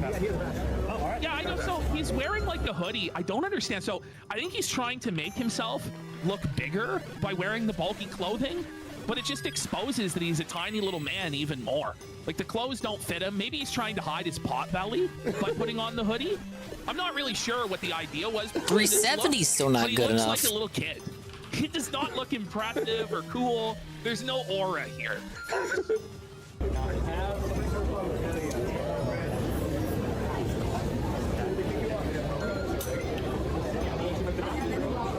Pretend like there's a chance, like they pretend like there's a chance he's going to be allowed in or he's not going to be kicked out. I actually would love to see what would happen had they just went, oh yeah, he got his name on a poster like at a pharmacy. Yeah, what are you gonna do? Because the whole plan is to just do not admit him in. He's going to talk about Jews when he gets in. Oh wow, whoa, it's mind blowing. Absolutely, yeah. It's my daughter, Catherine. She's 12 years old. So Nick immediately begins. Nick immediately begins his infiltration into TP USA by talking to a 12-year-old and signing autographs for a 12-year-old girl. Very in character. Not necessarily the best optics for him. And the mother is doing it? Like, what the f? What is going on? Like the first amendment. And that's crazy. She's taller. She's taller than he is. Is she? He's shorter She than is. a 12-year-old girl. At best, he's the same height.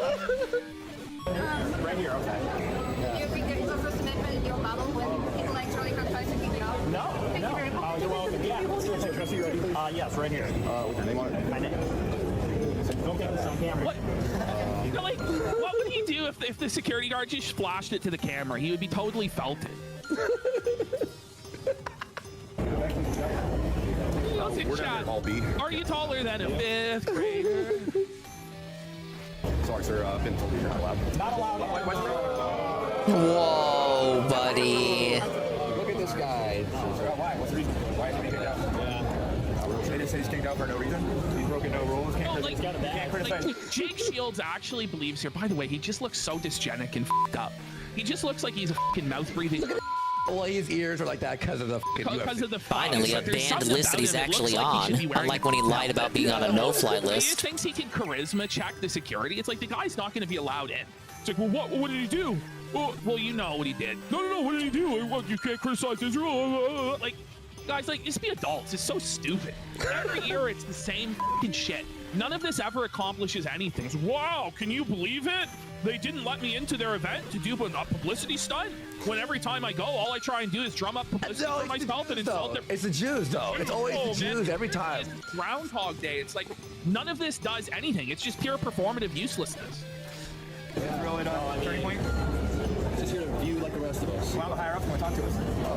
So can we come over here? Like the higher ups, you're not entitled. You're not entitled to a meeting with the higher ups. Like, why do you think that like Charlie Kirk is going to come down and debate with you whether or not Nick is allowed at this event? It's just laughable. Like, you look like a fucking idiot asking, well, why won't the heads of this event come and... No. Like, Maybe because they know not to speak with you. They know what you're about. By the way, like, you're such an MMA badass there, bud. Why don't you just beat security's ass and let Nick in, right? If you're so tough, like, what sort of an asset are you then? Like, really? You're such a tough guy, but you're just gonna obey security and fucking leave? Wow, what a pussy, right? Yeah, I know. Why don't you just make them call the cops and drag you out? Like, seriously. It's like, okay, as soon as you ask us to leave, we will, sir. But don't worry, we'll tell you about the Jews for a few minutes on our way out. Don't you feel stupid? Like, the security probably feels vindicated. They're like, oh, so these people are exactly who we were told they were. Yeah.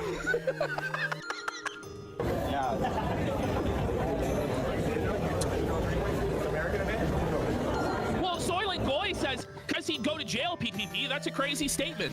Well, isn't this a revolutionary movement? Like, what good is your fucking amazing dissident movement? What good is a dissident that's not willing to go to jail? That's my question. So you're going to completely change the world, but nobody's ever going to go to jail or commit it? Okay. Does he think that this fucking clip would go viral and change his... You know what? He was kicked out from here. You know what? I will go to AFPAC now. I'm not going to go to TP. I will stand in solidarity. No shit, it's pointless Solidarity. Going to jail over. Can't The even whole talk. thing is fucking pointless. But if you're going to make a point of shit, then you may as well go to jail. If you're saying your purpose is to overthrow the state and radically transform society, then you should be willing to go to jail for it. And in fact, you will have to go to jail for it. Like Stalin went to jail. Hitler went to jail. Like, I don't know. Like, those are supposedly his heroes, but they're all too good to go. Mussolini went to jail. Like... Ralph went to jail. They went to jail. Sure, it was for 60 days, but he went. They didn't give a reason. They said you're just not allowed. I've just been informed by who? To hold you down here. Who cares? Who cares? Who? I've been informed. What was it? Fucking Sheldon Adelson from the grave informed it? Like, who Mao gives took a the shit? guns. Stalin took the guns. Hitler took the guns. Right? Okay. Who? Am I being detained? No. Okay, so let's think about this. He said you the go there, thing. you do this, right? You go Groiper. Is it supposed to be funny for your fans? Is this entertainment? Okay, that would have been Is it, this but I didn't 6-minute spot clip, on the like, key. Could I get millions of views? Like what? Infiltrate the event. Like, couldn't they overwhelm the one security guard and just walk in Still, anyway? I got to If it's spawn that important directly that on they the key. infiltrate and speak at this event, right? Yeah. Like, if it's worth doing, isn't it worth doing? I just don't get it. Like, what's the point of this shit? It's right there on the fourth tile. It does nothing. Broken no rule other than criticize Israel, and I thought we're How does he hasn't broken any rules except for criticize America? No. He fucking shits and harasses everyone like part of TP USA. There. Right? Charlie Kirk. 3.33. No, but like, imagine if I showed up at AFPAC, right, demanding Would they let to you get in? Would they let you in? Would they let me in? Would they let me speak on the stage? No. So it's all just a pointless bullshit gotcha game. Like, if Gabe Hoffman showed up with me and Andy and a bunch of people, like, would we be allowed to go in? Would they have an expectation that they have to debate us? That's then and there. 5. We do that. You know, like, we all just show up. Casino, like, you know what I mean? All right, let him in. Do we have a right to play on their projector? Nick selling everybody down the river on Jan 6th, telling them to break down the barriers and disregard the police? Like, do we have a right to their space and to their equipment? Because that's basically what they're saying here. And it's obviously not the case. That was my take. Everyone's saying we should do that. How many subs for F-Pack? I'm just kidding. What's the big shots worth? Like, it's a stunt that works maybe once, twice, but it's been 5 straight years of this. None of it's changed the paradigm. None of it has advanced any of their goals. None of it has weakened the Israel lobby. It's just a child being told to go outside and then them obeying their parents and going outside. It's getting a bit old. Europe said he was fine. No, we're America. Is America? Is America? Doesn't feel like America. Oh, it doesn't feel like America. Okay, so I have the ability to walk into any event that I want, even though I've been, like, barred from it. Yeah, it's America, and they're allowed to kick you the f*** out if you're being gay. He's like Randy Marshing it. Like, yeah, I thought this was America. I thought I could go into private events and disturb it however I want. But I bought a ticket. This was America. Yeah, but you're here to disturb the event, and you are no longer invited. It's like being at a comedy club and you're heckling, right? You paid your ticket to come in, but you heckle and security's like, we want you the f*** out. What are you gonna do? What are you gonna do? Call the cops. You still like America? Ass, look at this guy. Is that a white national? Are you kidding me? That's the current Groiper. Yeah, What? Gondola gaming raid? No! I mean, we love Gondola. Big ups, Gondola gaming on the massive raid. Funny now. Again, it's the same. Hello, Gondola. We're doing Nintendo World Championships NES Edition, and I'm trying to exist for as long as I can to get as many S ranks as I can before I run out of Hawaiian Punch Greenberry Burst. And we're catching up with the casino because they didn't go live today. You know why did they go live today? Because they wanted to watch Medicare Roast Boogie over an open fire for like the 3rd time this week. Right on the cusp of his 50th birthday too. See, I thought Boogie was already 50. Apparently he's only 49. He's gonna turn 50 in 2 days.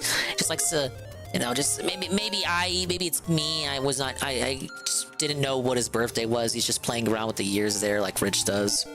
Rich has been 42 for like 2 or 3 years now. Just a clerical error. It's not them going out of their way to deliberately lie about their age because they're embarrassed about the fact that they're getting older and still caring about this internet bullshit. It's just a clerical error. They just misspoke. You know, they don't care about their birthdays anymore, so they forget how old they're getting. They don't keep track of it. There's no conspiracy. Sarah's too powerful, you can't out S-rank him. Yeah, I'll probably get more S-ranks than me. He'll definitely S-rank the whole game before I do. Guy who kicked Nick out in Miami. Yeah, thank you for the raid. You have to do this every year because you insist I hope you enjoyed Paper Mario. Trespass. You can either leave the building or I will call the police and they will escort you. Yeah. This is how the law works. This is how the law has always worked. It didn't suddenly just magically happen in order to inconvenience Fuentes. It's not a Jewish plot. This is how things have always gone. You can ask people to leave private property, and if they won't leave, they'll be trespassed let's give by you a police. shout out. This isn't some magic Jew, like Talmudic, like crazy ritual that we're witnessing. This guy's getting criminally trespassed? If you don't. You should. If you just talk to higher up, I'm curious why he's getting kicked out. I might get kicked out. How about email? We're just curious about this is America. There's no reason to get kicked out. Hey! I think I remember you. I'm curious. What was his offense? It was okay, pretty fun. It's a masterpiece. What are you talking about? 11 out of 10 game. Better than Thousand Year Door. And got a damage boost. You barge in with like 24 people chanting your name, making a disturbance. It's grounds enough for them to boo you out, let alone the history of animosity you've had with the organization. So, I mean, you can cry 27 seconds, that's right. I don't. Can you not criticize Israel in America? Well, I do. Because Israel controls this event. Beat Aquamentus. That's his name? Oh, this one you gotta attack the horn. It's really gonna make a difference, bud. Look at these guys. Look at these guys. Like, they really think that's a win? Like, it's sad. It's fucking cringe, dude. This is America first, not Israel. Very original and amusing dialogue there, Fuentes. So I love how they chant. So they chant America first as Israel is winning. Like Israel has kicked them out, and they're complying with Israel and bowing down to Israel's wishes. You're right, actually. It's just like, bring it up, Israeli dub. Like, what's... Are you going to do something Right, we about go it? quicker So than Israel that. has taken over this conference. They've subverted it. What are you going to do about it? Well, we're going to quietly leave. Or I guess we're going to noisily leave. It's going to be about 2 minutes of inconvenience to the Jews. Oh, wait, no, none of the Jewish benefactors of this were inconvenienced in any way. You just inconvenienced 2 security guards. I'm sure Gabe Hoffman was pissing his pants in fear.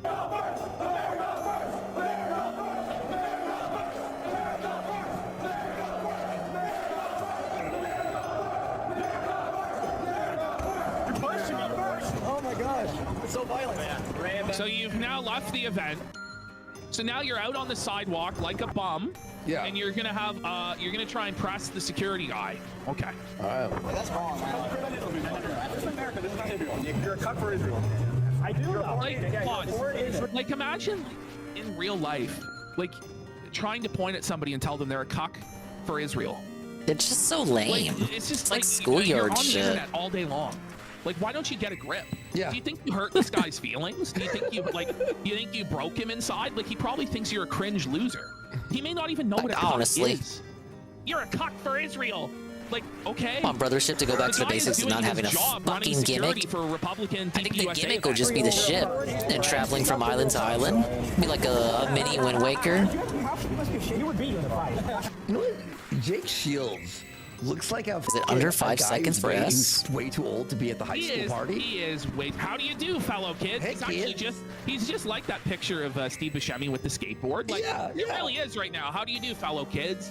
And then Nick's like, well, he could beat you up, security guy, in a fight. Well, why doesn't he then? All right, Why doesn't he 476. then? Like, I don't understand it. Big ups, Egg Gang, for the lurk. All right, up and out. I already did. This guy's doing his job. Power grab missile. Get the missile. Move on some Metroid. Jake Shields.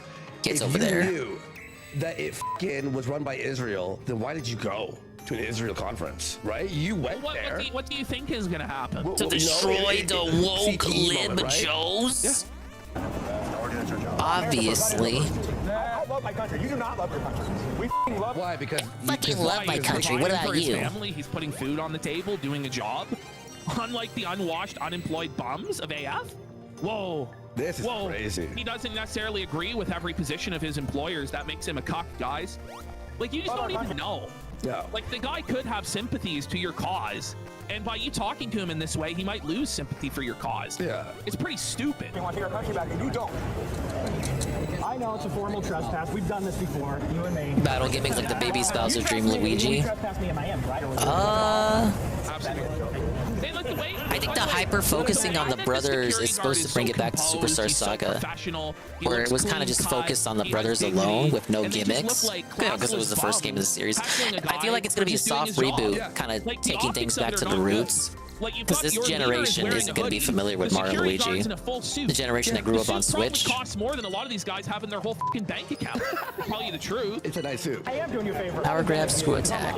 It's further proof this is still Israeli occupied territory. In case anybody was uncertain, Candace Owens or not, this is still Israeli occupied territory. Wait, so Candace Owens is there? Yeah, Candace Owens. Okay, so she's anti-Israel? You gotta understand, by the way, they don't view Fuentes even as a threat anymore. They're allowing people to speak at both AFPAC and the Turning Point event. Yeah. They're not even kicking people out for being I affiliated could do with that Fuentes much better. anymore. Yeah. Like, this is just silly at this point. All right, we're taking off. Wait, guys, look at this guy. All right, I'm gonna move my face here. I'll put him up here. On the right here, everyone, look at this guy behind Nick. You ready? Oh, he's just been kidnapped in every Mario and Luigi game. I don't know if they would change that. But these newer games are having to be a bit more proactive now. All right, here we go. Here Not we go. being a damsel. So first of all, he's just clearly peering at Fuentes' Look at him. He's ball gazing. Ball gazer. Look at that. He's looking him up and down like he's a piece of meat. Candace Owens or Oh my God! Look at his ass now. Look at it. Look. He's checking out his ass. He goes through him, look at him right up and down, right at his Peter. Candace Owens or not. Now look, he goes around and he's checking out his ass. Whoa! Israeli. Why does every groiper, regardless of age, be gay? He went from like the opposite extremes. Like first he had underage children that were getting that he was like involved in. Now he's the one getting by older men. It's like, whoa, man! Like we told you to course correct, but this might be a bit of an overcorrection there. Territory. All right, we're taking off. Peach putting up a fight and then losing, resulting in her getting kidnapped. Yeah, just like in the movie. Oh no! He's getting groped by Grandpa. Groper, by Grandpa. Groper, Cleveland. Whoa! Look at the way he eyes him up. Look at the way he eyes him up. Yo, look at the. Oh my God! Are you kidding me? No, I don't think Nick should run. I think he should stay. Like you're like, he's among friends, finally. Smiling. Not. This is still Israel. Look how close he is to Nick. Look at that, like, is he like rubbing on him? Israeli occupied territory. It's like what happens on Japanese metro trains. All right, we're taking off. Whoa. So this is interesting. They claim we have sold out of tickets for AFPAC. Thank you everyone for your support. But then they say if you did not order a ticket, tickets may be sold at the door. Wait, what? So is it sold out or is it not? I think they're kind of fibbing. I think it's not actually sold out. What the? Maybe it's sold out, but you had like 100 tickets to sell. So now we have, it's a full house, man. For those of you, because a lot of you are new viewers and you don't know just how bad AF is. Yeah. This is like 2 minutes of America First on Ophelia. That it's like, whoa, buddy. I don't think you need to wait till the girl's 16. I think you should have. Oh, this is on So Ralph's show? Yeah, that's on Ralph's show. That's Andrew Anglin speaking, by the way. Yeah. Forced child marriage. This is the video I'm watching. This is not me, the streamer. Marriage. That's how it should be in a society. Because of course, young men and women start to become sexually mature in their adolescent years. People get married. Question mark? When they're at a reproductive age, when they're adolescents. And so then, you know, I'm just redefining it. Getting married from ages 15 or 16, 15 certainly wasn't 18. You know what I expect? A fertile womb. A fertile womb and a sort of innocent, childlike spirit. What the? Ridicule and critique. Ridicule and critique. These comments about a 16-year-old woman, 16-year-old wife, that he wants a 16-year-old wife. I gotta find my 16-year-old wife. Probably when I turn 30 or something. But we really need to shoot lower. Age of consent is 14 and BTW. Okay, based. No! No, Nick, no! Anything under 18 should get For the super chat. The idea that a woman over the age of 16 is capable of consent? Why? Why is she capable of consent after that age if she's not capable before that age? It's absurd. A woman is not ever capable of quote-unquote consent, whatever that word even means. Nobody really understands what... Okay. Nobody really understands what consent means. Nobody really understands what consent... Like, what does consent even mean exactly? Whoa, buddy. Washroom. Me and you have a guest on. We had in the washroom. We come back in the chat screaming, and we're like, "What happened?" Yeah. You don't even want to know what the guest was saying when you were gone. I think the age of consent should be much lower. I don't even really believe in the concept. You want to know why? Because marriage is consent. Okay. You can ask the girl if she likes a guy or whatever, and you can take that into account in your decision making, but the girl should be forcibly married. The appropriate time to have sex is after the first menstruation. Being married means you consent to sex all the time. There's no such thing as marital because when you marry a person, you have a marital obligation to give your spouse. Wait, all right, 11 seconds, that's right. Pegs you. And once again, disavow, I have no idea what they're listening to here. You have to consent to that? Yeah, no, I mean, apparently not. You can just take it. Where they want, you know, the only moral way to have sex is within marriage. The only way to get married is to consent to sex on demand. Grab them by the pussy. And both partners agree You're a to that. celebrity, That's their let you do it. obligation. It's a mortal sin to deny it. I'm banning people. If you're telling me to stop, you're gonna ban people who tell you the age of consent to be over 18? You're gone. Bye. You. Ban, I'm out here ban, free thinking, ban. okay? And if I've got weird sexual interests, Yeah, Donkey I Kong. imagine you have some weird sexual Like the interests parasols now. and the All right, purse. so now we're going to go to some of Nick's shows recently. Okay. We've got some clips here. Has he just gave up, right? He just gave up. Look at his hair and his shoes all wrinkled. Doesn't give a Somalian Stink Terribly sent $10. This is how it all starts, Nikki. You see that little bit of face fat? Here we go. No. And think nothing of it, not changing anything. Then the double chin comes in and you realize you were cooked. Oh! Oh no! Oh, it's bad! Oh, bring it back. Let's zoom in on that. Oh no, buddy, he looks like a frog. Whoa, he looks like a toad, buddy. Look, 10 subs. Whoa, let's get 10 subs for it to be a sticker. I'll Photoshop that into a sticker. He's a toad. Hey, Ash, we're running out of sticker space. What do you want me to remove? Do you know? Do you care? No, I don't. Who gives You don't care. Okay, cool. Quick, Nick. Change your eat healthy, you wealthy prick. I don't know about that. It is true. It is. I know that it is vegan. Is he still rich, Ash? No, He can't be. It must be fucking training. It's a cry for help. Go faster than I can that? tell. Maybe The less signs are jumping. there. I have hit the wall. My Oh, he's admitting having hit the wall. metabolism is slowing down, and I recognize I am starting to get fat. At 26, he hit the wall. But I'm going to turn it all around. I got to figure out. Oh, What is he, a Japanese housewife? He hit the wall at 26? Any day now, you're gonna turn her all around, bud. That's him about to S&D. It is a total twink death Is that over not? here. It's not S&D behavior. It really is. My sleep schedule's always messed up, and just like my life me. is just too chaotic. Fuck. What do you Whose do? fault is that? He doesn't do anything. do? Oh man. But like, you don't do anything. I have no structure in my life. Whose fault is that, man? Why do we need to hear that? Lead all of the Whoa, world, it's America, Ann the white race, but he can't even 1337 structure his own with life a to clip. where he wakes up at the same Thing is, time I'm here to every day. inform He you the wakes- following. Or goes to bed at Let's a take a similar look here. time Look, every day. He listen. can't even manage that. Can't manage his sleep schedule, but he is gonna manage America. Right. I'm totally cooked. You know? You are. People, You're I here go to like inform me of this the clip. doctor, I talk to people, and they're like, well, when do you usually wake up? I'm like, what does that question mean? Usually, like, sometimes I'll sleep in 3-hour increments over the course of a day. Sometimes I'll sleep. That's really bad. That's insane, That's dude. really bad. That's really. You dropped the wand. You know? So it's So I Don't do gotta that find in some prison. stability. It's They're very gonna difficult take it for and me. stick it up your ass. You're just sad. Then once that happens, then I Maybe if you got a Actually, wife, don't tell he might Sarah have that you some told me. stability. I don't know. We'll, Right. we'll get to that. He starts seething at that. Oh, really? Yeah. These some tough challenges tonight, Ann. $5. I'm persevering. Steve Saylor talking crap. King Larinox sent $10. Napoleon was notorious for his erratic sleep Looked at my schedule results for and that looked championship from What a comb. championship they were doing for the first week. Napoleon. I did pretty good. Like, In height. I mean, Napoleon would even mog him. to these wagey peasants sans culotte. But I want to be hot. I want to have a hot body, okay? That's so gay. Like, whoa, alert, alert. Like, what are you doing? Like, for a guy like you, He wants to have a hot body. how you would say That it? Ash? still By the isn't way, an S rank? 7,777. What's the route then? Whoa! Seven, Quad 7. Woo!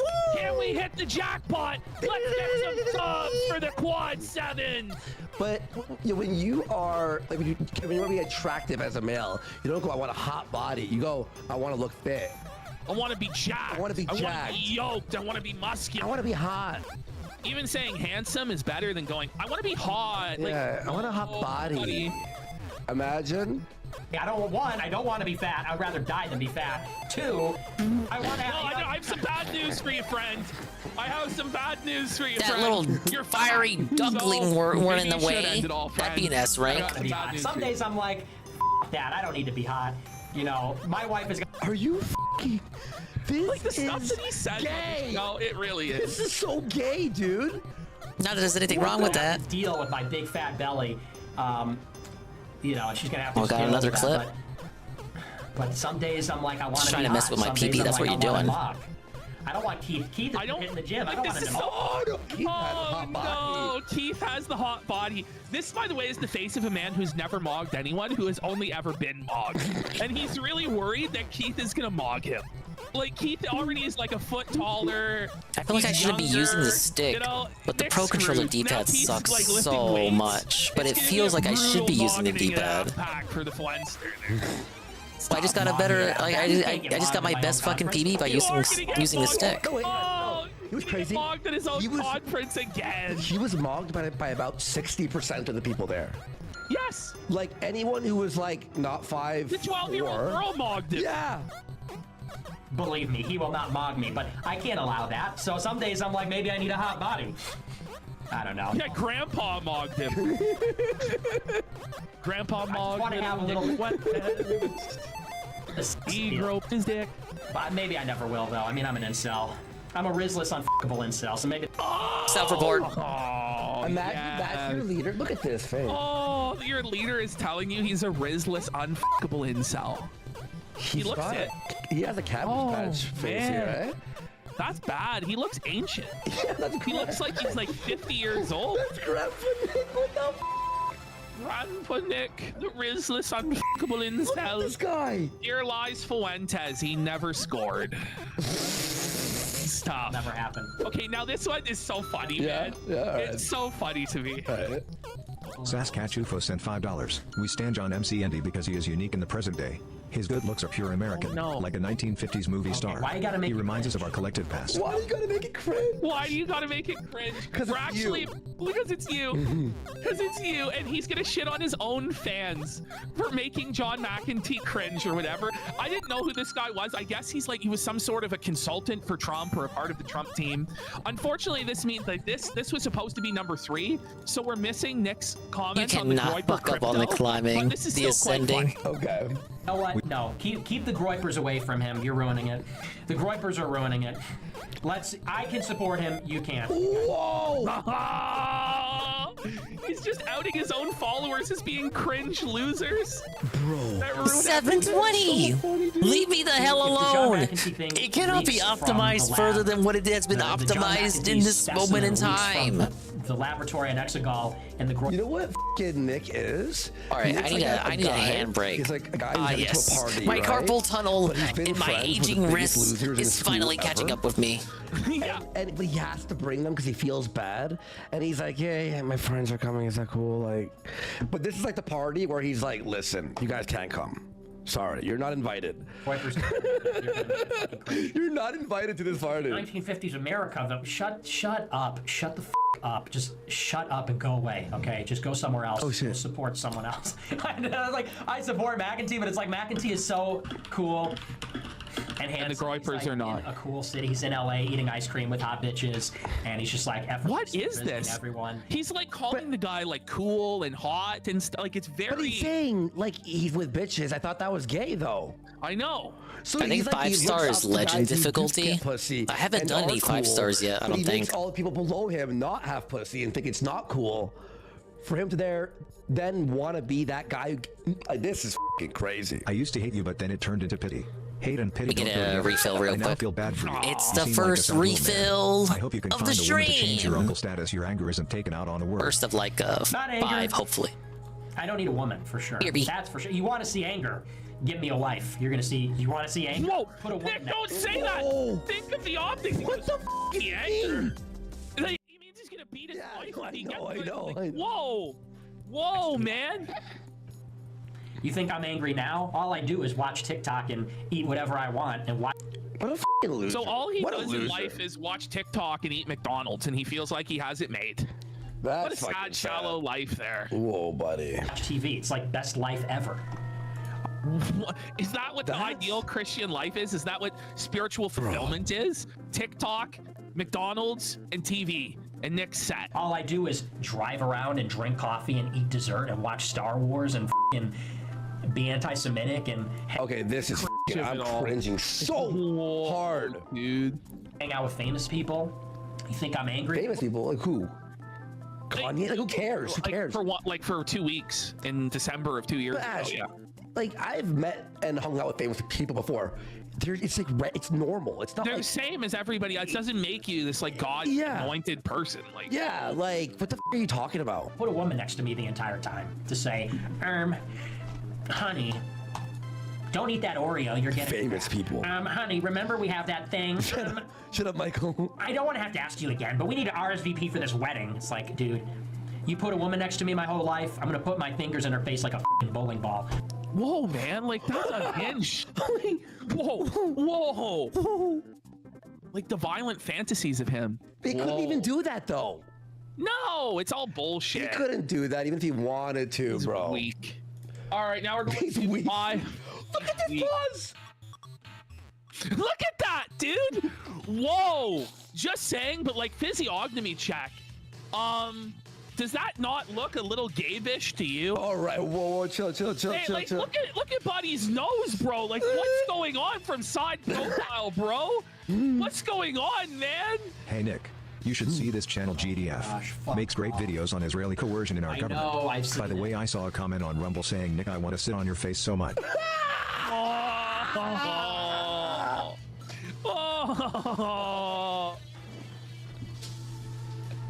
That was like a silent felt, you know? Like it was like a stealth felt. Like this. FR. Always the freaks. When is like a hot person gonna hit on me, huh? Never. Is a fucking hot person ever gonna hit on me? Is it always gonna be freaks? Notice how he says hot person, not hot chick, you know? So for Nick, it's like he's always getting hit on by ugly men. He just hasn't met the right one yet. Yeah. People that are always hitting me up, it's always just like... People that are hitting him up. Weirdos. You know? I'm taxi driver. I'm becoming... No, stop! You're not even... Stop saying you're taxi driver, bro! Like, stop! Tie his laces. Shut the f*** up. Cringe! Not like I'm gonna kill a bunch of people, just more like I drive around at night and... Bro, I drove my car at night. I'm literally Travis Bickle, dude. I drove at nighttime in the rain, dude. I'm taxi driver, dude. This is some fucking Ryan Gosling like drive wannabe like really fantasy, isn't it? He's seriously gonna say next. He will say that. I'm sure he has before said that he is the driver from Drive. Oh, real human being so. And a real hero. Yeah. Night call. It's pretty good. It really is, bud. All right, now we have Nick's struggle with technical issues. Like button. Also, I just want to make sure that we are live. We've been having so many technical difficulties. Oh, I make sure we are live. You know, are we live? It's like, how can you not tell, man? Like, this Rumble Studio sounds really shit, by the way. No, but this time it's not even Rumble Studio's fault. This time it's Cozy where he's not live, but he is live on Rumble. So Jaden has said that Jaden in chat has just revealed Fuentes even was talking about wearing a scorpion jacket. Whoa. If I'm not live right now, I'm just gonna cry. Like I'm just gonna start crying. He's gonna cry because we've been having technical difficulties all week. Okay, really? And we're not live on Cozy. It's like look at him. Look at him. Oh, look at him. He's so pressed and stressed, dude. His head's about to explode. Well, we're live on Rumble. That's what matters. But we're not live on Cozy. That's what matters, he says. That's okay. One of these days, we're gonna get it right. Right? It's fine. We're live on Rumble. It's fine. But that's okay. At least we're live. If I get kicked off Rumble, I am going to kill everyone on my team. Like, it's a recurring fantasy for him to murder all of his staff. Look at those eyes. It's just complete unhinged derangement. He's demented. He looks done. He looks kind of he's like Green Goblin Max. There it does. William Dafoe Max, buddy. Oh man. I'm just gonna drop everything I'm doing right now. I'm gonna get in the car right now and drive to their house and kill every single one of them. Whoa, man. I'm totally joking about that.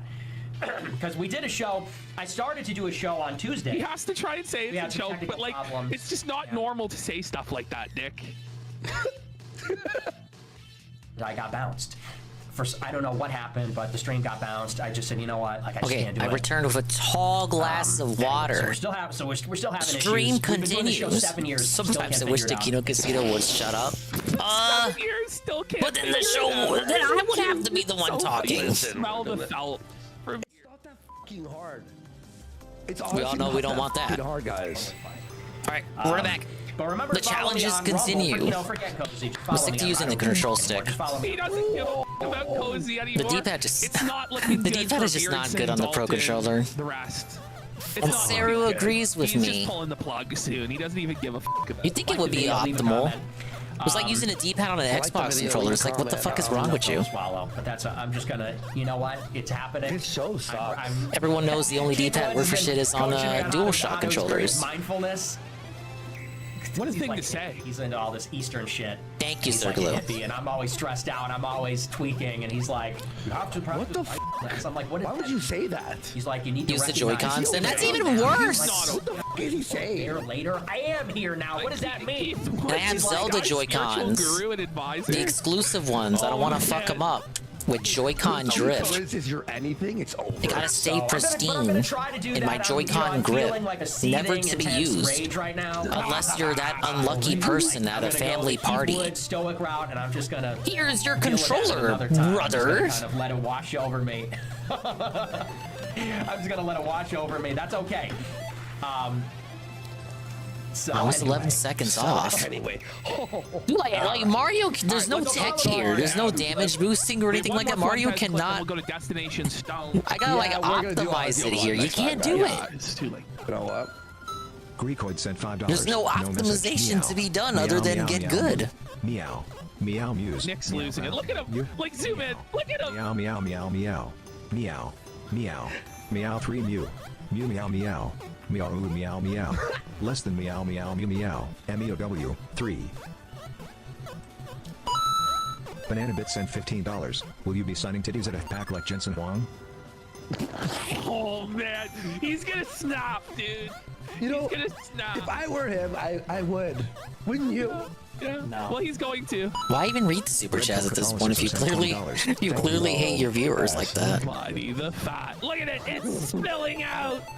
For introducing me to David Irving. I'm currently reading Goebbels and he really knows how to make his biography compelling like a good novel compared to some other historians. I love MJ, but his books can be incredibly dry. What have I done? What have I created? Oh! That's like a semi-intelligent donation. Just tells them to fuck off. What have I done? Regret. Oh, regret. Oh, brother, we are so cooked. Oh. I don't know how to read because you sound like a fucking idiot. You really know how to read. She really knows how to make a biography compelling. You know, you're saying your $70 controllers in the phone. That's not how life works, dude. You sound like a it's not how the planet works. Flat-faced, stupid fucking idiot. Just time to beg for a new $70 controller. Did something happen? He's always been a bit mean, but holy shit. Man, he going off. He's had enough. I'm currently reading Goebbels, so he really knows how to make even a biography compelling, like a good novel compared to other historians. Like, you sound like a goober. Sound like a fucking idiot. Wait, what? Ash, what happened? What made him like this? More vicious than usual. He's having like a really, really tough time right now. Like, I know he's a cat boy, but he's really catty. He's really catty that evening. Who crawled into his car and died. Car he takes to McDonald's at 4 in the morning only to be rejected because they don't accept credit cards after midnight. For some reason, I've never heard of a McDonald's that does that, but apparently in Chicago, that's how they operate. I hope the time is like under 17.2 or something, because that is nonsensical. That is like, they're asking for frame perfect. Is that when the broccoli-headed teens caught him? Maybe. Wait, no, that was at a different restaurant. I remember which clip you're talking about. I think that was at White Castle. Or, no, it wasn't White Castle. It was In-N-Out? I think it was In-N-Out. Oh, I want to go back to In-N-Out. I haven't been to an ages, Carl. Ah, yes. In-N-Out burger.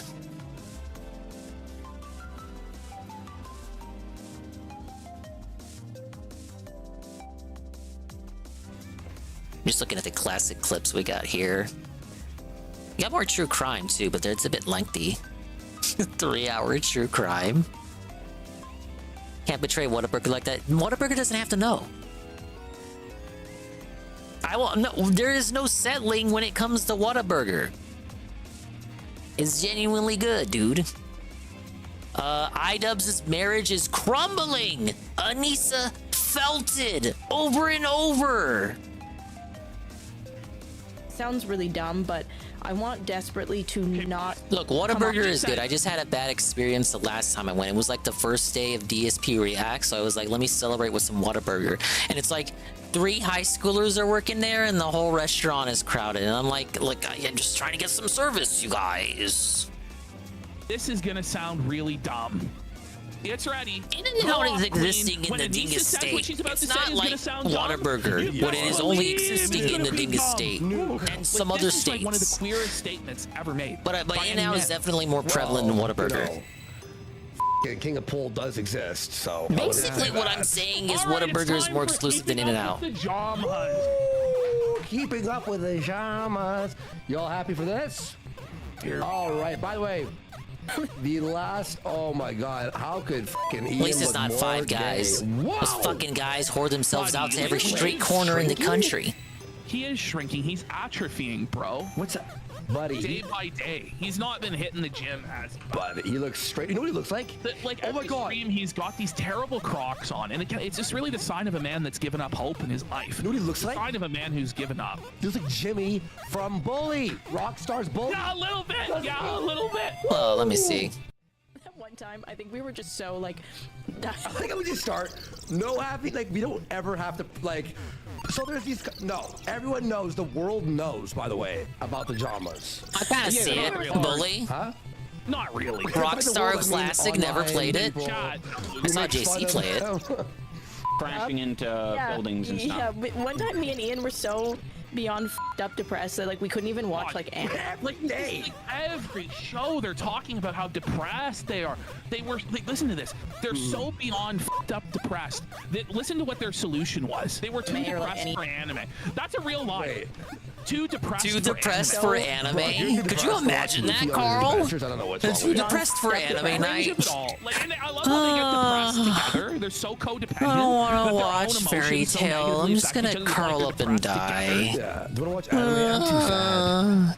So like we couldn't even watch like anime or like any like nothing was doing it for us. We were like so in our own. How could we be that depressed? Like everything is staying. Yeah, another copyright claim for email about that stream just last Thursday or Friday. Phil Collins is bad. Fucking bitch, look at her. You should send it in an appeal. Is her hair ever gonna grow? You know, you don't get emails like that over on Twitch. With the ball. Well, yeah. Unless you play Kingdom Hearts. It looks like Fuck you, Disney. Depression, man. She hates herself. That's why she makes herself look like that. You know what? Self-loathing. You know what her hair looks like? It looks like the first. I'm never getting better than this time. Doesn't it? Put in adult Coco Melon. It was literally like adult Coco Melon. What does that even mean? I don't know. Isn't Coco Melon a show? But based on what they're saying, I'm guessing it's a children's show where cars crash into things because that's what they're talking about. It's like that creepy YouTube thing, except now it's got like notoriety. Now it's like it's an actual program. Trolleys, cars, people. People can relate to that, I think. Yeah, it's cool to see the physics. For an hour. Toddlers. Toddlers. Even my littlest niece is still too old for Coco Melon. I'm not familiar with it. You remember that game? Leukemia is not an aesthetic, I-Dub. Right now is the complete opposite. And nieces these days are just fine with video possible, so they're just fine with their fucking tablet and YouTube. This is the idea now. The idea of the whole podcast, why it's so boring and so terrible and so long, is that they're hoping people fall asleep watch. So the watch time like racks up, right? Yeah. That's ridiculous. Videos. They're like desperate. 2 hours long, and it's just like. By the way, I like how like for them like 2 hours. Like look at what we do is kind of crazy. Well, no, but I love our clips are 2 hours long. Can you imagine actually watching affirmation videos of Anissa? Like, you know what she's talking about, right? Like the videos where you make. You're amazing. You're great. You're amazing. You are a winner. This many deals today. You know. Your streams are great, Phil. You are goated. You will hit the tier 3 today. You will put on the hat. You will have a meaningful podcast. You will have a sub 5-minute daily rap. You do matter, Phil. Your wife isn't fat, Phil. Your cat really didn't need that blood work, Phil. You're a winner, Phil. Everything you say is right, Phil. We love you, Phil. In sales, a lot of like affirmation talk and stuff like that. Yeah, we're Phil manifesting. We're Phil maxing. Nisa telling you this shit, like wow. Man. Are worthy. You'll unironically make like $1,000 on a video if it gets like. Okay, Dane. Oh my God. By the way, $1,000 like.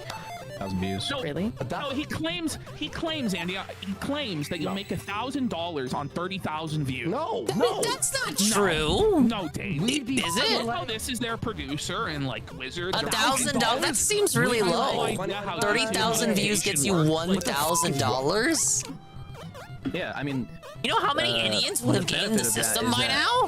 If that isn't the person real. watching it is a So low energy. By the way, here's He's the thing. barely able to get the words He's their out, camera man. guy, their I'm tech into man. lucid dreaming, right? And I was always thinking I'm gonna It make looks like a binaural human beat Wookiee. channel. I know how to mix those and shit. And you know, the problem is with those is you can't. Okay, when you have watch time, right? The idea of watch time is the longer a video is, the more ads you're able to put in between.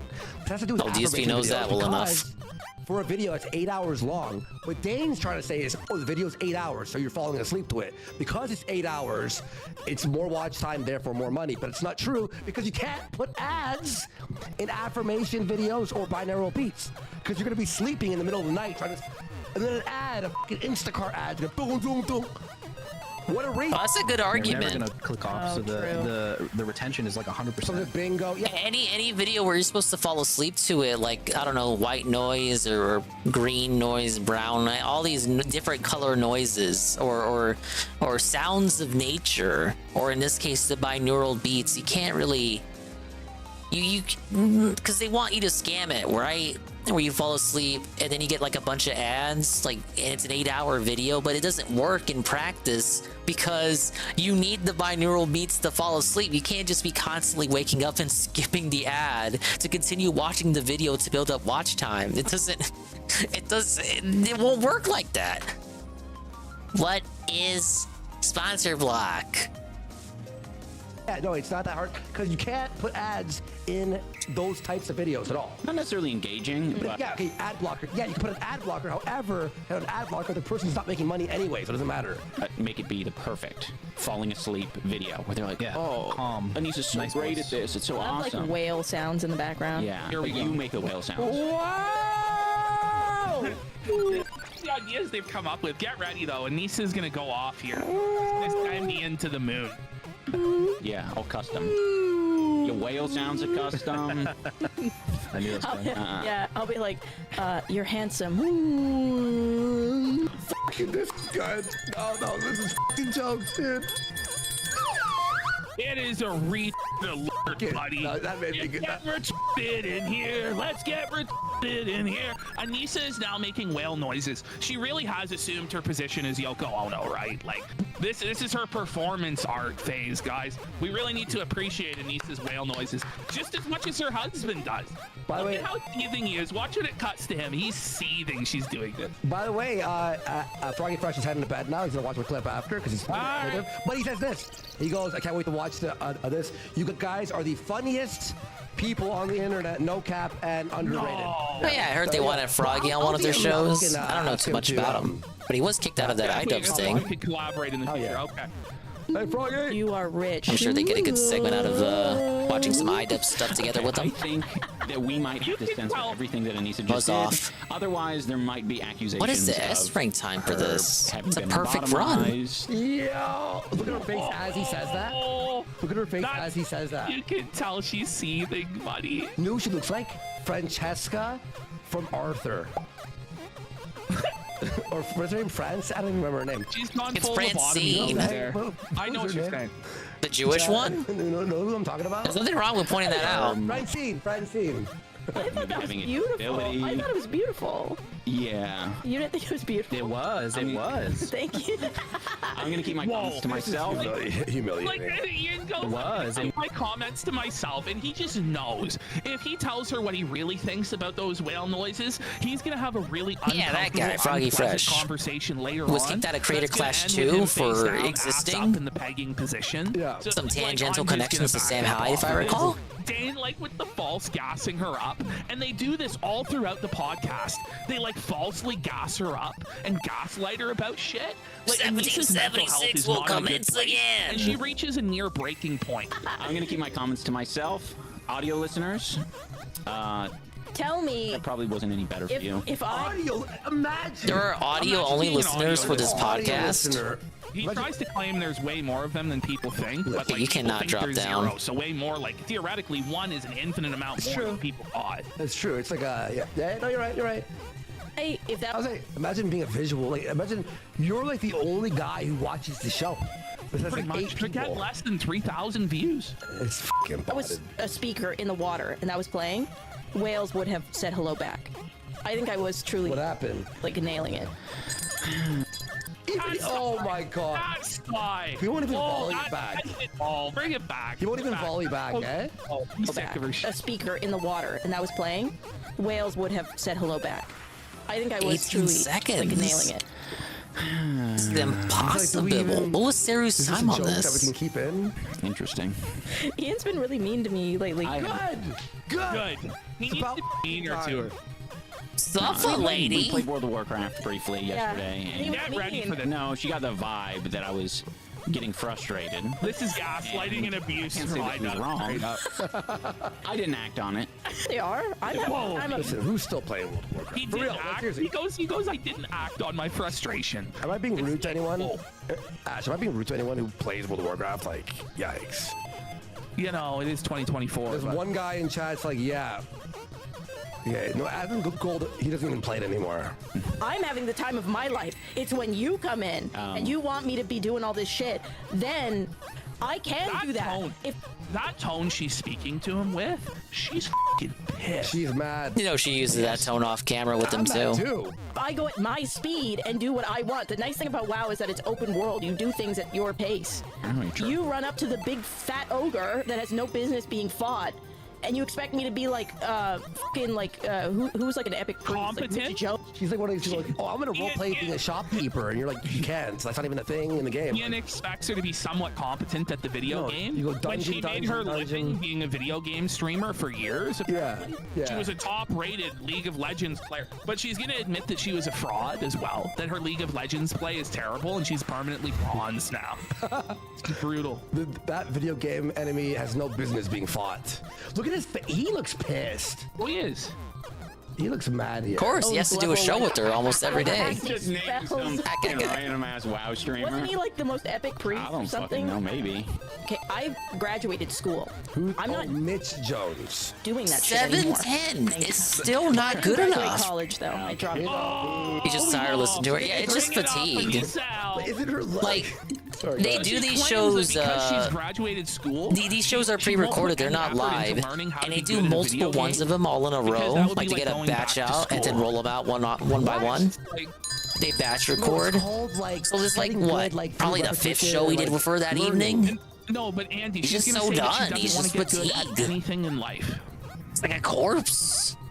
Is that why? Let alone a video. I'm just saying, iDubbbz is like completely innocent and never did anything wrong, Yeah, but like, they were sheesh. the laundry machine, she doesn't remove the lint from like the... She never knew how to do that or why to do that, and she's surprised her house didn't burn down. She said last week that she's surprised she's still alive because of how dumb she is. No, no, Ash, me too. Aren't you? I'm actually surprised too, to be honest. Ooh. Yeah, So it's like totally babified the. it's good though. I mean, great for me. Yeah. What? But Well, I so mean, she's saying that like all the video games have been babified. Okay. Like No, it's that's been, not it's been casualized and made way easier for people like her, and she's saying it's good for her. Have they? Some people argue that. I mean, there's Some, like yeah. a Dark Souls trend. Well, there is like difficulty that makes it like. I think I just realized that maybe I'm just not a gamer. You know, Spider-Man 2. Wow. Spider-Man 2 has a difficulty that you don't die. Yeah. Journalist I'm like, mode. what? Well, so it's a movie game that plays itself. It's so retarded. Oh my Her god. whole Just like all of- personality online has been based off being a gamer girl. Yeah. She was a game Oh, okay. streamer for years on her So that's the Rainbow optimal Kids or route, whatever. 16.23. But now Anissa just comes right out and just says that's all bullshit, and she's not a gamer, and she never enjoyed playing Yes. games. It's like, whoa. Wait, whoa, she's just a completely fake person. Her entire personality is just a construct. let's suffer with Kid of whatever Icarus she some thinks more. will get her the most attention at any given time. Spot treatment. Recover full strength and exit the chamber. In life, I'm not like I don't like Yeah. optimizing life. Mhm. I'm kind of here for the vibes. What a retarded thing to say. Like, it really is. She doesn't like to optimize life. Why not? She's just here for the vibes. Tee. It's so stupid. And Dane and iDubbbz actually press her about this, and she comes up with no good answers as to what she means. I don't even know what it was. I can't. I think it might have been my eating disorder. Maybe you're talking. Oh my Now god! she's What talking the? about her eating disorder. Like, Get zoom the in on heart. it. Like, you see Oh, how, my you see how lord. done he is with this? It's like, what are you Why would talking she about, say lady? this? What? That's not my- He's not- no. Same as that earlier He's got a challenge, good- but he's got a good basically point. She asking just to doesn't make it to the optimize halfway life, point. But married a millionaire and sucked him dry. Yeah, you're Ian is looking at her with hatred. Oh yeah. He's not laughing. He doesn't find this. No, not at all. This waste of time and energy.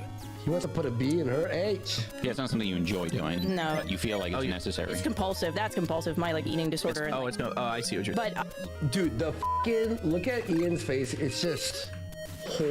It's sadness. 25 It's seconds. Infinite sadness. Bumped the head on the ceiling, so I need to do that without bumping my I head. recently was talking about how I've gained muscle mass because I'm eating more. Ian could finally, give less of like, oh, buddy. Like he's paying absolutely no attention to anything that she's saying. Yeah. But like this is crazy what she's about to say. By the way, she's like, yeah, I gained all this muscle, which she absolutely didn't. There's no evidence of it whatsoever. But she's like, I didn't have any sort of system. I didn't eat any sort of calories. I didn't do macros or micros or anything. Like this work out.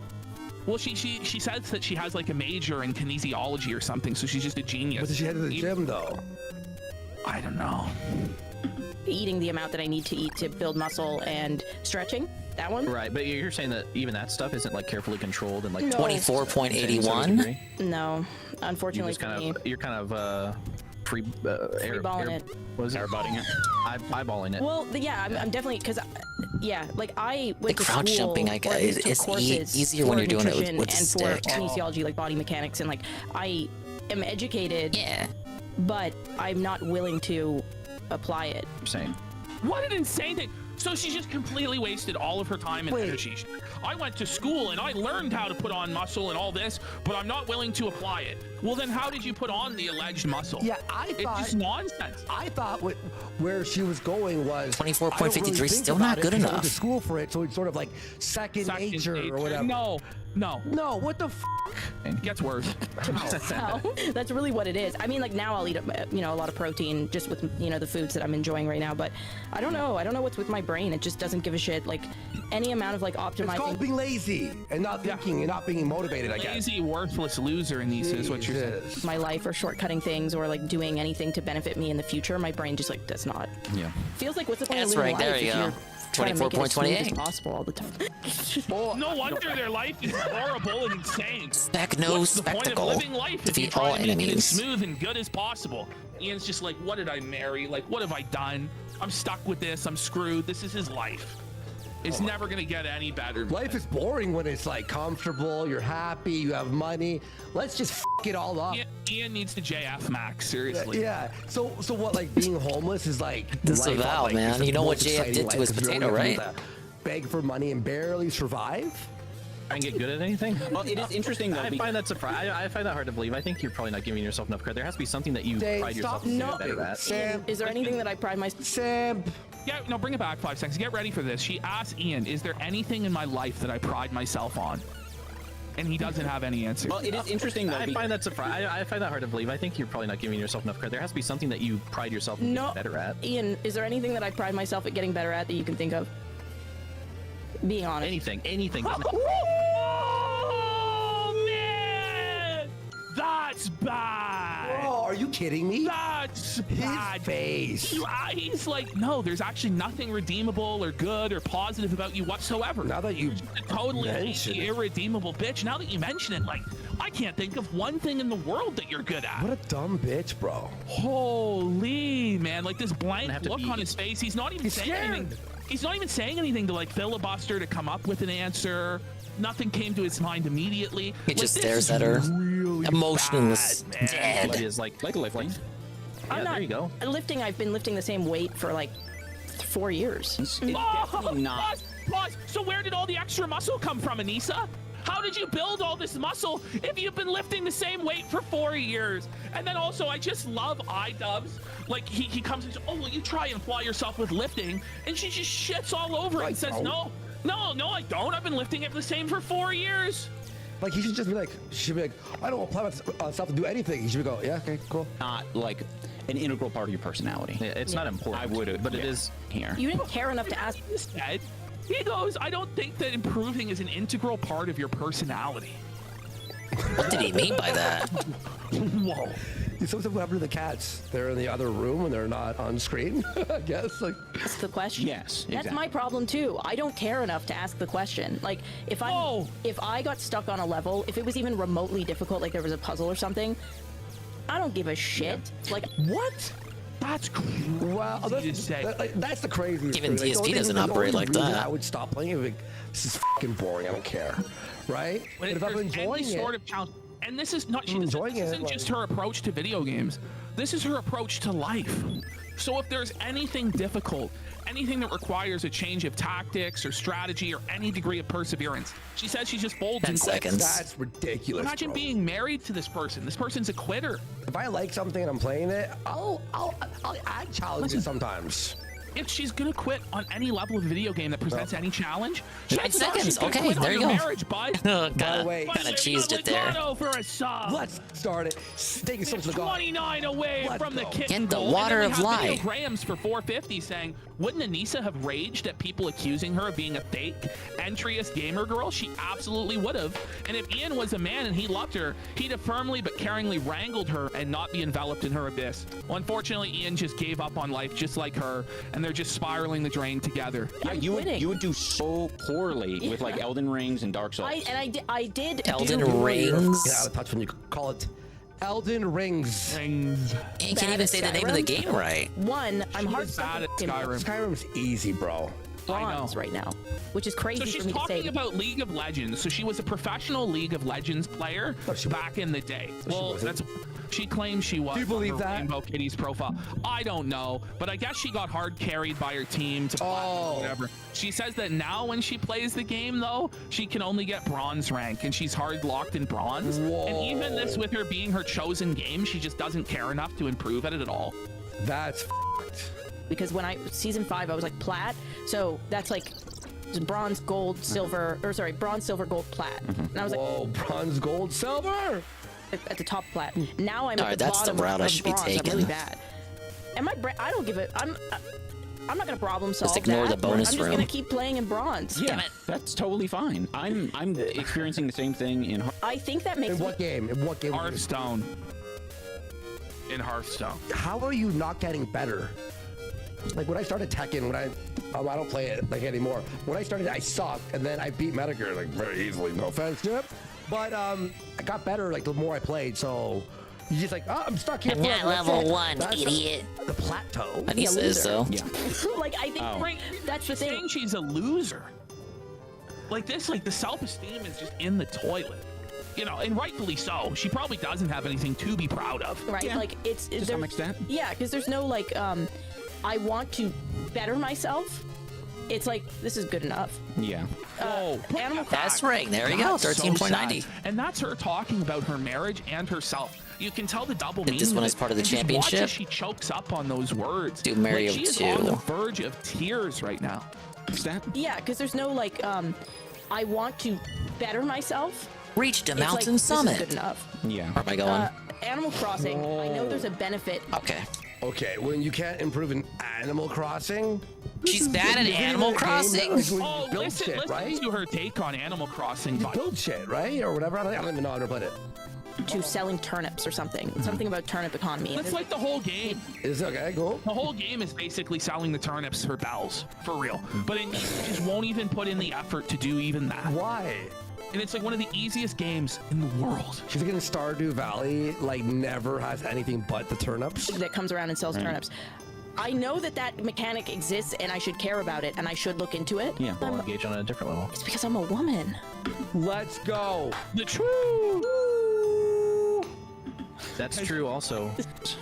Yeah. The turnip economy isn't difficult to understand. The weird thing is, I don't think that's what she's saying, right? It's more like she doesn't want to try. 6 seconds. 6 seconds and I got hit by the Shy Guy afterward. Yeah. I'm a normie. Ian's been teaching him to touch So inhuman to not want to better yourself, I think all the time when Phil says he's happy at level 1. Yeah, it's kind of like the same thing with DSP, with him being happy at being at level 1. Whereas, actually, okay, I know that we know that Dave is lying when he says he's happy at level 1, but at least he can put up the veneer that he is happy at level 1, even though he's not actually.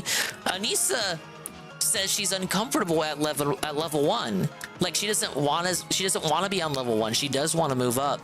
but she doesn't have the mental strength and wherewithal, by her own admission, to like take that first step to not be on level 1 anymore. It's not even like she's at level 1 and content with being at level 1, like David allegedly is. No, she's on level 1, does not want to be on level 1 anymore, but does not want to go to level 2. Like, she's too anxious to go to level 2. Like, she's got a different issue entirely when it comes to her being on level 1.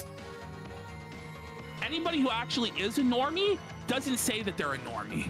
They don't even know what the fucking normie is. Yeah, because they're actually exactly. I mean, hard for sure. Wow. I like when you get mad at me, kind of. Whoa! and Stockholm if I had syndrome into the abuse there, guys. Do we have to there look at you his can legs like that? I don't know. Defeat the boss and enter the mask gate. At least I'm not Luigi. Influence over Ian. Like, even the dog's like, yo, could you close those legs, bitch? And he would be a WoW streamer full time, so I could like watch him play WoW when I was like doing. So Anissa is claiming she has no influence over Ian. Which, by the way, to have no influence over your husband isn't even a good thing to begin with. No. It's not even real. But she obviously is controlling him. But she says, if I had my way and I had my influence, like the haters say, Ian would be doing World of Warcraft full time. But watch how she felts him. Watch. Stuff, chores and stuff. And I could play LAN parties with him, and we could make money that way. Nice. It would be a very selfish, like, wish. Yeah. Where you'd be like, yeah, you do that just for my own benefit. Yep. It's a good idea. Yeah. But I have no... Maybe one day. I don't think so. I can't imagine you ever live streaming full time. I did. Oh, see? Just the brutal felting. Zoom in on his face as she just slaps him down again. They hate each other, man. She's like, yeah, I could never see you live streaming full time. You just don't have it in you. You're a loser. You have no drive. You're a bum. 1776 S Totally rank. emasculating. We are officially commencing again. The conditioning has been broken. I don't like it that much, to be honest. Maybe one day. Life changes. I'm surely the juggernaut. No, it's over. It's either now or never.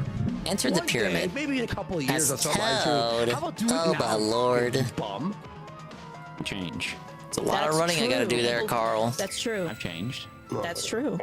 Yeah, we'll say that was first try. Okay, notice the tension of like bring that. He bring Toad that back. allegedly You see runs the tension faster when of he's it, carrying where she's saying something. that he's changed. True. Yeah. People, that's true. I've changed. That's true. I'm not into a live streamer. Okay, so There's like a certain tension to that. There's a certain like resentment. And They hate each other, Ash. Yeah. It's clear as day. It's like this. It's like Toad's the quickest. being in a relationship where you and the person have like fallen out of like. Look at him go. But you're still in love. I'm trying to get on right? top of the Just- snake so I what don't have this to wait for him is to come back they're down. together not because they love each other, not because there's a spark there anymore, not because they make each other Oh, better as yeah, dude, he is people so or much quicker anything now. like that. They're together solely because it's comfortable and convenient, and neither one of them wants to rock the boat Why did I and make a toss the move snake? towards true happiness because there would be a risk to that. So they'd rather just stay comfortable and die miserable. Yeah, and that's why I say, by the way, Patrice O'Neill said this before. It's like when you're in love, but you're out of like. So it means the love is the comfortable. It's like you remember. There's like a residue of when you did like them and love them for real, but now you don't like them anymore. But you're like, you can't fucking end it because, you know, you're scared. Yeah, like you're comfortable. Damn it. Oh, yeah, you gotta quickly toss like him. to address. We had some voice Run it back. memos on our Spotify page that I think are gone now. I can't access them anymore. There were like So 3 or 4 Ian, of them. The absolute tech wizard that he is, f***ed up. Like, you guys believe that you're better than other people. You're these incredible entertainers. You have these vibe sources. This guy can't even figure out how to save voicemails from his fans. He f***ed it up and accidentally deleted the voicemails. And now, instead of getting to listen to the voicemails, we get to listen to Ian describe what the voicemails were. Okay. Whoa. And we switched over to Megaphone, so I think I lost it from that Spotify page that we had. We're still on Spotify. It's just like a different, like, level of access, I guess. Could you fucking say it with energy and pride? He just doesn't care. Not Say it like this. care at all. Okay, you'd be like, hey, listen. So we're supposed to like listen to some voicemails, but we can't. Kind of f***ed it up. But this is a guy called Johnny, right? You know what he 17 said? seconds. None of that. Go to. So, we had Oh, this one's like, pretty fun. these voicemails. Yeah, I like this level. And, Too bad they make me play as Luigi. You know what it feels like hearing Ian talk, like it feels like I'm holding my breath underwater. Like, Oh, come on, the flurry's spawning out of nowhere. Kind of is, right? Fuck you, man. Say it with your chest. So I'm sorry to everyone who left a voice memo. I'll give a quick recap. There was a guy who said I look like Ned Flanders. I was gonna play that eventually when I had Oakley enough. dokley. Yeah. And that was, that was funny. I wish you looked like Ned Flanders' wife. Really? Hey, second try, 1911. Easy. Italy. It was one of the levels I was no-lifing that level back when I was trying to beat the game during the Mario Marathon last year. You just said I was listening, but she was not. Jane, you are correct. But we're okay, we already got S rank on that one. Denise has been thinking about it, and she's come up with things in life that she actually does care about, that she cares We're to almost done with Ice Climbers. And get ready for how much this goes completely against whatever Reached the persona of a strong, independent, boss-ass bitch she's tried to present for years. Get ready. Andy, do you have any idea what the things are that Anissa cares about in life? Good thing I practiced with Luigi playthrough. Legendary playthrough there. Tattoos. Okay. And I'll say one more thing. And animals. All right. Locked in. I'm locked in. Here we go. There are things that I do work at to get better. Makeup and fashion and cooking are my He's definitely three. failed with the makeup. Fashion and cooking. But she said she doesn't cook. She doesn't even cook, so it's all lies. But yeah, she doesn't these make really food are anyway. desires. Like she wants to be a trad wife, and she wants to be conservative. She's just lying to herself. Like I don't know, or maybe these are lies, and that she like in a cope. I'm not sure. But either way, it's not really great for her. Everybody in chat's be saying she's the most basic bitch. She is. There you go. I just had to think about it. Listen, I don't think. Here comes Captain Save-A-Ho Dame, the ultimate simp.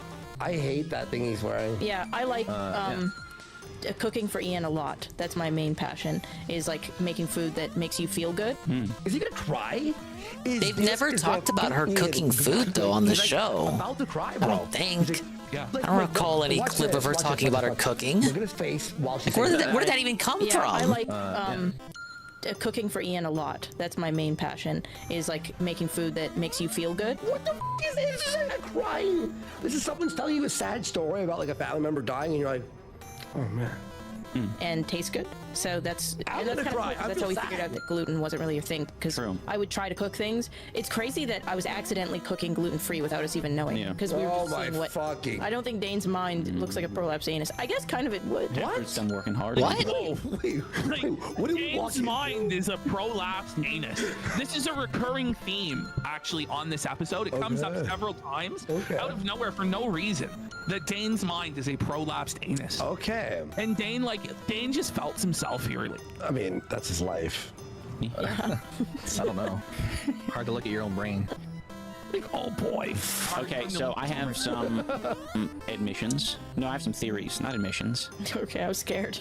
Pause. So the reason why she said she was scared was to felt his segment. Remember his iDubbbz Admits segment? Yeah. That was all about deviled eggs and what she was foods scared like. with He was gonna do that segment again. So thank God. she was getting on him in his segment. S rank 11.91. DMT release at death.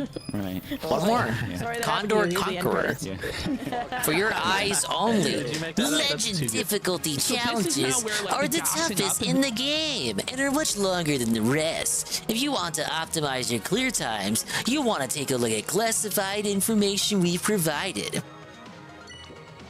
Oh my god, it's a whole ass article. Hey, I like this. It's like Nintendo Power. It's a race to the top. Efficiency is important here on the mountain. Avoid unnecessary jumping to cut down on time spent on each floor. Now, bundle up, grab your hammer, and get climbing. Each floor is 1 or 2 blocks thick, and it takes 1 jump to break 1 block. Aim for thin spots to break through the floor faster. You can slip through a gap if it's at least 1 block wide. This means if you position your jumps just right, you can move up a floor in just 2 jumps. Ice climber, more like ice jumper. There are 2 types of jumps, each with different controls and purposes. Use the one that best suits your needs. Hold the D-pad and press A to jump. You'll jump farther if you get a running start in the vertical jump. Press A with no other input to jump straight up. Steer the jump with D-pad. This will help you get through gaps. You should read our guide. Hey, look, the game recommended it. It even gave me a pathway. I see. Oh, how hard is this? It's like I mean, Sarah did it. It's like 30 seconds. Just grab the condor and you're good.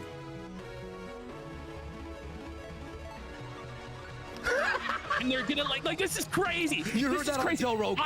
I think they're actually like just like trying to gas her up. Like this episode is so bizarre, man. I'm pretty sure that You didn't like beat a the Joe Rogan goddamn statement, challenge. If you Yeah, used it's like the guide. The end credits, man, when the DMT is releasing. Oh yeah, I did. I made that up right now. Yeah, that's so funny. I always ask Anissa that.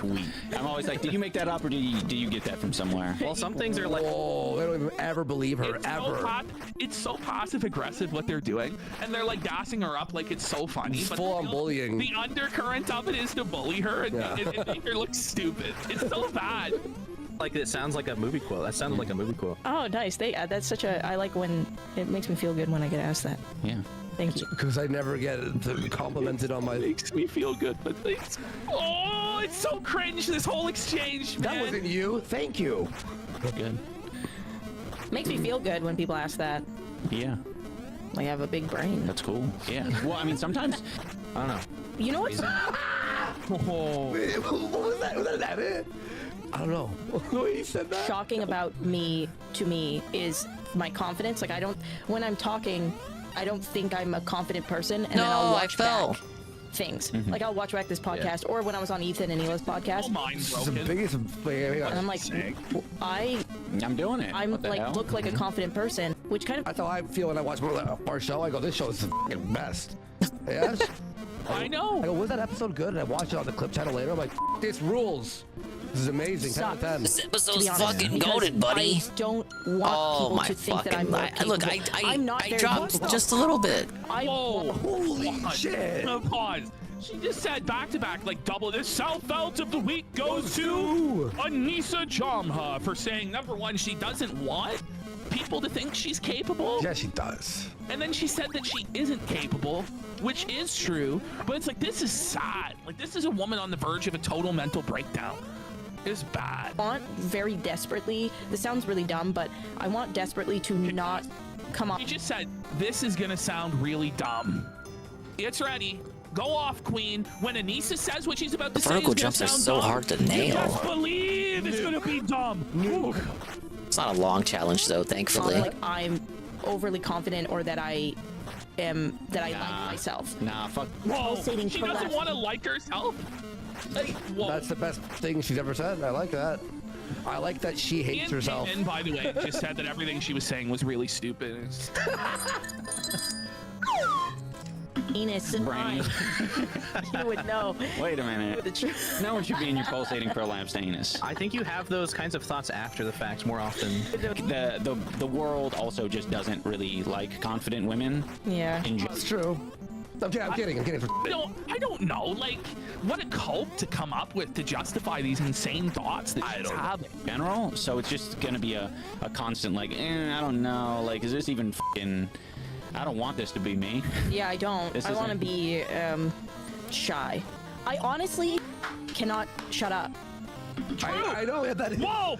She's right on the money. True Protein statement. clocks right once a day, twice a day. Sun shines on a donkey's ass every once in a while. Anissa has graced us with the most true statement she's ever. Yeah.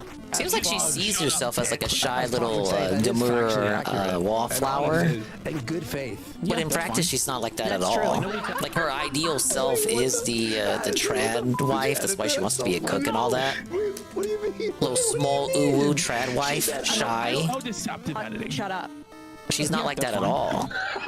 Yeah, Quite the opposite, in fact. And as a result, self-loathing because she can never be the ideal version of the person that she wishes she wants to be. Never been told. Likely influenced by music and movies. No, it's actually like unbroken. That's true. Like nobody tells a confident person to shut up. I have literally never been told. You said on another segment that she gets her political opinions from Rage Against the Machine. Listen. She's never been told to shut up. We've told her to shut up many times. Too many. Shut up, bitch. Please. So she's actually gonna fact check herself like less than a minute later. Just be like, yeah, this was liar, pants on fire. Like, in my life. Oh. Because you're intimidating. But look at Ian's eyebrows. Did you see them raise? Yeah, yeah. His eyebrows like what? Yeah. Oh. What was? Because you're intimidating. They're all. He's like, I'm pretty sure this is like a thing I. Intimidating. You give off the. I mean, there's not really any opportunity. Yeah. To do that. I guess I'm. Dane, Well, Dane's like that's a simpish. lie. Like it's like Dane's in some sort of humiliation or something. Like the simping he's doing for Anissa is beyond. Yes, Goddess. There's no chance to interrupt you. You're so magnificent and confident, Queen. It's like shut the up, Dane. Shut up. I did get told to shut up once in. Okay, so there you go. Yeah, right now, by BBB. Once? Real, come on. Hockey. When I was opera singing in the dressing room, and then one of my teammates said, "Shut up!" Can you imagine? You're in the locker room and she's like opera singing. Like horrible. Like, I imagine it sounds like the whale noises she was making earlier.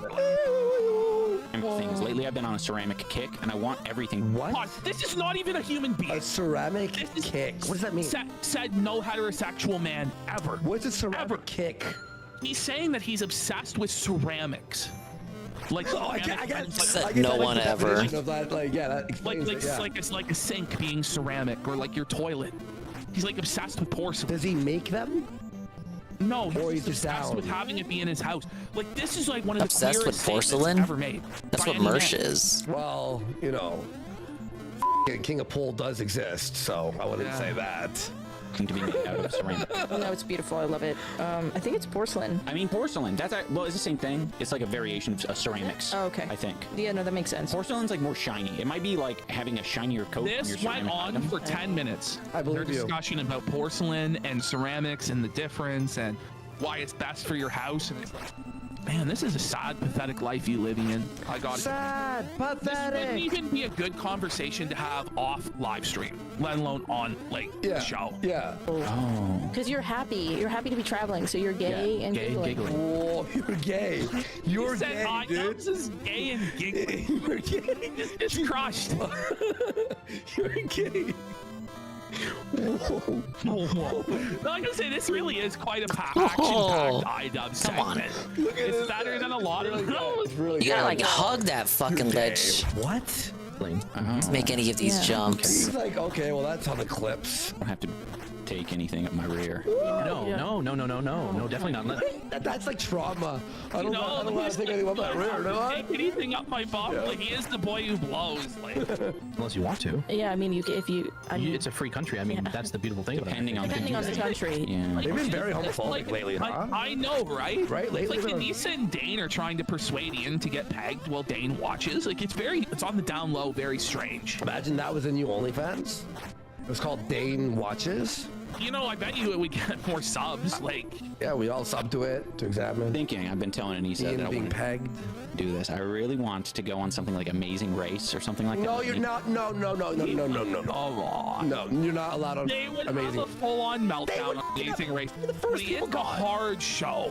And they would be fighting like brutally, and like the whole mask of this being a working marriage, a functional marriage would fall. We tried watching it, but it's too much shit's happening to comments. You can't pause. But here's the thing. There's no strategy to it. There's no strategy. It's just like do this shit, right? But Ash, remember the one? They're in like Bangladesh. And they have to ask fucked up kids near the in end. a pool. First of all, yikes. So head for the right, then left, then grab the condor from there. Do you remember that? Ice Climber. Unlock and play all challenges. We're there forever.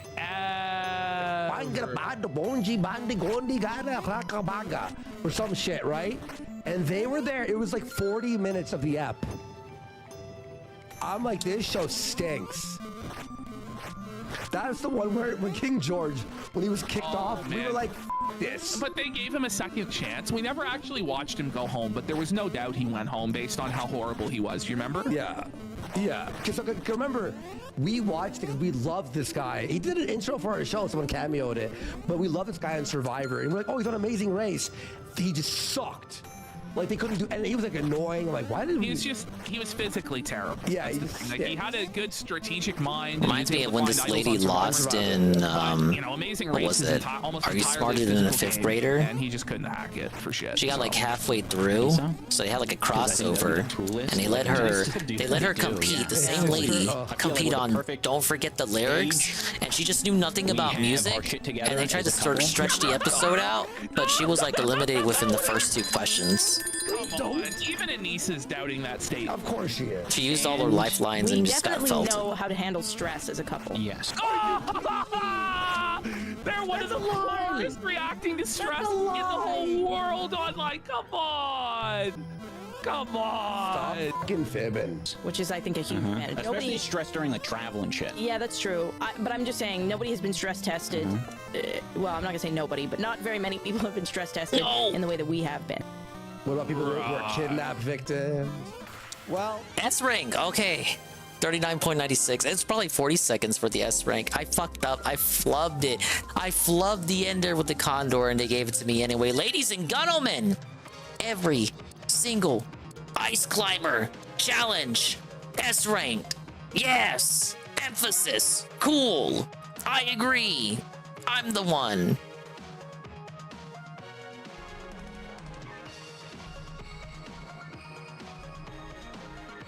This one I've been meaning to watch. We're gonna get okay, the DBZ fans need to wake up. We have Ethan Ralph is Champa. Don't worry, it's gonna make sense. An unflattering comparison between Champa from Dragon Ball Super busted a nut in your bathroom, Ollie Jamal. What do you think about that? You can tell he's already pissed. Who looks healthier? Honestly, this guy. Who looks on top of his game? Like, I love how he has to keep, like you said, flexing. I'm on top of my game. I'm a winner. I'm healthy. It's like, Ralph, if you what do you think about that, A-Logs? Yeah. Allie, if I ever see you again, I'm gonna beat the shit out of you. They were supposed to be friends. He struggles with self-control, and he goes, "If I ever see you again, I'm gonna beat the shit out of you." So that entire segment was just to lead into this. Okay. You saw Ollie Jamal, and he's completely harmless, other than potentially being a pedophile. But you know, aside from that, you know, it's like yeah, aside from endangering children, yeah, he's just okay. Just another groiper. Dunk on him and have fun and laugh at him or whatever, right? Okay, so I don't know if they established a context here, because it looks like they skipped a segment where they actually review what Ollie does, or what Ollie. Okay, he's a. I'll do the explaining in case they don't. He is a Groiper lieutenant. He is one of the Groiper generals. He's an autistic kid who reviews anime on YouTube. And he occasionally does political videos using anime characters as like a storytelling, as a framing device.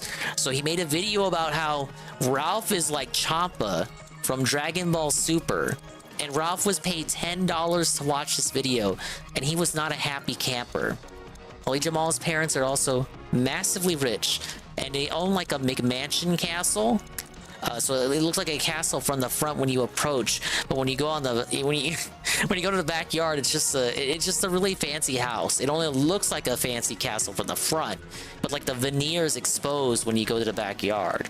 It's a lot like in Jaya in One Piece when they go to the Jaya arc, when they go to that house, and it's like it looks like a fancy palace from the front, but then they go to the backside, it's just nothing but plywood.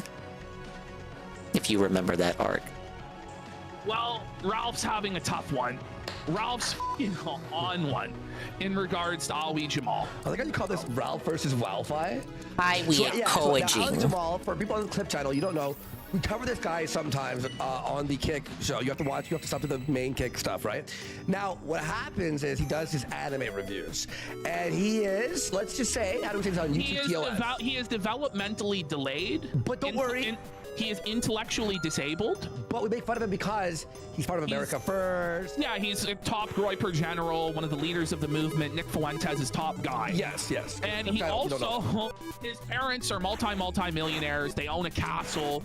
Ralph manipulated this developmentally delayed Indian gentleman into allowing him to throw a party at the castle. Yeah. And so that's the lore that's necessary to all of this. And here, just so you see, this is who he is. We'll show This here. is Ali Jamal. everyone. Well, that's all we'll show you. Okay. Now, just by that, you can tell that it doesn't need the reaction that Ralph's about. He gets no views. He's just in his room watching Crunchyroll anime all day, and he reviews it, right?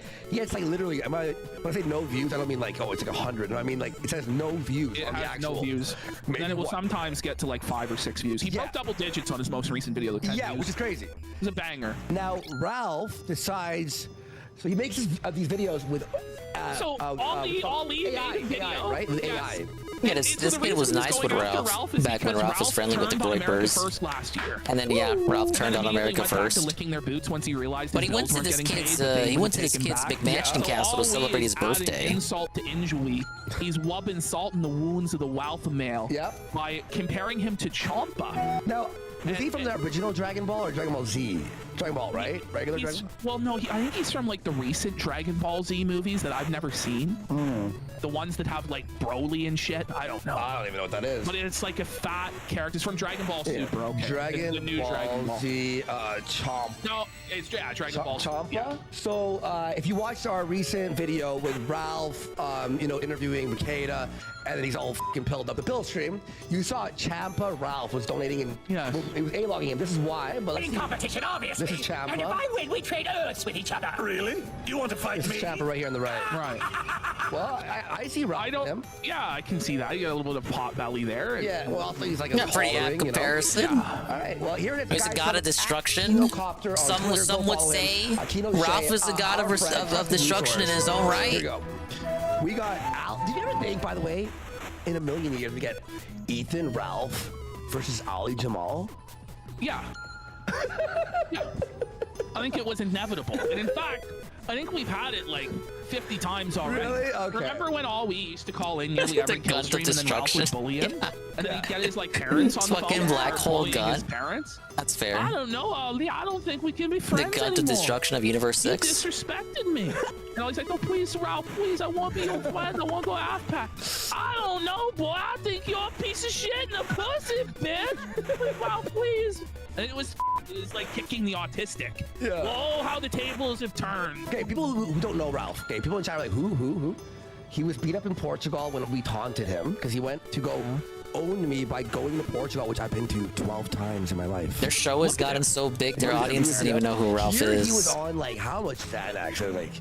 He's like, I take 8 Xanax to wean off. And we're like, whoa. He moved to Mexico because he's hiding from like his. They stole his purse and they sold it on eBay. He never really recovered once they took his purse. A man denied his purse is no man at all. It's tough. One day we'll do another Ralph stream for the update lore for new people. Yeah, okay, we will. We'll do that. Ready for a critical dive into the world of excess and indulgence? No, not really. But this is Ali Jamal's AI. But he's just seething, dude. He's like, no, not really. Then why are you watching it? Ralph has literally no content to the point he's forced to react to this Ali Jamal hit piece comparing him to an anime character. But so far, it's like, okay, Ralph's taking kind of like a laid back tone with this. No, not really. Yeah, it's gonna ramp up in a second. Volcano is building. Volcano is building up pressure. Houseplant in chat says it got donated by someone.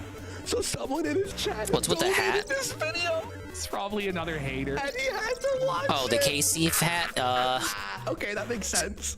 Is it the Kansas City Chiefs? This is, They call it the Kino Casino chat. I mean, the Kino Casino hat. For each of his comparison videos. An unflattering comparison between Champa from Dragon Ball Super and Ethan Ralph.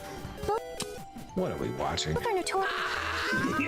Ralph doesn't even know where to begin. He doesn't know it is anime bullshit. Oh, like, he's really pissed at having to look at that in the mirror at his fat monstrosity Easter Island fucking head. Like, look at the shape of his fucking head in this image. Like, zoom in, man. Like, what's going on here? Like, that's unedited. That's crazy. Watch this. You know what he looks like? These fucking things. I know it's Easter Island has. Whoa, obscure gamer reference. The bloopers? No, it's gonna be the Freds. There.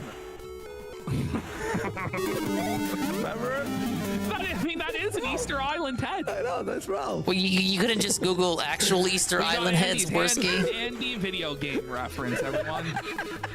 Notorious not only for their contentious behaviors, but also for their You know those corpulence, heads are which real, highlights right? their lack of self-control It and didn't indulgent originate from lifestyles. Mario Land.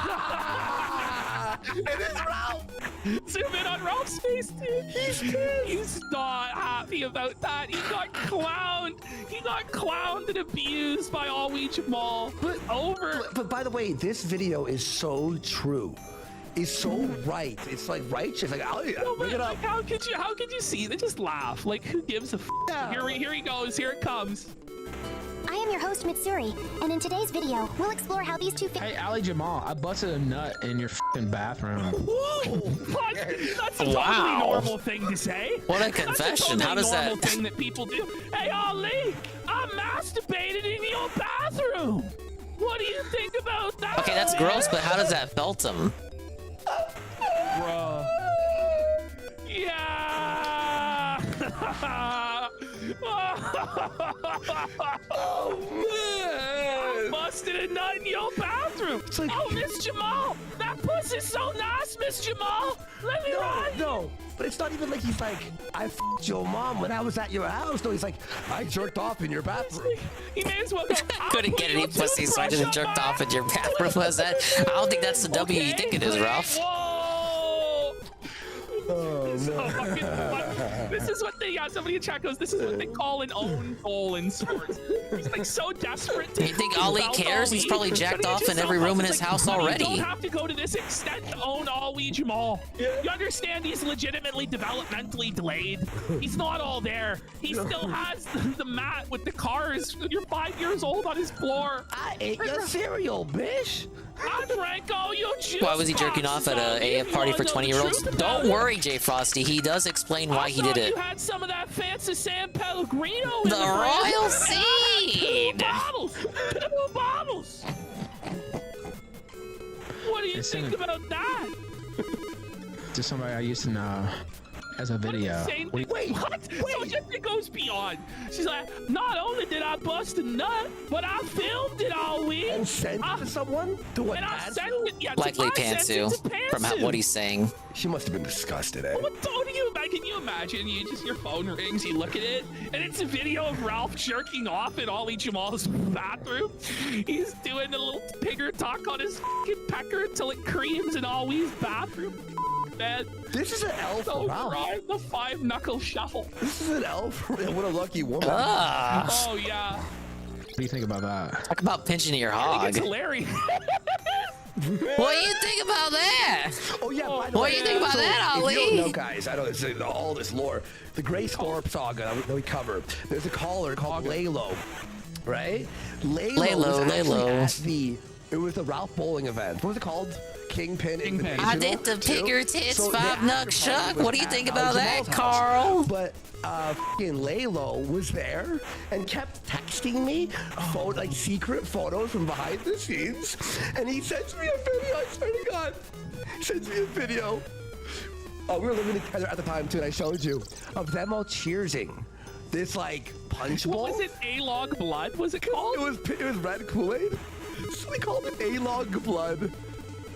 How? I bet Ralph loved that. Let's see. Oh my God! I have to find it. I'm sure it's in our DM somewhere. Oh, dude. I busted a nut in your f***ing, $3-4 million mansion. And whoa, what Oh, it's just like, Busting out your such an $3-4 million elf. mansion. Yeah, I know I live in a How about tin that? shack in my Mexican lawyer's backyard, and you live in a $3 to $4 million Wouldn't mansion. the first line of offense just to be like to make fun of him for not really living in a castle? It's just a McMansion that looks like a castle from the front. Instead of just saying that you busted a nut in his On bathroom. the toilet. What do you think about that? It's like, what's wrong with you? Like, what's wrong with you, man? He's so sick. So insane. So sick. Wet Venus has gifted 5 fucking subs. I think what happened, his credit card like locked him out, but he called the bank. No, he's got it. He's got it. I trust him. I trust him. I trust my fucking Wet Venus in my life, dude. All right, here we go. Thanks, man. Send it to somebody you used to know. Wow. What do you think about that? What do you think about that? I don't think he thinks a lot. Like, and then you know what happened? That girl you sent it to took your daughter and left the country and left you alone. No, I know what Ali's thinking about. Race car go room room. I think it's That's in what he's- Texas. What do you think about I that? don't know where it is. I feel like I heard them before say it was in Texas. Like, this is what he's doing, Ralph. Like, he's not really concerned with your masturbation. Nintendo Direct. The God's honest truth. God, don't doubt you. Yeah, we believe Like, you. That's not even we believe you. It's hilarious. Like, you fucking. Nady knows I'm telling the truth. Wait, hang on. Nady Bakes is only one of 4 donators. Nady Bakes is a guy who donates to him. One of the 4 donators throws $2 to him. Wait a minute. He told his donator that he jerked off in the bathroom. No, so there. Like, imagine first of all, if that was the case, like just DMing him out of nowhere. Hey, do you know I jerked off in the bathroom of Ali Jamal? But was he there with Ralph? Yeah. In the bathroom? Because I think Do you know how he got a picture of Worski's passport when he was asleep, when they lived together? Was that like his blackmail for Ali? Hey Ralph, what's going on? Busting a nut in his Ralph, we want you bathroom? downstairs. Quiet! In case they ever broke up in the future? Or was he just in there helping Ralph jerk? Yeah, like, yeah. Was he like stripped naked and he was filming? dancing? He was filming. He was the fluffer. Oh, he was the one filming. Yeah, well, Ralph. It makes sense. When Right, Ralph was doing his one knuckle shuffle. Yeah. The guy was there filming it. The Memphis Micro in all its glory and grandeur. Wow. That's Get that grimy, angle. buddy, Ralph. Yeah, you had to get the right angle for Pantsu. Oh. Come in here, baby. You know. I know you flew out here. Look. Fucking paid thousands of dollars, but I'm gonna need you to hold the angle just right for me to jerk off. Like, that's crazy. You know what's so funny? Pansy, like, this time hated Ralph, right? She was, like, disgusted by him. So, you know, she's sitting at home with Rosie, right? The Rosie Blues. She's sitting at home. Probably sent it to Harry. No, she probably went bring. She checked and went, oh. What do you think about that, Harry? Like, that's disgusting. Okay. Imagine Ralph just sends it to her. What do you think about this, Harry? Yeah, little five knuckle, little piglet pitch. Bathroom, Ain't nothing but some I'm piglet gonna pitching. come on your toilet, Harry. Nick Ricada told me I could come on your toilet. You know, all you could say to this is you go weird flex, bro. Weird flex. Like, everything he flexes is terrible. Look at this sandwich I'm eating. I did this, but in your daughter, Harry. Oh, what man. do you think about that? I said a nut and filmed it in your fucking house and sent it out. No. Do you think that's king shit? Now So, you're like- somebody that I used You didn't even like fuck somebody. pussy in the castle. You just busted a nut in the castle. I don't know, You know like, what's happening. he's got no conception of what's reality. You know? is. Like, Yeah, he doesn't even know what day it is. for all he knows, like unicorns dance on the Jupiter moon. Like, you know, this is his life. So he actually sees Ralph as Champa. Like, he visually sees You Champa. can't draw a true distinction between Ralph and Champa. They're both equally real in his mind. Yeah, his mom's like, what are you doing? I'm watching the kill stream. It's just Dragon Ball Super. I don't care. Figures epitomize the pitfalls of overindulgence and arrogance. Strap in, because this is going to be a revealing one. It's a top 10 video. We're not even at the top 10 part yet. Ralph is that triggered. We're not even at like the thesis of the video. I believe you. By the way, Ali's parents give him money to hire an editor. Isn't that nuts? That's crazy. Like, he has like top ranked, like Top man. Fiverr, like the top 5-star editors on Fiverr. He told his editor to put it together an anti-Ralph hit piece. Destructive He's disclosure. probably fucking Shaunta's baffled. reckless tendencies in Dragon Ball Super mirror Ethan. Bro, does not want to watch this, but someone said $10 and he needs to. So he has to sit there and watch the whole 11 minutes of this shit? Look, we've proven, without a shadow of a doubt, especially yesterday, well, actually, it was GNN, Kino Copter, Kino Shea, proved without a shadow of a doubt that Ralph fakes all his donos. But when a real one comes in, he needs to watch it. He's got a tap dance for it, yeah. Well, yeah, you know, what's his name? Waffins donates, like, people making food, and he's got to watch 30 minutes of it drunk, like. Ralph's real-life indiscretions, particularly highlighted in Ralph's involvement in doxing incidents. In the anime. Doxing. So, again, not trying to. I've refrained from. Now, Ralph caps and copes about doxing. Ralph's on record saying nobody gives a fuck about doxing. All the time. So he doesn't deny. Like, he's like, yo, well, everyone doxes. Well, everybody's guilty, so. No, Ralph. Not everyone. No, but most Ralph normal people don't dox. Ralph's like mentally handicapped on this shit, though. It's like when Ralph doxes, he like so proud of it, but then if somebody does it to him or whatever, he's like, "Fuck you, it's evil that you." Fuck you, Alon. Why would you do that to me? That was. Wait. So I love. All right, Vincent throws the Groipers under the bus. Like, how do you think I got Teddy Fee's dox? Because the Groipers gave it to me, bitch. Wait, so Ralph, like, he turned on Feezer? No, it was Ralph who originally doxed Feezer. Yeah, but he's turning on Feezer now again. Well, no, he's just explaining. He's well, I'm just the Groipers be equally guilty and shit. I'm just trying to throw a wrench in their friendship. There is no, like, it's retarded. Is Teddy gone? Like, does anybody know? Is Teddy in witness protection or like where is our he? Intro videos. Yeah. It was given to me. I didn't research that. That was given to me. And they Just like DSP. And they knew I don't go out looking for this stuff, man. People just send it to me. So what you're saying I don't is ask for it. It's just sent to me, man. So far is correct. Yeah, likely absolutely story. True, but also the Groipers docs as well. So it's just like a big L all around. All around, you know, yeah. No bring it up, casino dub, yeah. And so this whole doxing, no, like it's horseshit. Shampa's impulsive And I still didn't put out his address or anything like that. Liar. decision-making often leads to unnecessary chaos, such as when he heedlessly provokes conflicts or misuses his power. Pause. I just want to point out, so it's not a bad thing, right, in his worldview. Yeah. But he also needs to clarify that he didn't put out the address. But if you But he also believes, yeah, exactly. But if it's totally fine and cool with the gang, why do you need to clarify that? No, doxing's gay, and that's it. It's just like none of it makes any sense. Hours without considering the repercussions. I will slap the taste out of your mouth. Like I just. This is Wait, what? Just for no reason. I'm gonna slap the taste out of your mouth. It's right after all these like. It's like he has impulsive decisions that lead to reckless. And then has like poor impulse. Because I'll beat your ass. Well, yeah, way to prove his point there, Ralph. Good job, bud. Now we're gonna watch this in a few weeks when we have nothing to talk about because it's the best stream I think in the world ever. Paralleled by Ralph's decision to disseminate personal information By about the way, he's showing me here, and I'm 100 pounds heavier. Ralph gets mad every time he shows this video. Smear video shows the unflattering angles of the person they're smearing. Holy shit. They love showing this clip because I'm so much fat. I mean, you could. Doesn't that Nah, show not that good you enough. had low impulse control, though? Yeah. Well, and also it's not like you look better. Like you got a fucking hanging bullet. Somehow he actually looks worse. He looks better, bigger actually, because it fills his face out.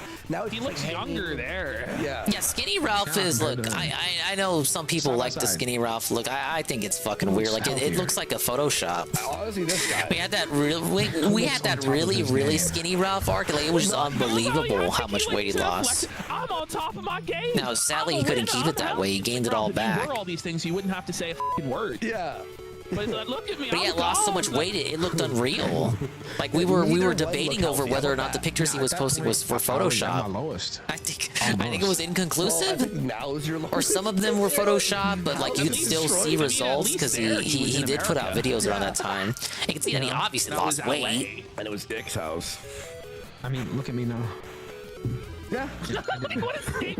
Well, look at But me I now. think he's piling it back on. He's putting the weight back on. My Ajit parents pay, thousands of dollars to get. So this is what's these are people that were so gracious. They allowed Ralph to stay at their house for free. Through thick and thin, by the way. Yeah, and they were loyal to him. But now, because like this silly video about Dragon Ball, he's like, All right, S-rank. It's kind of an annoying one, but we got it. Yeah. It's like, by the way, if Ralph was a Nepo baby, do you think he'd turn it down? He would love it. Do you think Defeat he'd go all like, enemies. oh no, I can't accept those millions of dollars, Mom and Dad. Yeah. I gotta make my own way and have my pride. Like, no, not in a million years. No. Everyone wishes they were a trust fund baby. Come on. Slimmer. I just got slimmer because I know how to do it. individuals, notably during an online feud where he released private details of adversaries, an act that drew significant backlash and legal attention. In July 2023, during the Fuentes Rally 2, Ralph posted sensitive information including names and phone numbers of individuals known as Black Swan Clear and what Inhumans. rounds 1 through 3. Oh, we got something for balloon fight. Take them down before they're up. Victory will be determined by the amount of enemies you can take down before they take off. These are ideal routes for each stage. Stage 1, You can take out all 3 enemies before they're off the ground, but if that's too tough, aim for at least 2. Here, you want to take out 3 before they take off. 1 right after takeoff, and last one will come right to you. This may take some practice, but here you can take out 3 before they take off, and the rest once they're airborne. Oh, that's the strat I just used for stage 3. Yeah, you want to rise up, screen wrap, and then go down. Interesting. I'm glad you promoted that more. They're never gonna take you back, Ralph. You'll never be allowed back into the Groiper cult, buddy. I thought doxing was fine though. I know, right? But now he's saying, "Oh, you're Look at promoting this dude doxing." looking at guys. I don't know what you're talking about. The game recommended it. Doxing was part of a broader pattern of behavior where Ralph used his Bruin platform to has gifted 10 subs. Let's go, let's go, let's go! Big day for the casino. Thank you. attack and intimidate others. This all I'm started. still coming for you, bitch. What are you gonna do? What are you gonna do, Ralph? He's not gonna do anything. Can't do anything. He's a pussy. You made it your. Look at him. Like, watch when he kisses his lips, bro. Like, what? For you, bitch. Watch. Since you made it your. That's Ralph's, like. He's just He's so like angry. inner- Like steam's coming out of his ears. Like clockwork in his brain. He's like, how do I hurt this guy? He's making fun of me on the internet. Don't hurt him and his family. Going insane. If it was We a can't cartoon, have this he'd see happening. steam and go, "Ooh," as it came out of his ears. It's all like denture, man. Dentures, yeah, he's using his dentures. When Nick Fuentes politely asked him to not attend his rally while drunk, which enraged Ralph. Actually, no. Actually, no. Actually, that's not what happened, A-Log. What do you think about Nick Fuentes that? sent me a message and he said, "Yeah, show up as long, don't be drunk." So he did tell you not to be drunk.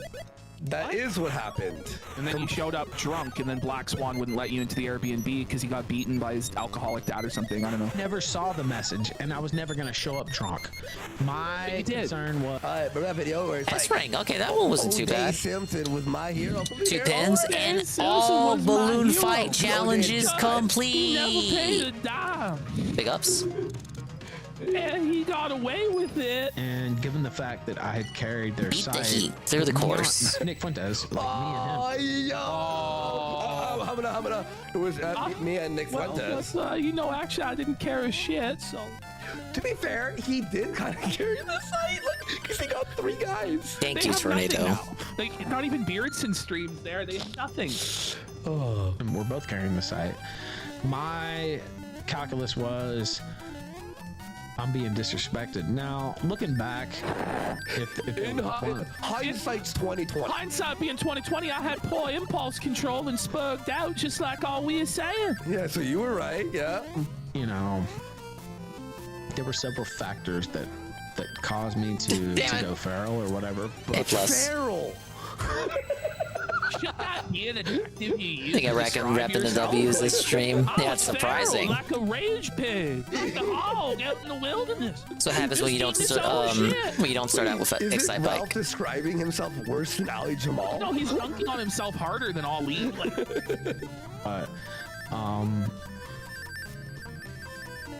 go No, on. how do I keep missing? One of 20 them. seconds. If I'd We seen can go his quicker. message, that probably never would have happened.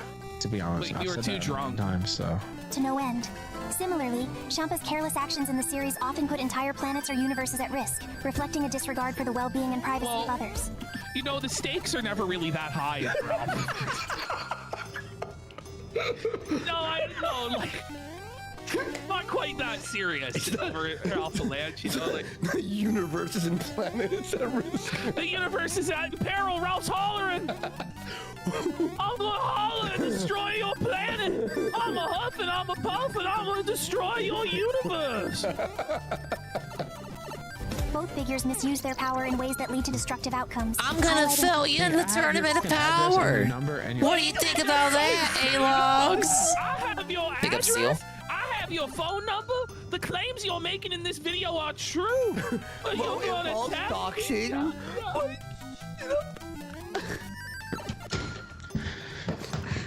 Where's my phone? Where you doing? If you Where's dox him, my phone? it's like he's gonna dox him, and then what? People are gonna assassins are gonna head to Ollie Jamal. running into that Koopa. It's like a gated fucking mansion. What do you think they're gonna fucking break down the door, the gate of the mansion, and like with assault rifles kill everyone inside? Like it's not gonna happen, man. Everyone knows where he lives because they fucking released the address when they had an event there. Yeah. What's your like? He thinks like doxing will like lead to an assassination.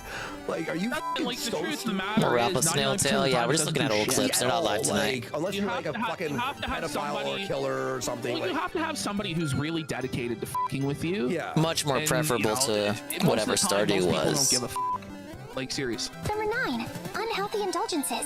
Champa from Dragon Ball Super and Ethan Ralph are often critiqued for Big their up unhealthy Iviga. lifestyles, The big especially their Ouija excessive moment. Hello, sir. Ralph's so pissed. For $10.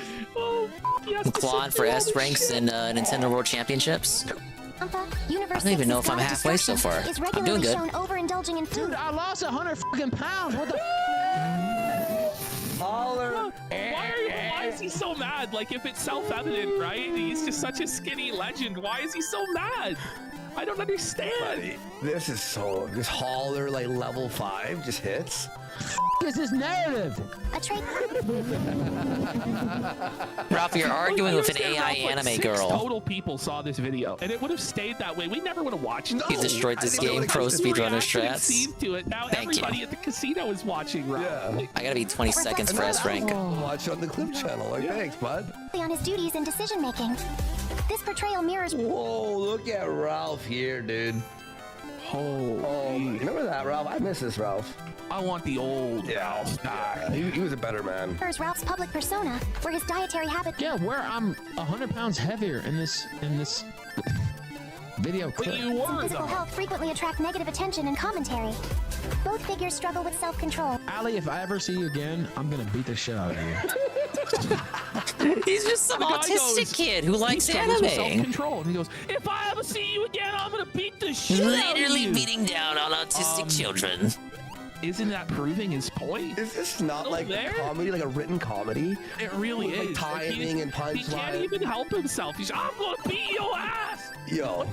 Like, what does that prove? And I think Ali might max him out. Yeah. Like, all we might use his strength and just max Ralph out. Yeah. And then he might be like a feral chimpanzee. Ralph getting thirsty for AI. Someone paid him $10 to watch a video that compares him to Champa from Dragon Ball Super. Fucking funny. And I don't give a about any charge. If I ever see. He's getting felted by actual to the point where he's saying that he'll go to. This dude hasn't even watched like OG Dragon Ball, let alone Super. He's got nothing for this. 18 seconds, S rank. So that because I got made fun of by a Champa Dragon Ball. Wait, Ralph shits on people all the time. Like, you dish it out all day, but you can't even. Oh, look at that. Is that like half of them video, like now? A joke? Like, who cares? You're saying this is bitch behavior. He's calling it strength versus lard strength. yeah. The 500 pin. Eat your ass. Fix your mic. I'm gonna grab you by the throat and take you down to the ground, and I'm gonna beat the fuck out of you. You're not even in fucking America, dude. He gets these like vivid fantasies of violence. It's like, this isn't normal, sir. This is fucking Cocoa for Cocoa Pop. He won't do shit. Why don't you? He knows why where don't he you lives. take? Why don't you take a deep breath and count to 10, Ralph? Oh, turn off the video, you loser, and go do a show. Unlock some icons. What do we got? What do we got? What do we got? I got 5,000 coins to work with. I love this. Keep doing this, Ralph. And I'm not kidding. So you better hope to God that we never meet again. Okay, well, you'll probably never go back to America. Yeah. Oh, tough guy Ralph there. Their tempers. Yeah, Kitab Mudik Diver says, Ralph said himself, he has Ali's address. Why didn't you fly over and issue the challenge in person? Yeah, if you don't care about charges. No, he won't do it. He's a bitch. Arrest him. Are equally problematic. Champa's quick to anger nature often escalates conflicts unnecessarily. It's true, though. This is exactly who Ralph is. Yeah. And it hurts Ralph. It hurts Ralph so bad because it's true. Yeah. Look at this. It just, he can't handle being a joke. Like, he is. He is a joke. Like, but everybody in the sector is a big fucking joke. You can't take yourself this seriously where some anime AI video made by a literal spurg that lives in their parents' mansion causes you to fly off the handle in psychotic murder He didn't make fantasies. anything, Like, calm idiot. down. Yeah, it's sad. You're Ethan Ralph. You ate shit on camera. You stuck your thumb up Faith Vicker's bomb and ate it. I watched you suck the shit off your thumb. And then you leaked watched it online. Yes. It's crazy. No, who am I kidding? I know he made a frame-by-frame analysis of the sex and he tape. can't even use his own voice. Like, what in the f, man? A little bit. Where's the Bowsette icon? If only they owned the rights to her. Ralph's temper has led to They can own the rights to porn, Mario porn parodies if they really wanted to. including online meltdowns and confrontations. These outbursts not only mirror Champa's yeah, it's called entertainment. A tasty sip. No Shy Guy icon? They got a Shy Guy icon. A shared inability to handle opposition calmly. Up here.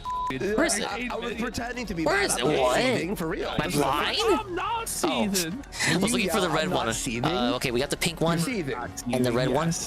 The red one on the bird, the red one on the little thing, the little tank. Champa's volatile relationships, particularly with his brother Beerus, showcase a constant theme of conflict and competition that often ends in embarrassment. Autism. This dynamic is ridiculous. It's so funny. Is this not the best image of Ralph in the history? I think he really hates the video because he knows nothing about the source material that he's being compared to, so he can't really argue against the substance of the video. Like, he doesn't know anything about Champa to know why he's being compared to Champa, so he has to accept the narrative being set forth by the video. Like, he's unable to critically critique the contents of the video because he is so unfamiliar with Dragon Ball, and then the video is presenting it in such an autistic kind of clear-cut, these are the facts, objective kind of way that it's pissing him off. He's kind of like, he feels like he's the one left standing in the dark here about what the fuck the video's about because he knows so little about Dragon Ball. There's very little that he can argue against here. Like, you'll notice whenever Ralph does speak up about a video, he doesn't address any of the Dragon Ball parts of it. He only addresses the stuff that directly addresses him, like stuff he knows he can debunk. That's when he chimes in. But he is very much this video does not make him a happy camper. This dynamic is ridiculous. It's so funny. Is this not the best image of Ralph in the history of Oh man, it's so good. You'd think we AI'd it, you know? You'd think we'd AI'd it, but no, that is...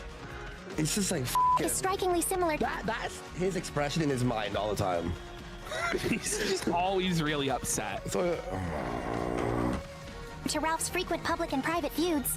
Ralph's confrontations, especially those broadcasted during his live streams, echo Champa's dramatic showdowns, often resulting in public ridicule and loss of respect among peers. Moreover, both figures have... He's like, he's actually putting him up on the cross in the most like autistic way possible. Yeah, he's like, being dressed down and he doesn't understand it. It's like the most hard-hitting hit piece in the most stupid way imaginable. I think everyone should sub to WoW5 for this. God gives his silliest battles to his funniest clowns, doesn't he? Yeah. The circus is here. See, I gotta this is funny, dude. I just had on today. What's this? Now, whether you like her or not. Hear this. Like one of the hottest properties right now. What? And they came on the kill stream because they had faith in my ability to shepherd things and to... Okay. I don't even know what he's referring to here. So, and again, you can hate Lily if you want. Lily, okay. Who in the Who is Lily? I guess it's this new e-girl Ralph is simping for. Like, oh boy. But who? No one knows. I had Lily on. I had Lily on, bitch. What do you think about that, A-Logs? Wait. I don't know who that is. This a hot property now? It's not. Thoughts? Oh, he's joking. He's in fantasy land. It's fine, but who's doing business and who's not? I guess is what I'm saying. Ralph, you fake almost every donut. You make no money. You're broke. Ralph, and you fucking ruined your biggest interview that you had in years by being drunk, pilled up, in business. Not you. Not you. Yeah. The Cog is beating you. Cog's like doubling his money every day. You made $250 today. Like Cog can't even afford KFC 3-piece bucket or a toilet. Like what? Have a tendency to manipulate situations to their benefit, though usually with poor outcomes. Champa's attempts to outsmart or undermine his opponents during the Universe 6 and 7 tournaments often backfire, highlighting his underhanded tactics. Ralph's involvement in various controversies, such as the doxing incident, showcases a similar pattern of behavior that not only Swan was already doxed, you moron, and so are all these other people. Damages his reputation, but Why also alienates. Yeah, that, and also there was no dox in A-Logs. What do you think about that? Reminding people he was doxed. Yeah, I know. So he was You doxed said earlier there was nothing wrong with you doxing these people, but now it turns into, but they were already doxed. Yeah, Okay, like- then why did you post their names and phone numbers then? That's still doxing when you take someone's dox and then tell more people. Like, just stupid. Hates his audience. 7. No, it doesn't. You know what? I got a hardcore audience of, of 7 people. Like it's 7 people, and at least 3 of them are pedophiles. One's a furry. Most of them are convicted felons. I'm not even kidding, by the way. Like, Adelwolf is like a heroin addict. Wasn't Bam Biggity Bam a heroin addict as well? Like, these guys are like heroin addicts, criminals, pedophiles, bestiality furries. Like, this is your diehard audience of support. Like, it's a strange flex, brother. And Adelwolf has, I'm not joking, a trans roommate who he would cry to a bunch of us back in the days, like 5 years ago, that he, like, the trans roommate would sneak into his bed at night and like rub himself on Adol. And he was like really upset about it. I don't know. What is wrong? What is wrong with Ralph's fans? You know, big stories. Yeah, no, I'm serious, by the way. That's a real story. Andy. You know, we get up to 1,000, whatever. Need help. That's all I need to make a living. We've hit. Oh shit, I'm out of coins. 69 straight shows. No. It's all lies. It's all a fantasy in his mind. Like, by the way, No, I was close to buying all the 20-coin ones. 360 out of 501. Consistently $500 or $1,000 every day. Some days it'll be $100, $200, $300. Like, it's all over the place. And we know at least half of the time he's faking the shit. More than half. We've watched him fake it a million fucking times. And it's like, even if it is true, Ralph, that you're making enough to live, like, are you really winning? Yeah. Ralph goes, he only gets 12 views. Then why are you reacting to it? Why are you so angry at a guy who only gets 12 views? Like, does a king seethe if there's a dirty peasant at the gate throwing shit at it? No. Yeah. This is crazy, Ralph. Well, he says it like this. He goes, I'm not beholden to someone that's all, well, you are, because you're reacting. If you were beholden, you wouldn't watch it. Yeah, he's confessing he's not a big deal anymore. He only has a core audience barely keeping him afloat. It is what it is. It's tough, dude. Comparison video. I remember our first stream. You know what? I know for a fact that there are groypers who still watch me now. Who cares? No, there isn't. How many? 3? 1? Because I've seen them and I've talked to them. And I have no interest in, like, beefing with them at all, because I feel like anti-Zionist voices are good regardless. And other reasons, because I just don't think that... Sounds like you're cucking out there, Ralph. That's not a very Ralph male deduction you've come to there. The factors that came into play. But for this fucking he paid money for somebody to edit this for him. Do you understand? Good. Wow. Ralph's never edited anything in his fucking life. Yeah, maybe if you had an editor, there'd be actual clips coming out. Maybe you could have a clip channel like we did. But maybe if you're rolling in dough, Ralph, you could actually you can actually commission people to make things for you. He paid his parents money. Yeah, money well spent, by the way. Yeah, he's really delivered with this. So he paid for a service and then got the service, and you're mocking him for it. WOWFI.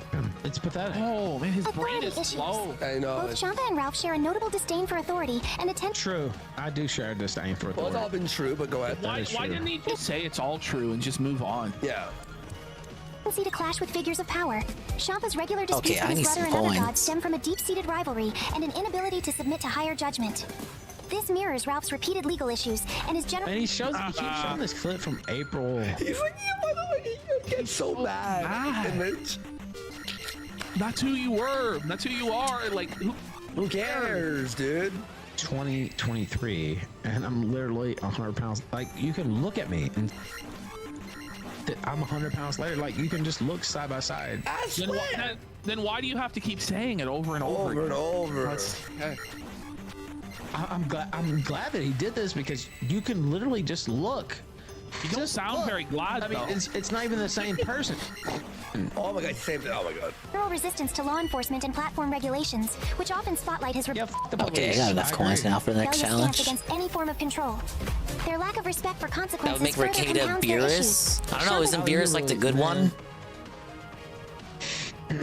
Get a treasure bag and increase your level. Dragon Ball Super, like endangering his He couldn't even muster a hauler there. The seed is overpowering. He's just like stewing in his seed. He can't even let it out. Yeah. It's just brutal. out of spite or pride, parallel Ralph's disregard for the repercussions of his actions in the real world. This disregard is evident in Ralph's handling of sensitive information and engagements in legally and morally dubious activities, underscoring a shared... Why is Ralph doing this? Yeah, Ralph, you're a felon. You've been charged many times. You're a convicted revenge photographer. You have no self-control. You know he was convicted for assaulting a female cop, but he actually missed and fell, and then got arrested by the female cop. I went to jail. This is the story. For those of you who don't know, Ralph was blackout drunk, tried to get back to his hotel, couldn't figure it out, and went and slept on the couch in the hotel lobby. They kept trying to wake him up, like, sir, you gotta get out of here. He wouldn't get up, so they called the cops. This female cop was like, you gotta get up. And Ralph's like, F you, bitch. He gets up off the couch and he tries to throw a... That sounds like Ralph, all right. He just fell straight over drunk, flat on his face, and got arrested.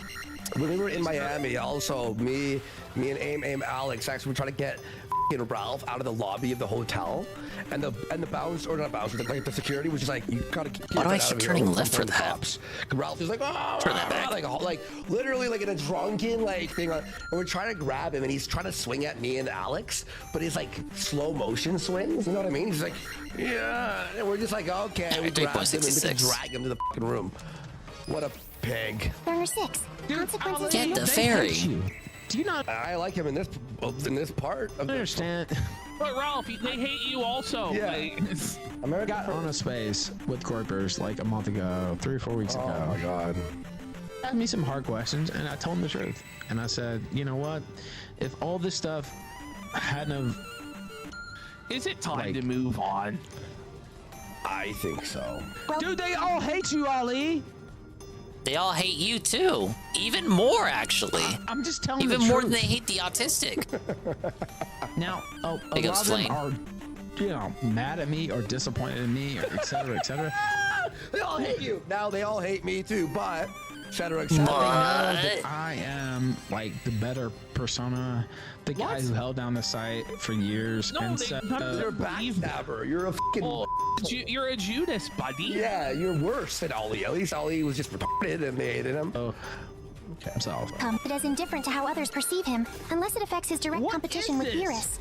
Ralph, despite being acutely aware of his public image, often exacerbates his notoriety with actions that alienate and offend, showing a similar... Yeah, that's right, because I understand how this works. So... It's led you to such success. Look at that.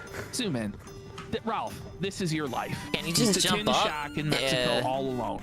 In the country in which you live, you have not one friend in real life. You don't have. Here's how the game considers it. Oh, wait. You could just get a running jump. You don't even have air conditioning, buddy. All right, well, you can't just jump directly you're a up. drug addict, you're dying. Spending over a half hour seething at an autistic Indian kid. Making no money. Like, it's sad, bro.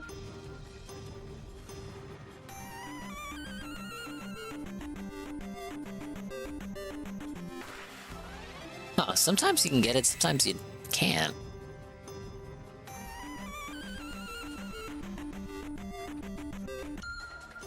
Depending on how long you hold the button down.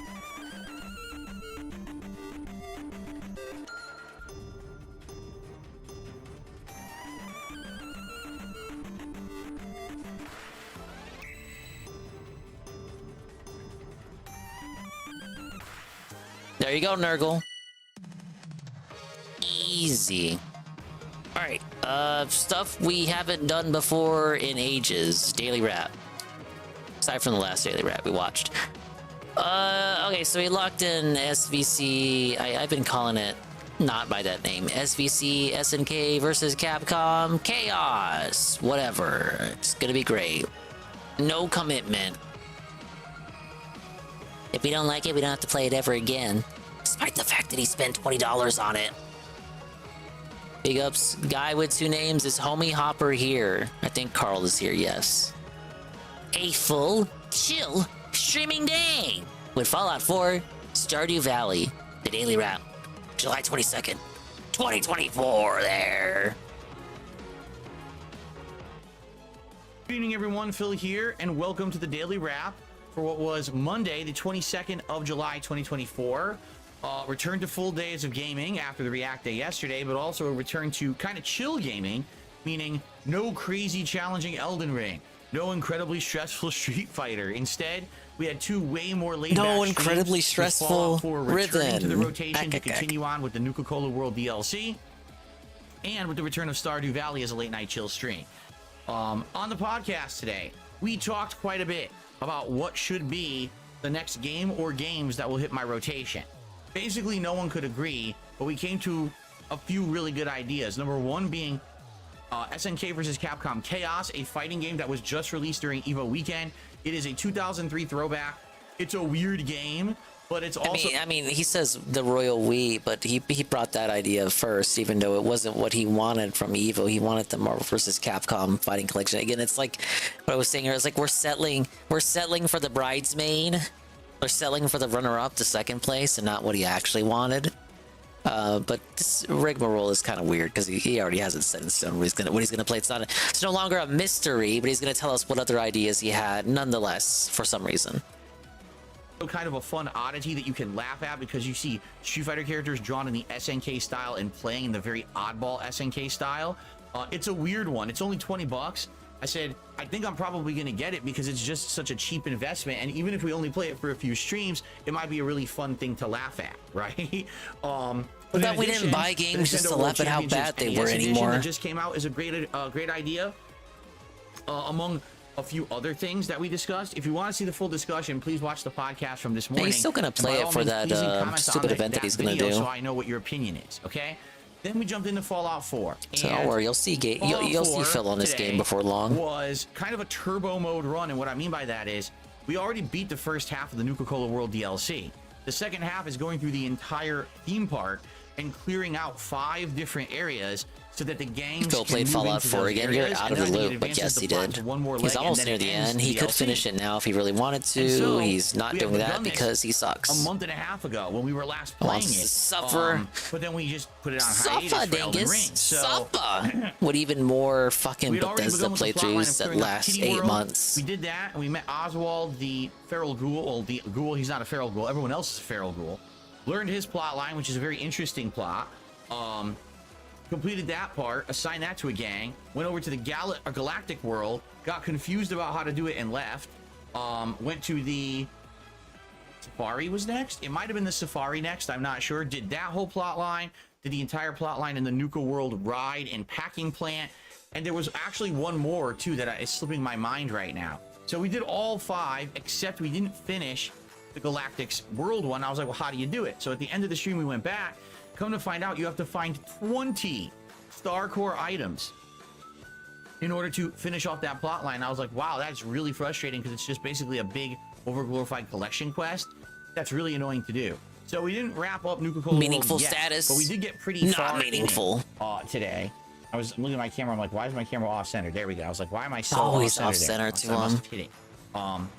So maybe yeah, your house is sinking. Have you considered that? Good progress, and I would say probably the next time that we play Fallout 4, we will beat Nuka-Cola World and then move on to probably Automatron and then to the finale of the game. So a few more streams and we probably will wrap it up, which is the intention.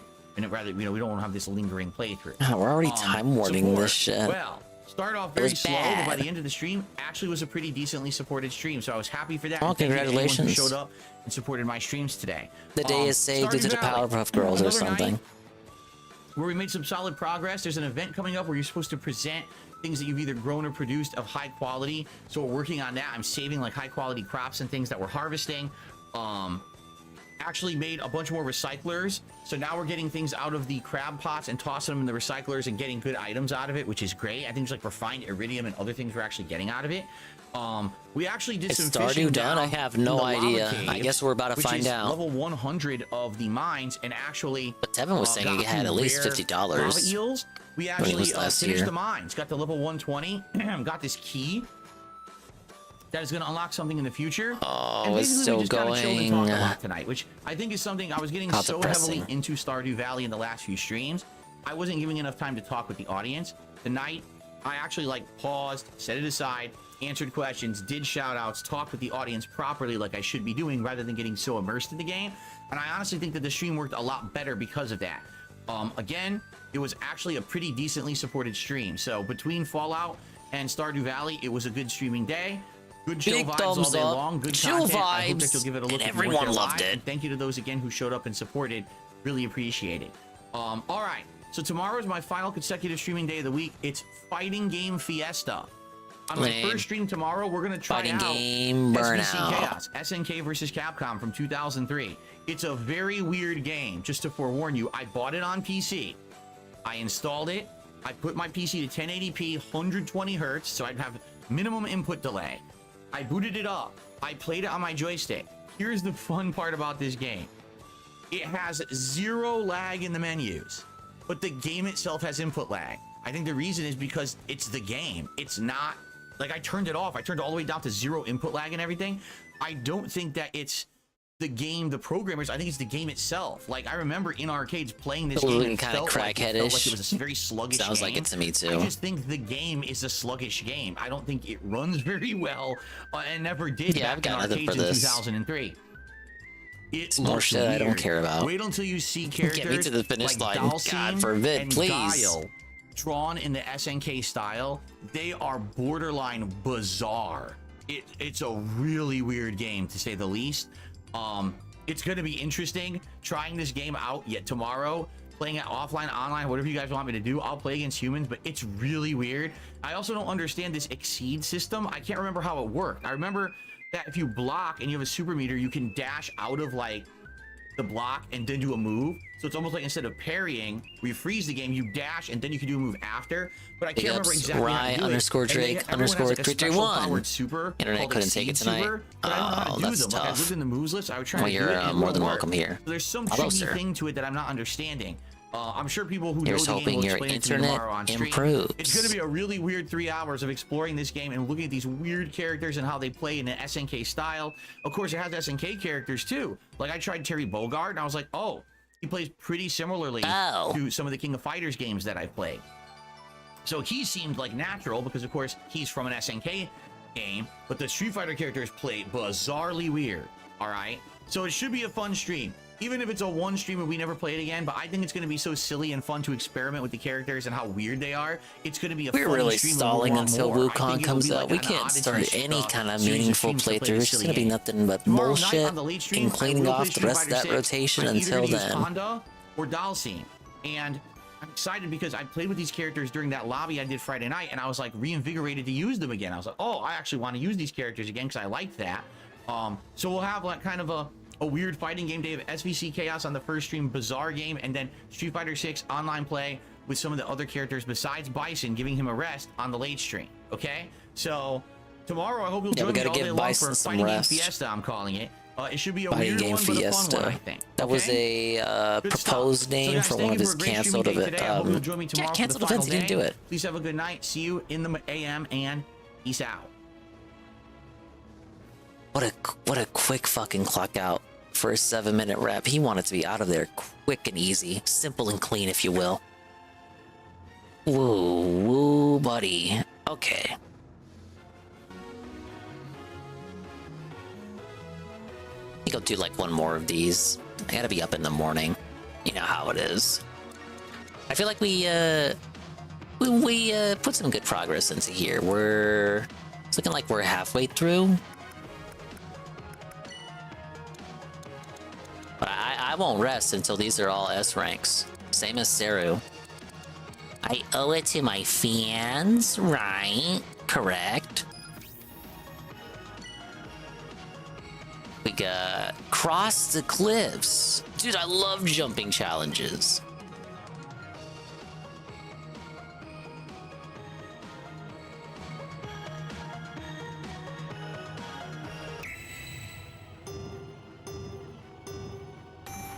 First of all, Bison and Honda play the exact same. Fuck this dude. And you're such a pussy cunt, Dave. Wow. You that much of a liar, Carl? What did he do to you? For the night, have a good one. Thank you, Joe Blah. I don't know if you hear it in my voice, but I think hearing that rap kind of like zonked me of my energy. It's always a mistake to listen to the rap. It just makes you want to hit the hay. I mean, it probably would have been worse if I just listened to the restream, right? Alright, S rank. want to see ranked salt. Now he's running back to casual. I mean, does it really matter? He's gonna be pissed no matter what the mode is. It's almost like he's half right that what he said about casual mode not mattering, ranked mode, like he's gonna find pissy combatants no matter what. But his line of logic stops when he starts saying stuff like casual mode is inherently broken as a concept.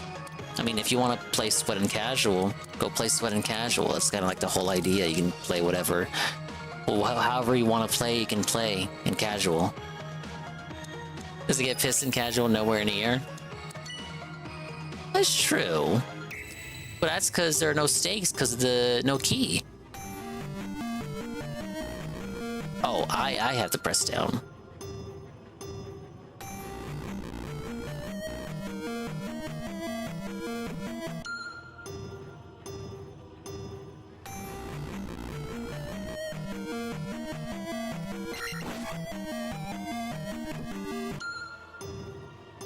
He's somebody's I'd be better off jumping over.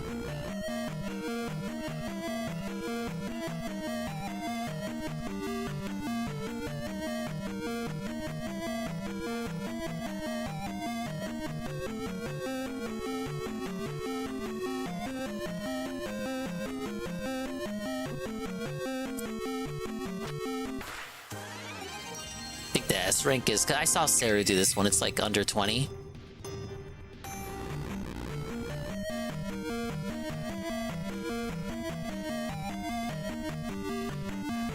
Don't waste time slaying them, just go straight for the key. Did a jump stab like in Smash Brothers? I saw Seru attempt that, but apparently at this point in the game you don't have it.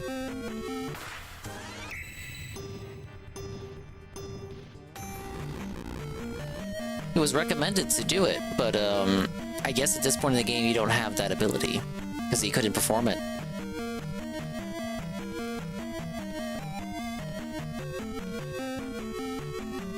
But being a pussy and go back to Excite Bike? I mean, do you just want the stream to get even worse? Alright, there we go, 20.50.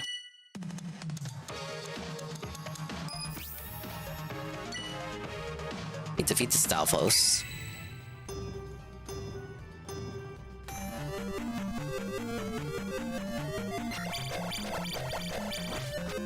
Low energy Dingus is the worst. You think Excite Bike is gonna help that?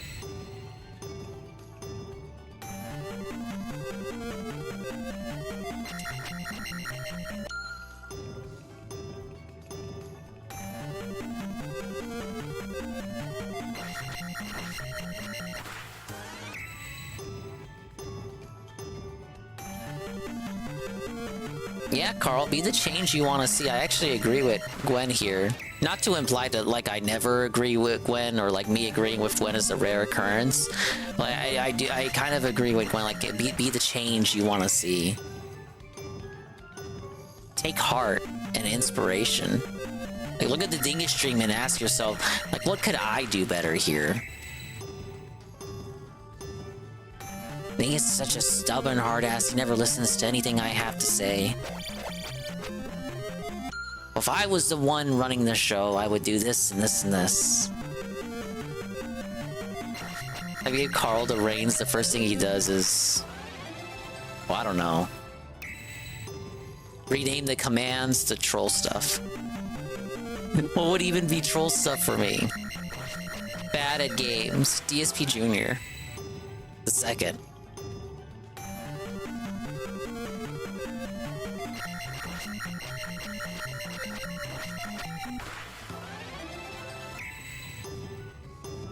What is S rank? S rank times like what? 3 seconds? 4 seconds? No, it's not even 4.71.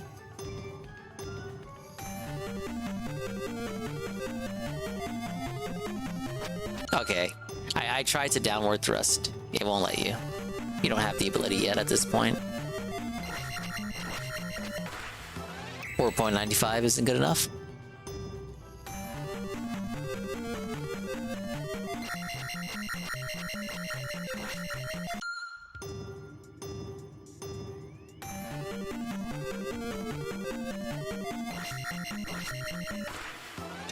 $4.83.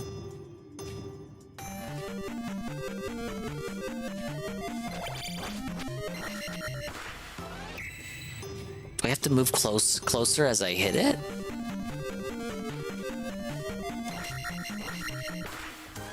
Apparently so. 4.60.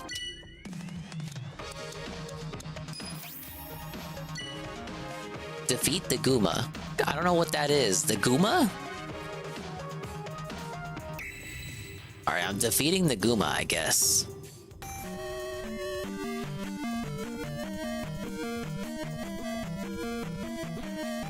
I regret encountering the Gooma.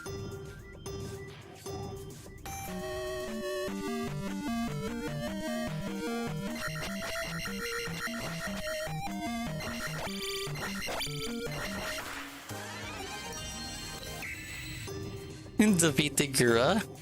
I think we'd have to go to C for that challenge.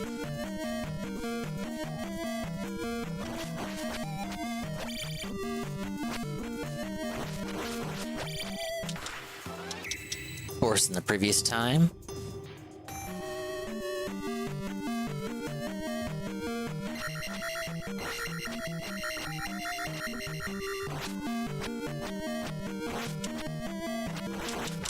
Okay, he needs like 5 or 6 hits after he's stunned with the projectile. Stunned, as if I wish it would keep him stunned. Hit him with projectile, then come in.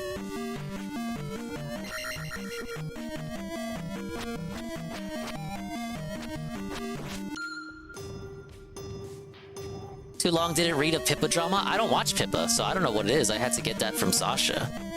And she says that she's not even sure if she's not even 100% on it.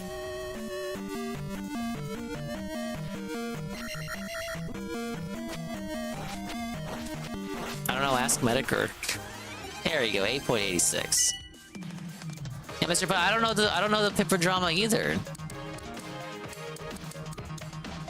Leopard Penguin is not on the Dingus stream watcher. I watch your stream list.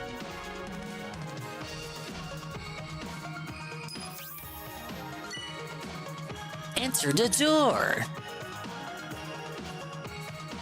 It's quite the gauntlet you got there. Ralph getting in a fight with her again or something. I don't even think it's that. I don't know what it is. Just it seems they get that ass banned. Thank you, Carl, for the guy with 2 names ban. Fortunately, is very ineffective, as I can only last this low energy dingus for so much longer. Thank you, guy with 2 names. We'll see you in 500 seconds. Here's how it's done. Thank you, Cerulean86 for the raid. Well, I'm about to just head out myself, because I am also feeling zonked at like hour 5, and I know you did like fucking 10 hours. I got a couple of S ranks right now, so it wasn't a complete felted stream.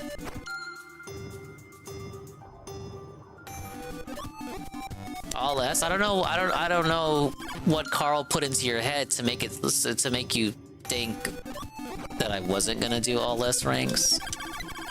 I know you're just messing around.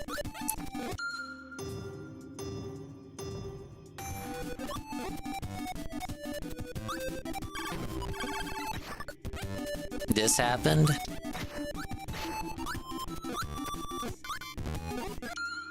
What is this? It's a Mario clip. I love Mario, man. What is this?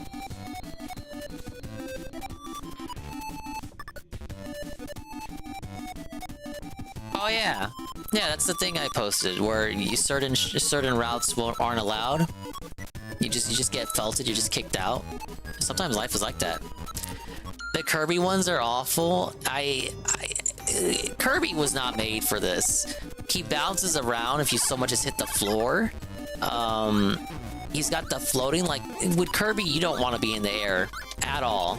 And if you do have to be in the air, you need like the exact fucking, you can't be any higher than what you need to be, which is something you would expect Shroom to say.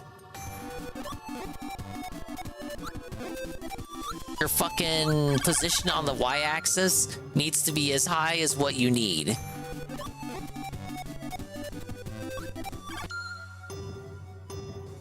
Big up Speen.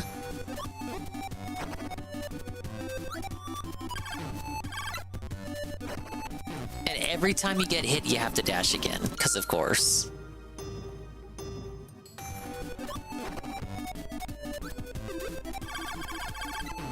I see what you mean.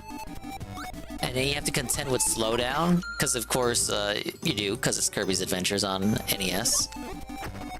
And the timer doesn't account for slowdown. It's just a part of it's all part of your great ambition to play the game here. Blessings upon you. Whoa! It's a Chowda re-up for 5 months, and they say, "Wow, free money." I do enjoy free money. Thank you, Chowda. Chowda! Say it right.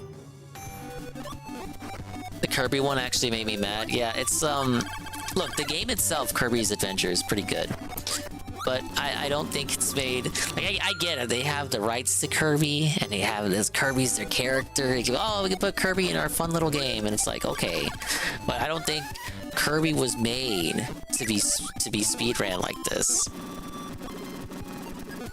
It's like, because Kirby's supposed to be like an easy breezy style game, like they directly market it as such, and then you try to speedrun through that, when like everything in Kirby's arsenal kind of makes him slow. Whether you're floating or using a power or something. Some of them have like, some of them let you run around and go wild. But you get what I mean, right? Like some of them, it's just like, I can't even talk. Kirby was not made for this. He bumps into the floor and floats around, and he's a little pink puff ball, and he needs to just stay in the corner. Pickups Black Mage, I prefer Nightmare and Dreamland. The backgrounds in that game are good, but I don't like what they did with the foreground, if that makes sense. The platforms are much more soulless than what they originally were.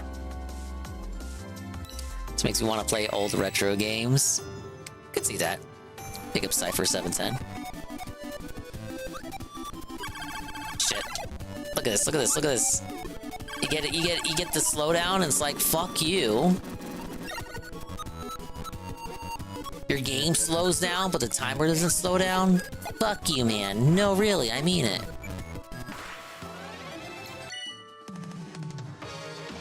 But yeah, the Kirby ones are, of course, like the second most populated of all the games that have challenges in this collection. Of course, Mario has the most.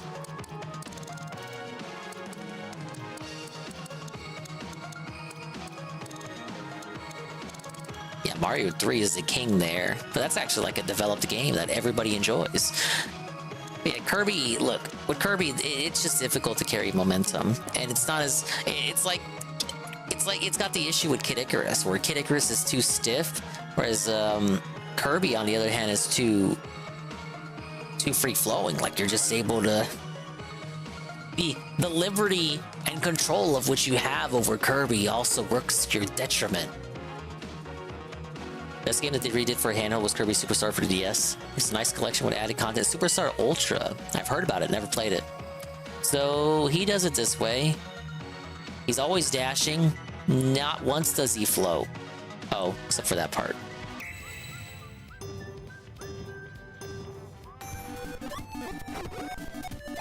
I already fucked up. Should not use the D-pad for this. But when you want me to double tap the dash, I feel like I have to use the D-pad.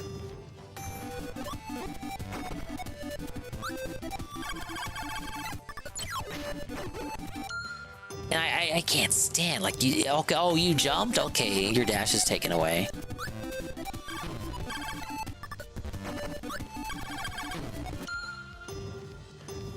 Time bed later, Goobs. Thank you, Chowder. Bed sounds cozy for me too right about now. I already watched the daily wrap, so I'm good to go. That was a terrible daily wrap, Seru and Chowda. He is locked in. SNK, SVC, Capcom, Chaos, whatever the fuck. The thing that he didn't really care about, but he has to play because stupid Marvel vs. Capcom collection was not shadow dropped this weekend, despite nothing indicating that that would happen whatsoever, despite an ESRB rating. But When just because the ESRB rates a game doesn't mean it's ready to be sold in a store, contrary to what Phil would have you believe, Mr. Business Degree. Yes, I saw a game at E3, rest in peace, and that means like it's already out because I saw it on the show floor. This is how smart people think. I'm very intelligent. Yeah, Aqua Saber, it's that fighting game that came out over the past weekend. The Chaos, SVC, SNK, Capcom.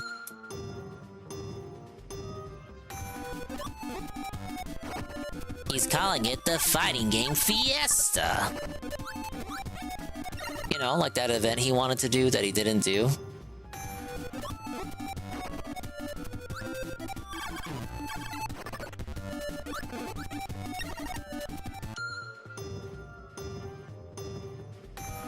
Yeah, that's what it is.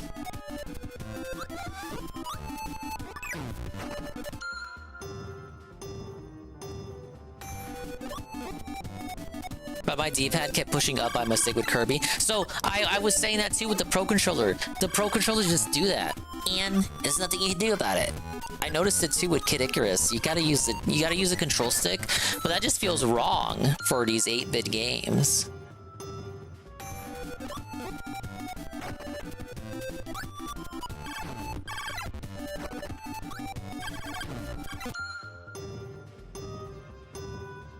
Fight and Feasting, is that this Saturday? So Saturday is DSP's DSP, but he's doing something called the Fighting Games Fiesta, which is just him playing this new fighting game and Street Fighter on the night stream.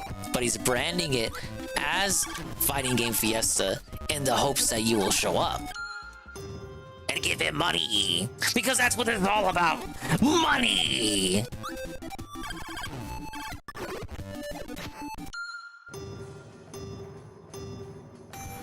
But structurally speaking, it's not like tomorrow isn't a full-fledged event.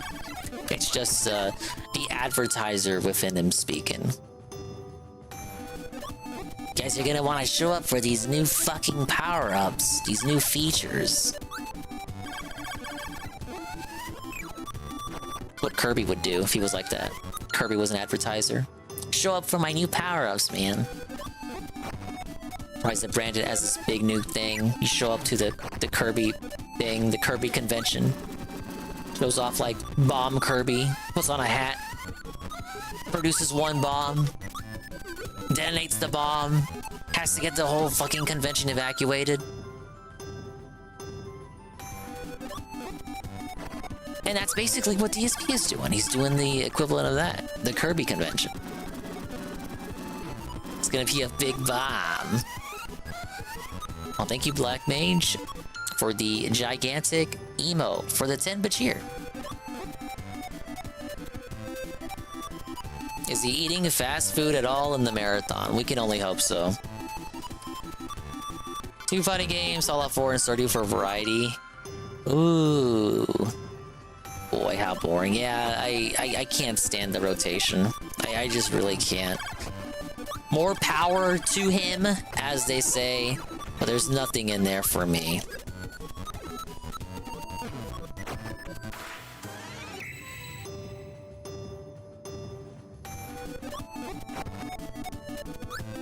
It's more fun than watching a guy eat food. Watching a guy complain about how the food he ordered had something messed up with it.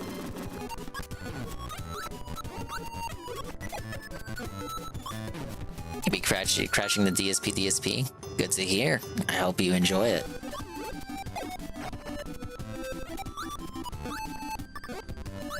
This time Waddle Dude jumped.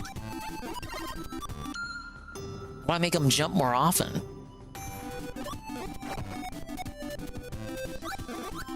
He didn't jump this time.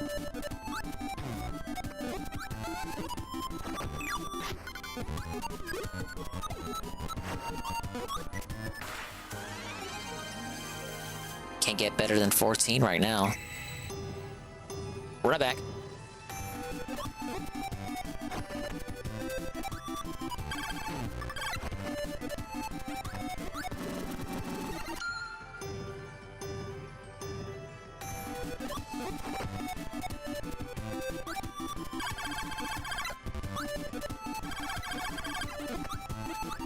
Yeah, the rant today wasn't it like an I told you so with Evo? Bill was right again. Dude, Phil is always right. He's always right. He told us. Phil has your best interests in heart.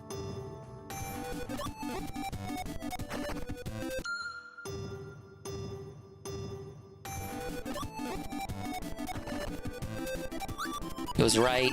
He wasn't right. But we got some debate going on. Was he actually right? Sometimes DSP can be right. Requires him pointing out the obvious and acting like, for some reason, this always happens, exclusively acting like he was the only one who noticed whatever it is he pointed out. Like when he says both political parties are bad. I think they both suck. Now guys, give me money.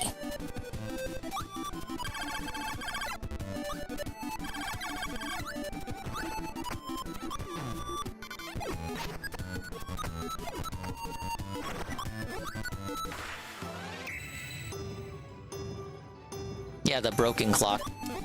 It's a broken clock rule.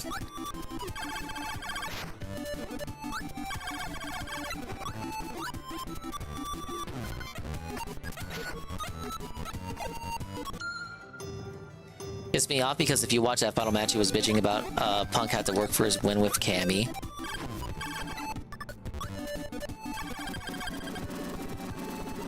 I didn't see the finals, but I heard about it.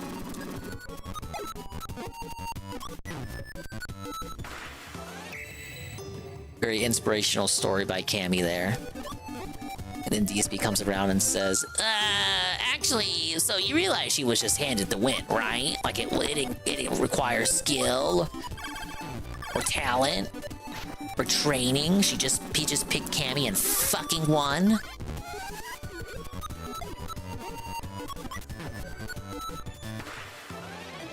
That may have been it. May have been it if I didn't walk into the enemy.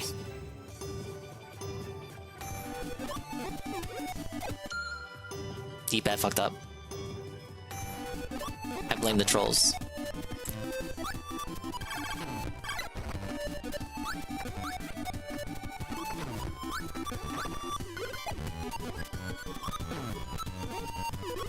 Oh, dude, come on.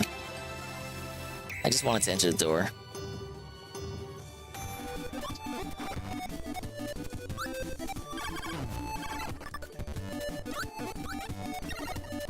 Yeah, you picked a big juicy butt, and you just automatically win. I know, like a sentence like that would work in most contexts, but like if the context is like you're at a competitive fighting game tournament, it probably means you should get some practice in.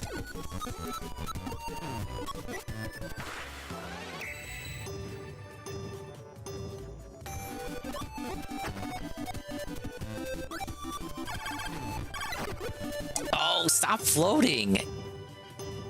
I feel like for Kirby, I gotta use the D-pad. Because you need to double tap it to dash. And that's just like, it's possible with stick, but it doesn't feel as right to me.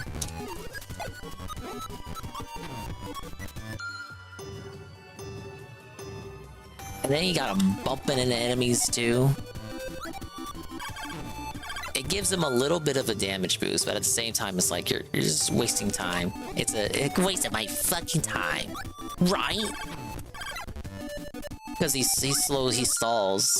He stalls, and then, like, you regain control of Kirby.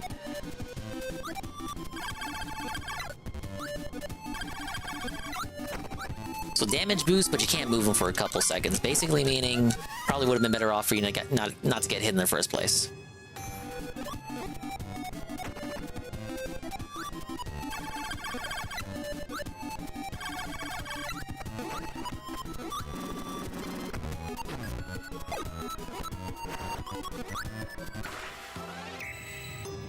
I thought I did pretty good there, but that was one of my slowest runs.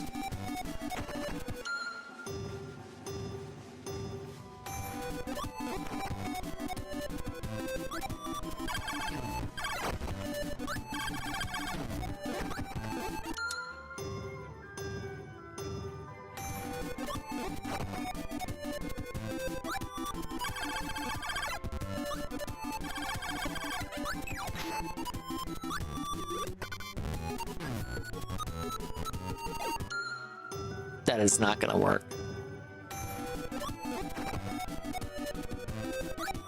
Sarah's right. The Kirby missions are hell, and we float again. Just making me use the D-pad should be grounds for sending devs off to Guantanamo Bay.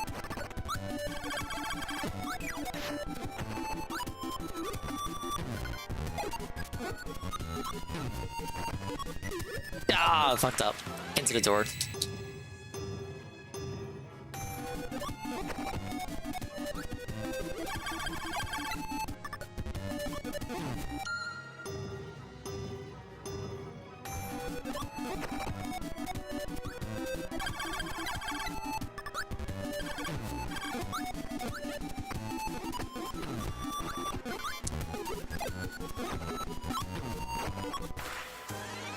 .90 is not good enough. I kept getting hit.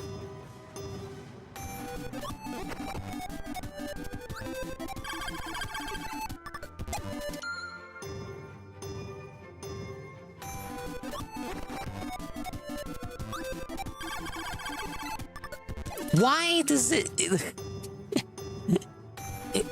like I swear I'm holding right. You can look it up on the Googles. Everyone always says the Pro Controller always fucking does shit when you don't want it to. Right? Did it again.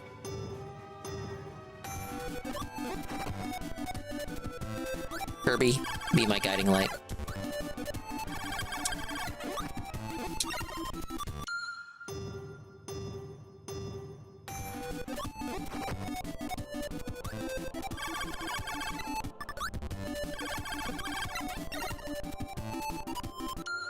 Get hit by him, it's over. You can have the best cycle, it's not gonna matter if you get hit by that guy.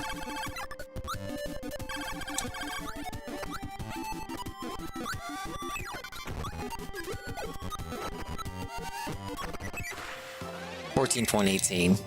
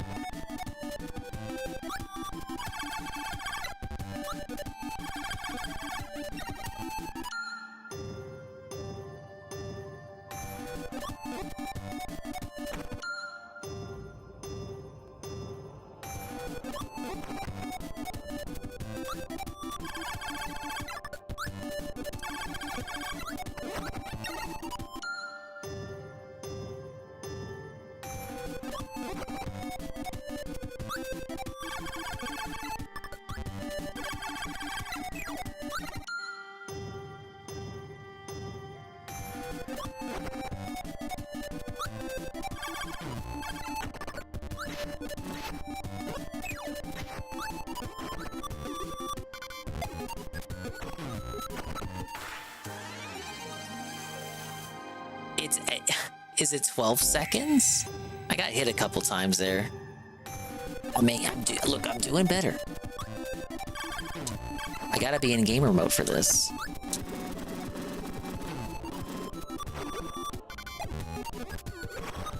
That's not it.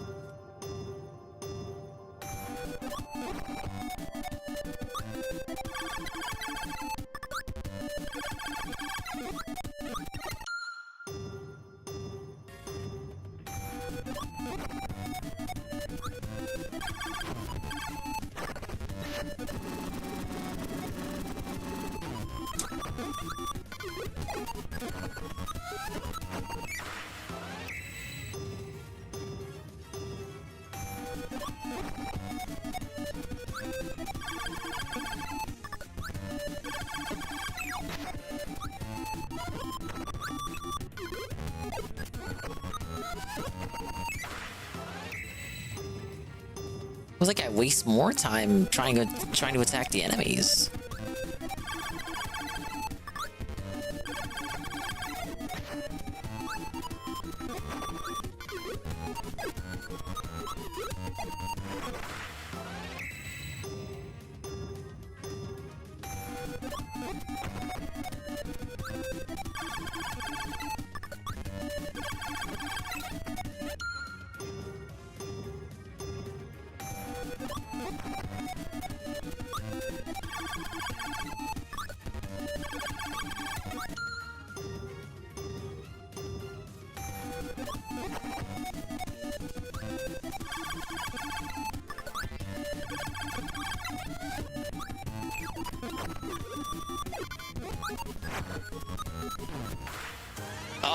Oh, dude, there it is. 12.86. I need to rewatch that. Dude, I hate Kirby's Adventure. Show me what I did.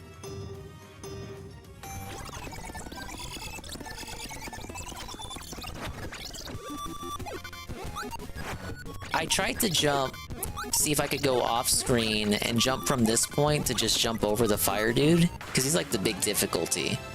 But I guess I just damage boosted off him, and I was able to get in. Other than that, the run up to that point was pretty clean. Okay, that is the last one I'm doing for tonight, but let's see where we're at. That's not too bad. Take a look. Yes. Let's take our pins while we're at it. 500 challenges. Whoa, I'm the talk of the town.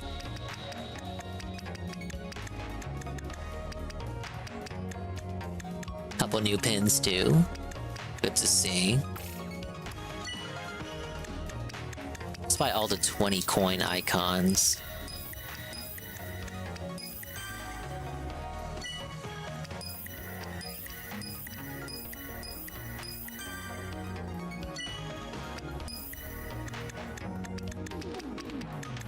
And then swap back to Shy Guy. Shy Guy on the giant tank to represent how I just want to watch the world burn or something. But ladies and gentlemen, that's gonna be it. It is another dingus stream in the books. And we'll continue hunting for S ranks, stressing for S ranks, so long as my constitution allows it. I'm gonna see if I can play something different every single day this week. Wow, including the start of a long-awaited playthrough. Oh my god. And maybe other cool stuff. Who knows? Who can say? But yeah, that's it be this week. I feel bad for putting it off for so long, so I'm just gonna go ahead and start it. And then should just be wrapping up Luigi and Monkey Ball and seeing where we go from there. Tater Expand on, thanks for hanging out, man. I need to fucking hit the hay. I need to crash. I blame the Daily Rap again for sapping me of what's left of my energy. But I need to be up in the morning anyway. Y'all know how it is. We are going to raid. Wow, Tevin is awake and watching the rest of LolCow live. Yes. I think I know where we're going, man. Is it even a choice? I even need to say it. I don't need to. I just need to do it. That's what we're gonna do. I'm gonna do it right now. You think I'm not gonna do it? I'm gonna do it. Yeah, I don't know what I'm talking about. Get out of here. Thanks for stopping by, guys. We're gonna read off the stuff and then send you off on your merry old way. Pablo, you know what to do. It's nice to rest. Ah, yes! Another stream. We actually made it to the very end. 5 hours, almost going on 6. That's a good, cozy time for me. I feel bad when I do one that's like 3 to 4 hours. I feel like I could have done more. But between 5 and 7, I'm like, oh, okay, that's substantial enough. Substantial enough runtime there. For the modern man who watches stream VODs, all 2% of them, not even 2%, 0.8%. The top 0.8% of people who actually go back and watch stream after it's been uploaded. You're the real one. No, originally, I didn't even want to archive my stuff in the first place. I got gaslit into doing it by a guy with 2 names. Literally guy with 2 names. The guy who has 2 names. He was like, dingus, I hate Twitch. But I know you don't want to stream on YouTube. So make it happen. And then I made it happen. But yeah, big ups to the dingas, the dongas, and the swollen __ones who made it to the finale of this 8-bit Mario Monday. As I said, the S-rank hunting will continue. I don't know what all nonsense Serious told you in his stream. It feels like it sounds as though he's filling your head with lies and chicanery that seem to suggest that I am not intending to get all S ranks. I don't know what he's talking about. Do you guys know what stream you're on? You rated this stream not knowing what stream it was? That's crazy. No, I do intend to get all the S ranks. I don't know who told you otherwise. They lied to you. Saru's a big fat liar, as he so often is. But big ups to Arcadius, Cerulean 86, the devil himself, Black Mage, J Frosty, Carl, Iviga, Cypher 710, and my Carl, Mr. Underscore Pun.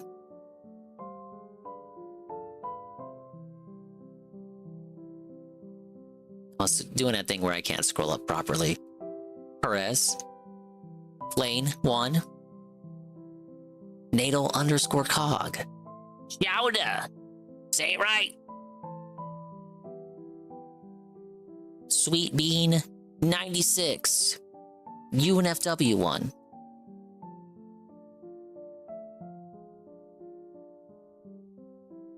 Rye Drake 331, Golem. We have the lurkers too, Almighty underscore 7, whose stream we will soon be invading. Alpha Elite TV, Juzzy 51, Peaches and Keem, Shroom Dukum,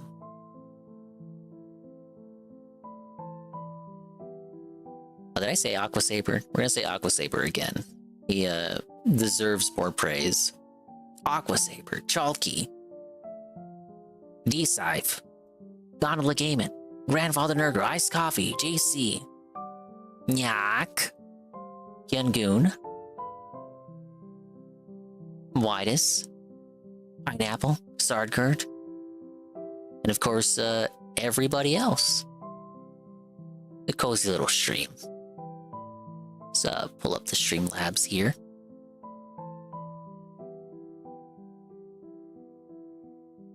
Alright, what do we got? What do we got? What do we got? Thank you, Chowda, the re-up with the Prime for 5 months. And they say, free money. I agree. I do enjoy free money. Thank you for the free money. Cerulean 86, massive raid with a party of 21. Gondola Gaming, raid with a party of 5. Pass Remote, raid with a party of 3.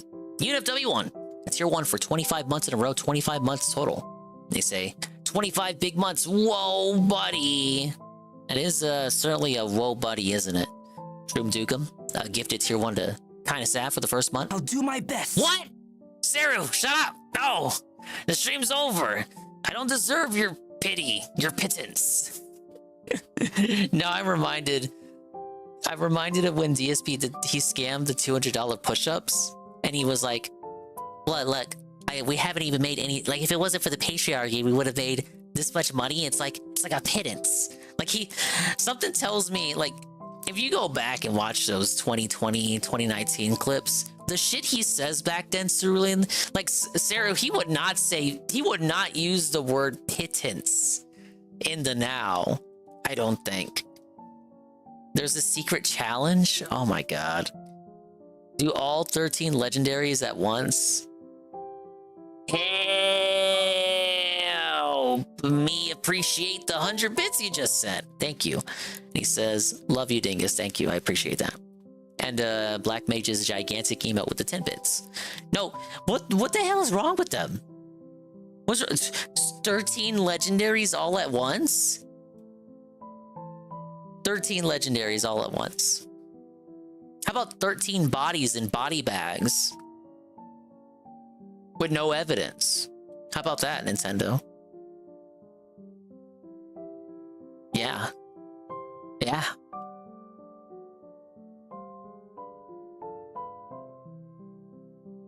Put that in your game and publish it. You got 7 badges in Scarlet. Congratulations. And Mr. Lion, the re-up tier 1 for 11 months, almost a year. Thank you. Juzzy51, re-up tier 1 for 30 months in a row. Carl, tier 2 from Carl for 22 months. Ryohan, the re-up tier 1 for 25 months. Ziggy with the follow, who says they followed from YouTube. Wow, the YouTube spillover. I never thought it would happen. Bearded Biscuit, the re-up tier 1 for 12 months, a full year of Bearded Biscuit. Barry Linden, a re-up tier 1 for 9 months. CT Pat Town USA, follow behind the scenes. And I think we're caught up. Yes. But if you are one of the 5 people who did not watch the Boogie Breakdown, we're going to call it the hashtag Boogie Breakdown. That's where we're going to be sending you. Dude, honestly, Tevin should watch like the RTU version. Does he even know RTU was live? RTU was live. Nobody gave a fuck. RTU's been streaming like all week. Nobody's been talking about it. I haven't even been linking it because I don't sub to RTU. So how am I supposed to know when the streams go up? You guys are supposed to post the streams. I can't have the responsibility of putting up the streams because I don't sub to them.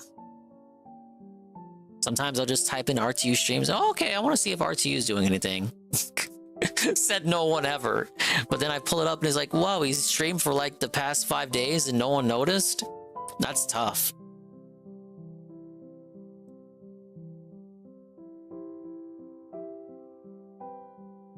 Bye-bye, adios, and maybe time. We'll see you when we see you. And if we didn't see you, then we didn't see you. But if we did see you, then we saw you. And if we didn't see you, hopefully we will see you next time. If I can see myself in the mirror each and every single day. Hopefully I can inspire viewers like you, Rue, to see themselves in their mirrors each and every single day. And what the fuck is the raid message? Like, I've been thinking about it. I need like a good night, mom. Goodbye, lovelies. I agree. Wait, I'm not the mom, am I? I'm too tired. I gotta crash. Tevin, raid, Tevin, what are they doing? What's the raid message though?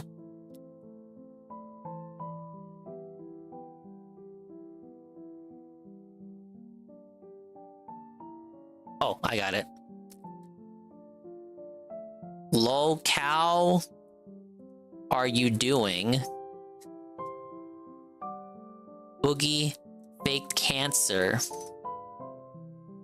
but we didn't fake. I'm doing a DSP thing of reading out what I type as I type it, because you know it's funnier when I do that because it's a raid message.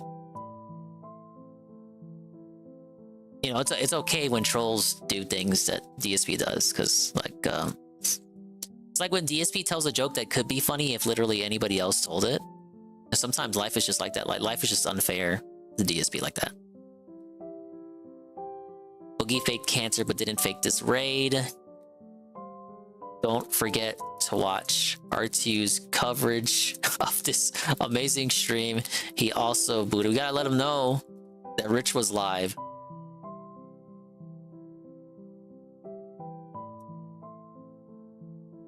Alright, go away. Get out of here. Leave me alone. I'm tired. I was already tired from earlier today. It's been a long day. I need to go. Mimi time for real. For real. And like, it's fuck Boogie. Fucking Boogie. I'm glad I didn't watch that stream.